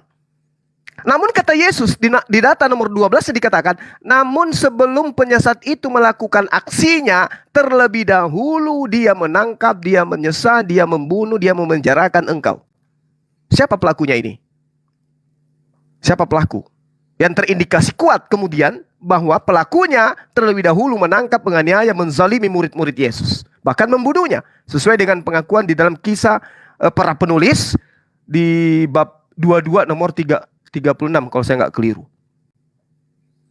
Ya, di situ sangat jelas dikatakan bahwasanya akan ada penyesat yang kemudian mengajarkan bahwa Yesus itu adalah Tuhan itu sendiri. Nah, kembali kepada data di dalam kitab Mazmur 110 nomor 6 atau nomor 4. Kalau Anda kemudian menjadikan kitab Ibrani, Anda katakan bahwa sesuai dengan di Ibrani kok, satu hal yang mesti saudara tahu. Kitabnya orang Yahudi itu sudah ribuan tahun terlebih dahulu dituliskan. Ratusan tahun terlebih dahulu dituliskan. Baru kemudian penulis kitab Anda mengutip apa yang ada dalam kitabnya orang Yahudi. Apa faktanya Bang Suma? Sampai hari ini Yerusalem tidak pernah goyah dengan adanya perjanjian baru yang mana mereka mengimani kitabnya orang Yahudi adalah perjanjian lama. Itu satu. Kedua, ketika saudara mengatakan keselamatan itu dari Yahudi, saya katakan kepada saudara, Kejadian 49 nomor 10, tongkat kerajaan tidak akan beranjak dari Yehuda, ataupun lambang pemerintahan tidak akan bergeser dari kakinya sampai dia datang. Dia yang berhak. Dia yang berhak atas kerajaan ini, maka kepadanya lah akan takluk bangsa-bangsa. Ini siapa? Yesus. Bangsa mana yang Yesus taklukkan? Oh, Romawi Yunani. Oh, bukan. Yang menaklukkan Romawi Yunani itu justru adalah penulis kitabnya saudara. Kitab Roma dituliskan, Galatia dituliskan, Efesus dituliskan. Jadi ketika Anda mengatakan memang kitab yang ada adalah kitabnya orang Yahudi, Anda keliru. Kitab Anda itu bukan kitabnya orang Yahudi. Perjanjian lama yang Anda gunakan itu hanya terjemahan atas instruksi yang diperintahkan oleh Kekaisaran Romawi pada masa itu pada abad ketiga agar kitabnya orang Yahudi diterjemahkan ke dalam Septuaginta. Kitab yang dimaksud itu yang berasal dari Esra. Jadi ketika Anda mengatakan itu kitabnya orang Yahudi, mungkin maksud Anda diterjemahkan disadur dari kitabnya agama lain. Lalu kemudian disebarkan ke Romawi dan Yunani. Apalagi perjanjian baru Anda mengatakan itu kitabnya orang Yahudi, keliru besar Anda. Ditambah lagi surat-suratnya Paulus yang sudah nyata-nyata untuk jemaat yang ada di Roma, untuk kemudian orang-orang yang ada di Efesus, untuk orang-orang yang ada kemudian di rantauan yang ada di Antioquia, ya, orang-orang yang ada di Korintus, orang-orang yang ada di Kolose, Efesus dan seterusnya. Ini Anda keliru ketika Anda mengatakan itu adalah kitabnya orang Yahudi. Anda salah. Kitab Anda itu adalah kitabnya orang Romawi dan Yunani. Itu tepatnya. Itu tepatnya. Tapi isinya ada yang diambil dari kitabnya orang Yahudi, ada yang disalin dari manuskrip-manuskrip tertua, kemudian disusun, habis itu dilakukan kanonisasi, yang lolos dijadikan sebagai kitab yang sah, yang tidak lolos dikatakan palsu. Itu yang Anda harus pahami. Apa pembuktiannya? Coba kita lihat di dalam Galatia 2. Apa yang dikatakan oleh Paulus? Aku diutus kepada non-Yahudi. Berarti surat-surat Paulus itu bukan suratnya orang Yahudi. Ya, bukan suratnya orang Yahudi, tapi bukan kitabnya orang Yahudi, tapi kitabnya orang non-Yahudi yang berkulub. Siapa mereka? Romawi dan Yunani. Dan itulah yang Anda kitabkan sekarang. Nah, kembali kepada tema. Ketika saudara mengatakan bahwasanya tidak ada kemudian data di luar Yahudi tentang akan datangnya sosok nabi, akan datangnya kitab suci. Saudara, saya katakan kepada saudara. Ketika Yesus itu datang, misinya di dalam Matius 15 nomor 24 jelas dikatakan, aku diutus hanya kepada domba-domba yang hilang dari Bani Israel. Ini nanti akan dirubah nih. Akan dirubah oleh Bani Israel nih. Akan dirubah oleh oknum-oknum tangan jahil yang mengatakan bahwa Yesus diutus untuk kepada seluruh dunia. Tengok aja nanti. Lalu kemudian di dalam Matius 10 nomor 16, di situ diceritakan berdasarkan hasil penyelidikan penulisnya, Yesus menyebutkan bahwa bangsa Yahudi itu bagaikan serigala. Dia mengingatkan kepada para utusannya bahwa berlaku seperti cerdik, seperti ular, dan tulus seperti merpati. Bahkan Yesus juga pernah menyebut mereka kaum Farisi ini penganut sebagai ular beludak. Orang yang kemudian dikatakan oleh Yesus dalam Matius 12 nomor 33 sebagai keturunan ular beludak. Dan angkatan yang jahat juga Yesus katakan kepada Bani Israel. Matius 12 nomor 39. Sedangkan Yerusalem disebut sendiri oleh Yesus sebagai orang-orang Israel ini adalah pembunuh para nabi. Matius 23 nomor 37. Kebenaran apa yang Anda tunggu dari mereka? Kebenaran apa yang Anda tunggu dari orang-orang yang Yesus aja mereka tolak? Musa aja mereka tolak. Lalu kebenaran apa yang ingin Anda jajakan kemudian? Bahkan Yesus mengatakan, waspadalah kepada ahli Taurat. Waspadalah kepada orang Farisi. Waspadalah kepada orang munafik yang menjelajahi daratan, menyeberangi lautan, mentobatkan orang-orang masuk ke dalam agamanya dan menjadikan mereka menjadi orang neraka 2 kali lebih jahat daripada ahli Taurat itu sendiri. Jadi ketika Anda mengatakan kebenaran itu, keselamatan itu dari Yerusalem, maksudnya apa? Keselamatan yang bagaimana? Sementara Tuhan mengatakan tongkat kerajaan tidak akan bergeser sebelum yang berhak itu datang. Ketika yang berhak itu datang, maka dia akan menyelamatkan manusia. Dia akan menaklukkan bangsa-bangsa. Kejadian 49 nomor 10. Tongkat kerajaan tidak akan beranjak dari Yehuda. Ataupun lambang pemerintahan tidak akan bergeser dari kakinya. Sampai dia yang datang berhak atasnya. Kalau yang berhak atasnya ini datang dari bangsa luar dari Yahudi, lah itu dia. Gak ada itu dikatakan bahwa orang Yahudi yang harus duduk sama seperti Musa. Bahkan dikatakan dalam Ulangan 43 nomor 10, tidak akan ada lagi nabi yang sama seperti Musa yang akan datang kepada di tengah-tengah Bani Israel. Tidak ada. Tidak akan ada lagi. Berarti nabi yang datang sama seperti Musa itu di luar Yahudi, di luar Israel. Karena tidak akan ada lagi nabi yang datang sama seperti Musa di tengah-tengah mereka. Terakhir dari saya pada saudara.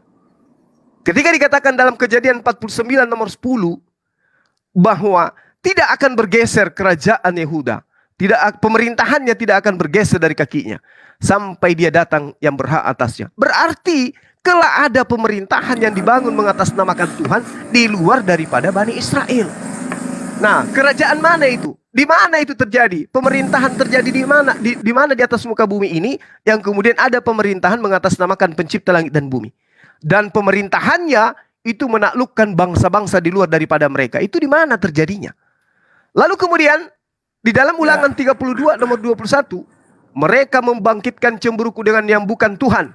Mereka menimbulkan sakit hatiku dengan berhala mereka. Sebab itu akan membangkitkan cemburu mereka dengan yang bukan umat. Dan akan menyakiti hati mereka dengan bangsa yang bebal. Artinya Tuhan akan memanfaatkan yang dianggap bukan umat pada masa kejayaan Yahudi. Dan menyakiti hati mereka dengan menggunakan bangsa yang bodoh, bangsa yang ummi atas perbuatan Bani Israel terhadap tindakan kepada nabi-nabi, kepada rasul yang diutus kepada mereka. Siapa dia rupanya? Siapa yang digunakan oleh Allah untuk menyakitkan hati orang Israel? Orang yang ummi, orang yang bodoh, orang yang bebal. Sudah? Siapa dia? Kalau Kristen ini, saya katakan, Anda bukan dari Israel. Kitab Anda itu kitab dari Romawi Yunani. Demikian. Ya, sudah ya. Katanya tadi sudah terakhir, tapi masih panjang sekali ya Bang Suma. Iya.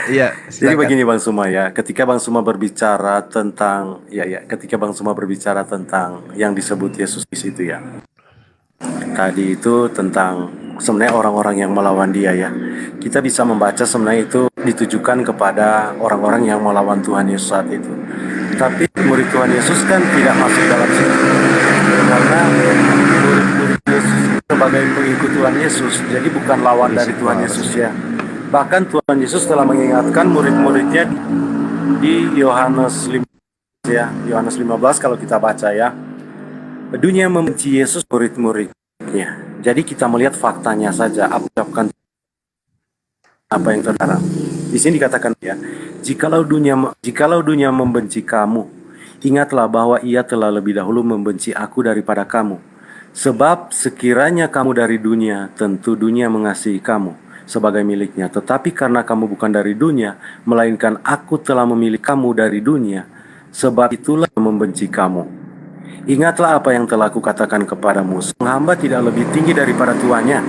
Jika mereka telah menganiaya aku, ingat ya, jika mereka telah menganiaya aku, lawan-lawan Tuhan Yesus ini ya, orang-orang yang melawan Yesus, mereka juga akan menganiaya kamu. Jikalau mereka telah menuruti firman-Ku, mereka juga akan menuruti perkataanku.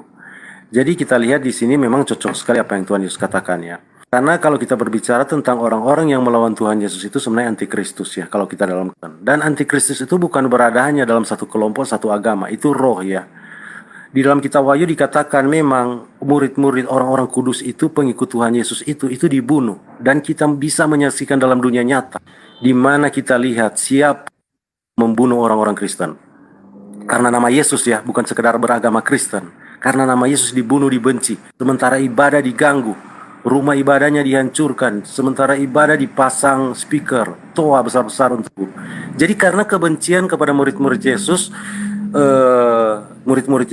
karena kebencian kepada murid-murid Yesus. Tapi Tuhan Yesus sudah mengatakan, mereka membenci aku, bukan membenci kamu. Jadi itu sangat nyata. Jadi firman Tuhan ketika kita berbicara itu sangat nyata memang terjadi. Itu sejak dari abad pertama Kristen dibenci murid-murid Tuhan Yesus sampai sekarang ini. Buktinya itu sangat nyata, kita lihat kejadian-kejadian di Indonesia saja, nggak perlu di jauh-jauh. Orang-orang berusaha untuk menutupi gereja, di mana di situ murid-murid Tuhan Yesus, bahkan berusaha merobohkan gereja. Kalau kita bukan negara hukum, wah kita ini pasti gereja habis di Indonesia ini. Wah, framing ini. Nanti saya hajar Pak Jo, nanti saya hajar. Jadi yang Framing kayak begini nih, gereja-gereja dihancurin katanya. ini fakta bro, bukan framing. Nah, faktanya itu lo bangun gereja nggak pakai 2000 izin. gereja ditutup bro, di zaman Jokowi. Nah, nggak ada Izinnya ada enggak? Izinnya itu. Politik, Nah, saudara. politik ini. Nanti Nggak boleh begitu. Nanti bro. Saudara Randy Tadi Perak, kalau kalau saya habisin nanti. Kalau mau Biarin aja deh. kalau mau debat dengan saya, atur waktu. Oke, standby dulu. Nah, bukan masalah atur waktu. Kamu mau framing itu. Kalau Gereja-gereja itu, kalau gereja dijual ada, kita yang beli itu ada. 3 Gereja dijual, kita yang beli itu ada itu. Ini kan sesuai firman Tuhan. Ini kan bro. ini kan udahan, udah terakhir ini kan penutup. Udah Ya, gantian saya bicara ya. tanggapi dulu. Udahan. Iya, silakan Pak Provokator Juma. ini. ya, Mau nyoba dulu saya kan, tanggapi udah. dulu. Saya baru bicara, Bang Suma tadi cukup Enggak, panjang. Saya baru masalahnya bicara, masa dihentikan seperti ini. Anda melarikan Ini ndak ke apa ini? Indonesia. Anda melarikan ke Indonesia. Anda Karena ini tidak berbicara, bro. Ya. Apakah Ini Anda berbicara lupa tentang bahwa fakta sebelum firman Tuhan yang apakah terjadi. Anda lupa bahwa sebelum Indonesia merdeka siapa yang menghabiskan Islam di Nusantara? Anda lupa ya? Belanda. beragama Kristen. Jadi kalau masalah kecil yang Anda bawa seperti itu, kita keluar dari konteks. Kenapa? Yang dikatakan di dalam Yohanes itu, kawan. Bro. Saudara Rante Perak, yang dibahasakan Yesus dalam Yohanes 15 itu bukan Kristen. Justru pembenci-pembenci Yesus itulah yang membuat dan mendirikan agama Kristen. Anda harus sadar itu. Ya makanya Anda lucu kalau Anda mengaku sebagai murid. Tadi kita membahas tentang imam. Kalian bukan makmumnya Yesus. Justru kebencian orang Yahudi terhadap Yesus dan murid-muridnya lah melahirkan agama Kristen. Karena Anda benci kepada pendiri agama, Anda benci kepada Yesus, benci kepada Tuhannya Yesus, makanya mereka menjadikan Yesus itu sebagai Tuhan dan itu Anda imani. Jadi jangan Anda percaya diri bahwa Anda adalah pengikut, bukan. Kebencian orang-orang Yahudi terhadap Yesus Begini ya. melahirkan agama Kristen. Ingat, Yohanes 15 saudara saya itu Ya, berbicara saya kan mengenai bro. Gimana ya? Yohanes 15 Saya baru nomor bicara. 18 dan seterusnya. Saya baru berbicara, Itu sudah ya, diambil supaya waktu. Anda enggak, saya akan kasih ruang kepada Anda supaya Anda bisa memahami bahwa yang diceritakan Yohanes 15 itu adalah soal tanya jawab antara Yesus dengan murid-muridnya Bani Israel. Bukan Yesus sedang berbicara kepada penyembah-penyembahnya Yesus. Bukan. Dia ingat, jikalau dunia membenci kamu, kamu di sini siapa? Pengikutnya, orang-orang Yahudi, bukan orang Kristen. Anda keliru di situ. Ya, sekiranya kamu dari dunia, tentulah dunia mengasihi kamu sebagai miliknya. Tetapi karena kamu bukan dari dunia, melainkan Aku yang telah memilih kamu dari dunia, sebab itulah dunia membenci kamu. Perak di mute kalau orang ngomong berisik, di mute Bang Rantai Perak. Maksudnya murid-murid Ini Yesus waktu pada saya, masa bro. itu. Ini enggak etis sekali supaya ini Anda itu diskusi ini. supaya Anda itu tidak Waktu supaya saya Anda itu diambil, sadar. lalu saya disuruh mute. Supaya Anda itu sadar bahwa yang Ini dimaksud sifat egois saja tercermin dalam berdiskusi. masalahnya Ini waktu saya saudara dipotong bawa-bawa oleh bukan. Indonesia gitu loh. Anda bawa-bawa Kita kan Indonesia. membacakan firman itu nggak itu boleh. berlaku untuk selamanya, bro. Ya kalau begitu Firman jujur Tuhan itu kepada berlaku kita. untuk Siapa selamanya. yang Kita melakukan bisa melihat pembunuhan fakta. dan penjajahan? Jujur dulu. Siapa yang melakukan penjajahan dan pembunuhan di negara ini 3 abad lebih? Agama apa? Belanda. Agama mereka. Belanda, Agama apa? Kristen. Agama mereka. Jadi nggak Ya, usah oke. bawa-bawa itu ke sini, nggak usah. Tidak ada. Nggak usah. Di mana? Nggak Di usah. mana Agama penjajah kan agama Kristen. menjajah Indonesia, bro? Nggak usah, Nggak nggak ada. usah. Anda akan dipermalukan kalau Anda membawa gereja ditutup. Agama penjajah Kristen.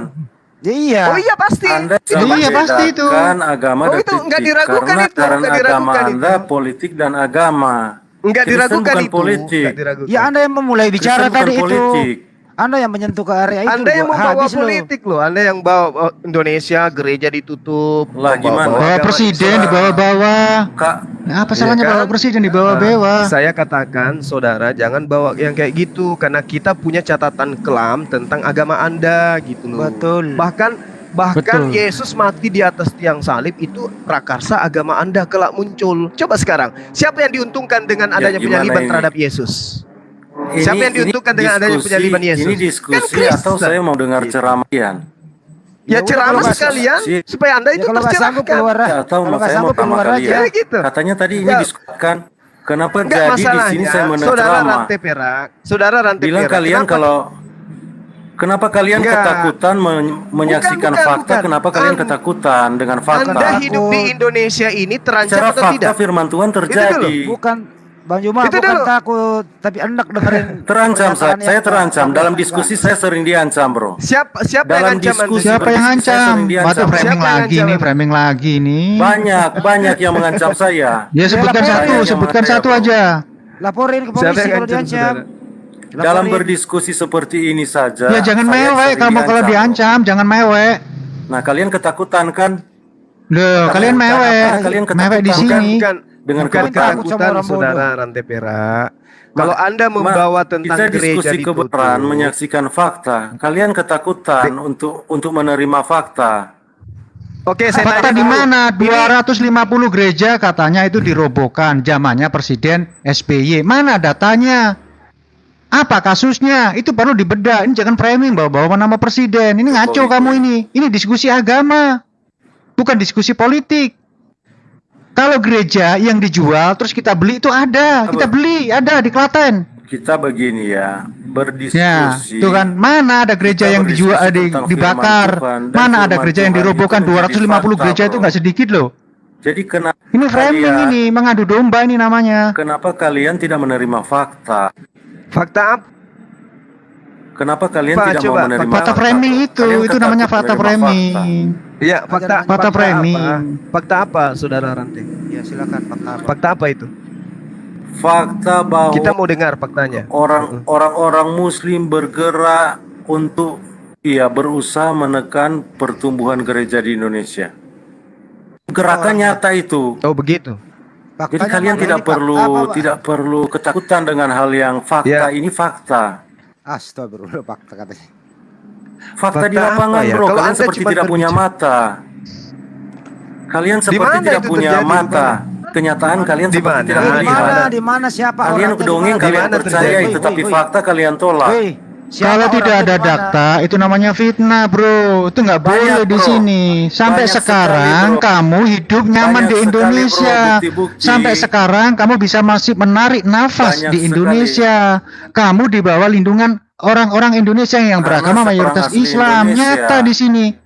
Kalau kamu merasa tidak suka dan merasa dizolimi di sini, ya keluar saja dari Indonesia. Bro, Gitu aja kok repot. Agama itu pendatang. Ya kalau Indonesia agama bukan kamu Arab, itu bro. penjajah, Masa agama itu Arab jelas itu mengusir saya 3G. warga negara Indonesia. Biarkan dulu tapi Ya kalau saya kamu warga merasa takut di Indonesia, Biar ngapain dulu kamu tinggal di selesaikan. Indonesia? Selesaikan dulu Bang Juma baru kita luruskan ini. Biar nggak tumpuk. Diluruskan, silakan Mas Juma, silakan diluruskan dulu. Ngawur Iya, ini. jadi semua orang Ini- mendengarkan bahwa Anda takut hidup di Indonesia ya. Anda merasa terancam hidup di negara kita Bukan. ya, seakan-akan Anda Begini, Anda iya, mengatakan di bahwa negara negara kita, kita ini bro, sedang begini, bro. kekacauan Di negara terjadi, kita, kan, gitu. Di negara kita, bro, ketika terjadi diskusi agama, bro, itu yang Muslim itu bebas berbicara, tetapi yang Kristen itu, yang non Muslim itu nggak bisa sembarangan. Ya yang Kristen itu bebas menghujat. Kristen dapat Karena menghujat. mereka menghujat, karena mereka menghujat gitu. Jadi Kenapa dalam ini kalian penegak selalu hukum, kalian selalu penegak hukum kita membalikan itu fakta? sudah adil. Coba belajar jujur. Dalam diskusi itu perlu kejujuran, bro. Ya memang lu Perlu jujur dari tadi. kejujuran dalam berdiskusi. Emang lu jujur? Iya, iya. Memang iya. saya sangat jujur dari tadi. Jujur Saya dari sangat Hong jujur, Kong. bro.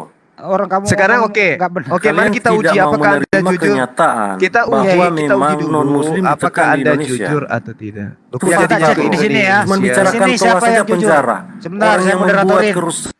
Sebentar dulu, mari kita cek siapa yang jujur. Rantai Perak kah? Bang Juma Itu kah? hukumannya Silakan. berapa? Silakan. Ya, saya tanya dulu kepada saudara. Yohanes 15 nomor 18 itu Makanya, Yesus bro, bersoal jawab dengan siapa? Tidak mau menerima Orang Kristen kenyataan, atau bro. orang Yahudi? Tunggu. Yesus lagi Di sini berbicara kepada Tuhan orang Yahudi Yesus atau sedang kepada Kristen? berpesan kepada murid-muridnya, bro. Muridnya ini Tuhan Yesus Kristen berkata atau kepada Yahudi? Murid-muridnya. Muridnya ini Kristen atau Yahudi? Mereka Kristen. Kristen itu pengikut Kristus, bro. Gimana kamu ini seperti anak SD? Kristen pengikut Kristus. Artinya, Iya. Anda berdiskusi Nggak- seperti anak SD. Bukan. Di sini saya Kristen katakan, itu- Yesus sedang Kristen kamu bertanya itu kan, muncul lalu saya di bilang, Antioquia. Yesus sedang berbicara Nggak, kepada nggak. muridnya. Muridnya itu Ini Kristen orangnya- lah. Masa muridnya bukan Kristen? Bukan. Kristen Yang- artinya yang Anda- pengikut Kristus, bro. Itu menurut Anda. Tuhan Yesus sedang berbicara kepada pengikutnya, menurut bukan Anda. menurut Itu Anda. menurut- Memang artinya seperti itu, menurut bro. Anda. Jangan seperti itu anak menurut SD, Anda. bro. Kalau diskusi Nggak, Anda sudah nggak. dewasa, jangan Bukan, seperti bukan. anak SD. Sekarang saya tanya kepada Anda, yang Anda katakan Kristen yang bertemu dengan Yesus itu mereka sunat atau tidak? Sunat. Kembali Ayo, ke sunat. menyembah- Oke. menyembah Yesus atau Kita tidak? bahas tentang sunat kejadian 17. Makan Kita bahas babi tentang mereka sunat itu kejadian atau 17. tidak? Jangan Nah, dulu tunggu kejang-kejang ya. dulu. Anda menuduh jangan murid-murid kejang-kejang. Yesus itu adalah Kristen. Ya, Mari sekarang kita saya tanya, bahas tentang apakah murid Kejadian Yesus 17, itu kitab Taurat Musa. apakah Mari kita murid bahas Yesus sunat. yang Anda maksud itu pindah-pindah terus. bersunat atau tidak? Tuh ditanya tuh. Murid Yesus Anda itu ditanya disunat atau supaya tidak? Sunat kita itu- buktikan bahwa nggak Sunat usah, saya tidak itu tanya untuk apa orang itu Yahudi, sunat. bro. Nah, Memang sekarang kamu saya orang tanya. Yahudi, Nah, sekarang keturunan saya tanya. Benyamin. Bukan. Ini kita bicara mengenai Kamu orang kejujuran. Yahudi. Dari Ini suku kita mana? berbicara Dari mengenai suku mana kejujuran. kamu? Yohanes 15 ini orang bersunat atau bukan? Ayo. Jawab. Kamu Supaya keturunan kita bisa Yahudi. tahu ini Kristen atau bukan. Lo kok larinya ke Kamu saya? keturunan Yahudi. Lo kok larinya ke Waduh, saya? nggak Kok bisa larinya Ini ke kan saya? untuk orang Yahudi. Ya, Sunat nah, kan orang untuk Yahudi orang ini Yahudi. bersunat atau tidak? Orang Yahudi yang bicara kepada Yesus ini bersunat Bersunat. atau tidak? Oke, apakah dia bersunat. Kristen? Apakah dia Kristen? Iya, Kristen, jelas Kristen. Astagfirullah. Kristen. Inilah, Mana, bro? Kamu inilah seperti Anda. ini teman-teman muslim seperti Anda anak mau SD ya. jujur. Arti Kristen Katanya Anda mau saja jujur. pengikut Kristus. Kenapa Pengikut Yesus menanyakan itu semuanya- pengikut Yesus itu Kristen atau tidak? Lucu Oh, kan kalian? jelas. Kalian seperti anak SD kalau berdiskusi. Bunda Maria Kristen atau tidak? Ibunya Yesus Kristen Mari apa kita tidak? bahas tentang sunat. Jawab Mari kita dulu. bahas tentang Jawab dulu, sunat. woi. Ibunya Tuhanmu Wah. Kristen apa bukan? Kamu lagi lebih Hei. dari SD. Kamu seperti TK. Ibunya Tuhanmu Diskusi itu Kristen atau tidak? enggak apa kalau seperti bisa ini, jawab bro. dia. Coba diskusi Kok dewasa muter-muter? sedikit. Katanya mau Dewasa jujur. sedikit kalau diskusi, bro. Katanya mau jujur. Ibunya Tuhanmu Kristen apa tidak? Jawab dulu. Ya jujur, Ibunya bro, Tuhanmu bukan Kristen. berarti diskusi buat diskusi anak kecil, Katanya mau bro. jujur. Diskusi pasar begini. Ya udah, Ibunya udah. Tuhanmu Kita bahas dulu Kristen tentang apa bukan? sunat. Ya udah. Kalian Silakan. berani bahas Jadi- tentang sunat? Jadi Mari begini, kita bahas saudara tentang sunat. Rantepera. Oke? Rantepera, ini kita tidak sedang membahas sunat. Kita hanya membahas tentang Anda Yesus menyinggung sunat tetapi mengelak tentang sunat. Bukan. Gimana Ini kamu? kita sedang Kamu yang kita angkat sedang sunat. berbicara. Kita sedang berbicara tentang Takut kan muridnya Yesus. ikut bicara tentang sunat. Yang berbicara Takut tentang berbicara tentang sunat. berbicara kepada Yesus ini di Yohanes 15 ini Anda katakan Kristen. Ya kan? Nah, kita buktikan dia Kristen atau tidak. Ternyata Anda mengatakan dia bersunat. Berarti dia adalah orang Yahudi. Bahkan dengan mulut Anda sendiri Anda mengatakan dia orang Yahudi. Berarti Bro, pengikut kalau dia Tuhan orang Yesus dengar, Israel waktu berarti itu, bro, kalau dia orang Yahudi, terpecahkan. dengar, Yang kalau lain dia orang percaya kepada Yahudi, Yesus sebagai Mesias, yang lain berarti menolak.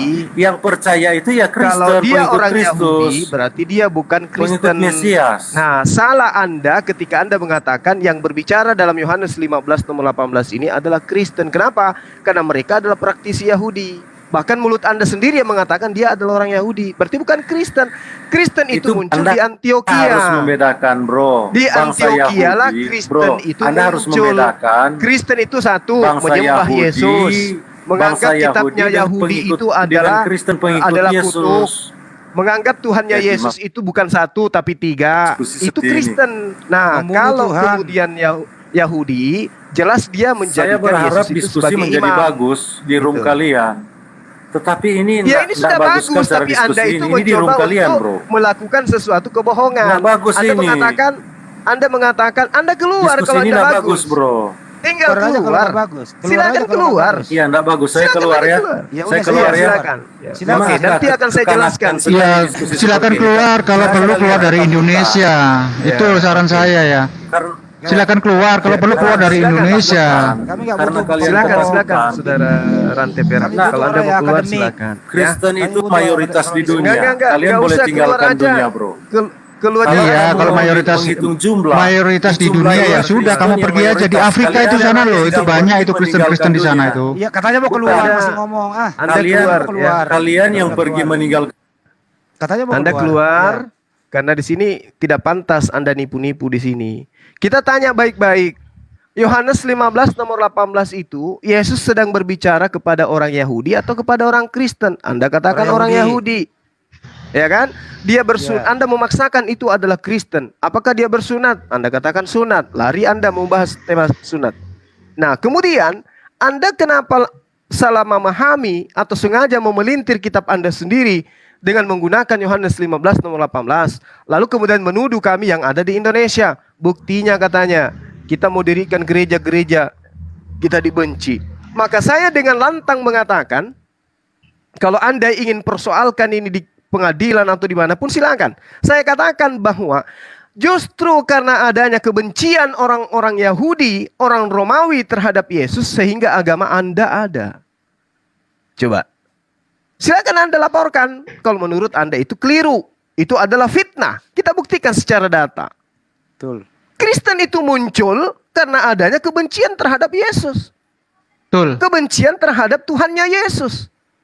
Makanya muncul agama Anda. Makanya saya katakan bahwasanya Kristen itu adalah ajaran yang kemudian mengatakan kitabnya orang Yahudi itu adalah kutukan.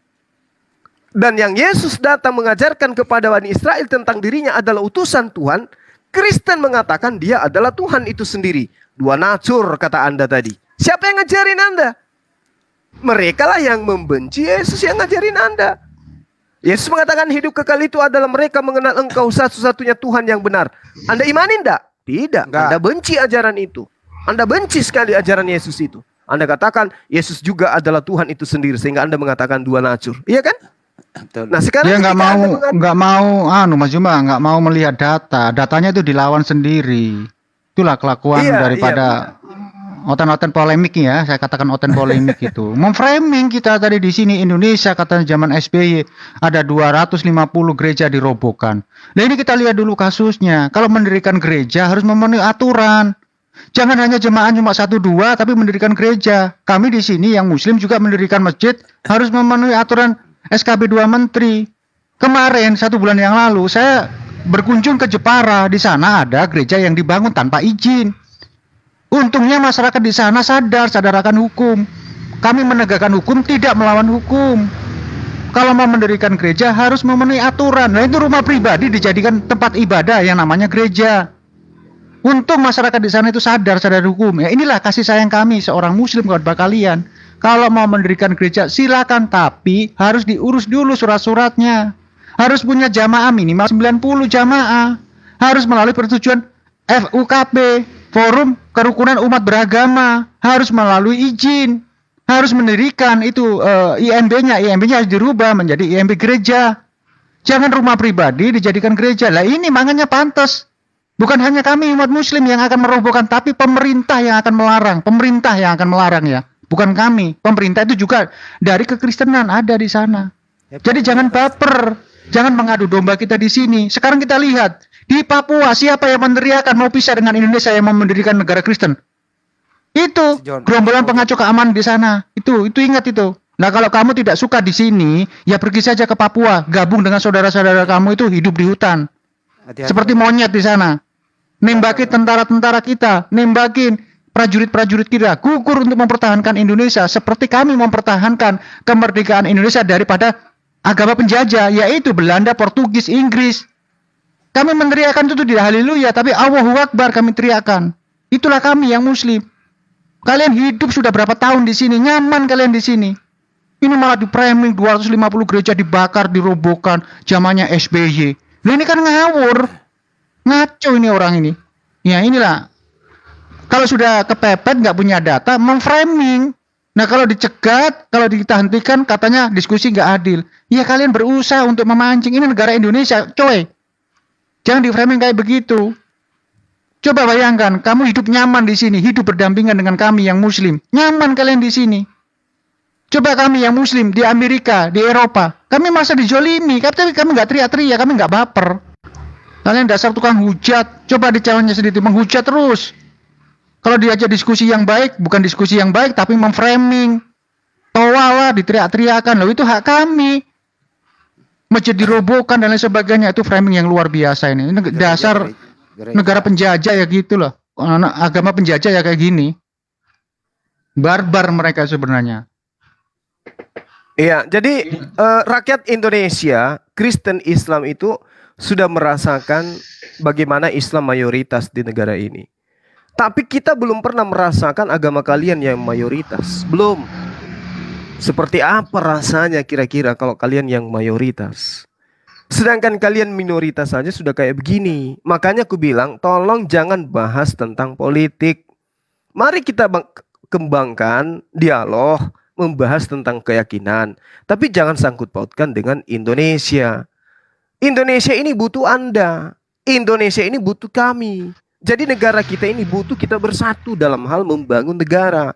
Bukan membawa Indonesia lalu seakan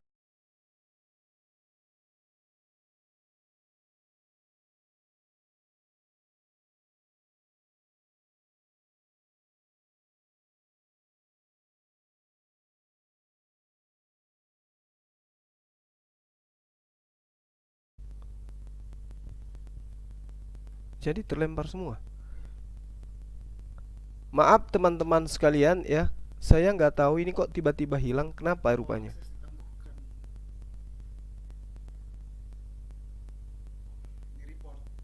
Oh, banyak yang report, banyak yang laporin.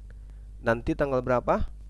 Tanggal 20 baru kemudian kita bisa live lagi. Ya, kok jadi kayak sensi kayak begini gitu. Kita menunggu kalian di Zoom tapi nggak datang-datang. Ya, kita masuk ke TikTok, kalian malah melaporin, merepot malah segala macam. Kalian takut tentang kebenaran gitu. Jadi saya minta maaf kepada Akhi Zul dan juga Bang Handi, tiba-tiba terputus dikarenakan karena adanya laporan-laporan dari teman-teman Kristen yang kemudian merasa terancam ya dengan adanya channel kita ini. Saya kira begitu para sahabat-sahabat sekalian. Mohon maaf kalau kemudian konten kita, live kita ini tiba-tiba terputus dari TikTok, yaitu karena adanya dari pihak TikTok mendapatkan banyak laporan ya. Ternyata mereka mampu kemudian untuk melaporkan konten channel kita ini, akun kita ini, sehingga tidak bisa kemudian live. Saya rasa kita akhiri dulu sampai di sini ya teman-teman. Mohon maaf ketika ada kata-kata atau ada hal yang tidak berkesesuaian dengan apa yang sahabat-sahabat inginkan. Yang pastinya ini terjadi karena adanya posisi di mana mereka merasa terancam dengan adanya Zulkifli M. Abbas ya, turun ke TikTok. Nah, ini ada saya tampilkan oleh admin ya, laporan dari pihak TikToknya bahwasanya akun kita itu dilaporin sehingga kita tidak bisa lagi untuk live. Ya nggak apa-apa, sahabat-sahabat dimanapun berada, sebentar malam itu kita ada live di Zoom. Saya bersama dengan Herdi membahas tentang siapakah yang layak disebut Tuhan, Yesus atau Allah Subhanahu wa taala. Ya, semoga sahabat-sahabat tetap sehat selalu ya, dan bisa kemudian menyaksikan dialog kita sebentar malam. Saya kira begitu. Kita akhiri. Subhanakallahumma wa bihamdi asyhadu an la ilaha illa anta astaghfiruka wa atubu ilaih. Assalamualaikum warahmatullahi wabarakatuh. Salam tauhid, salam satu Tuhan, Allahu akbar.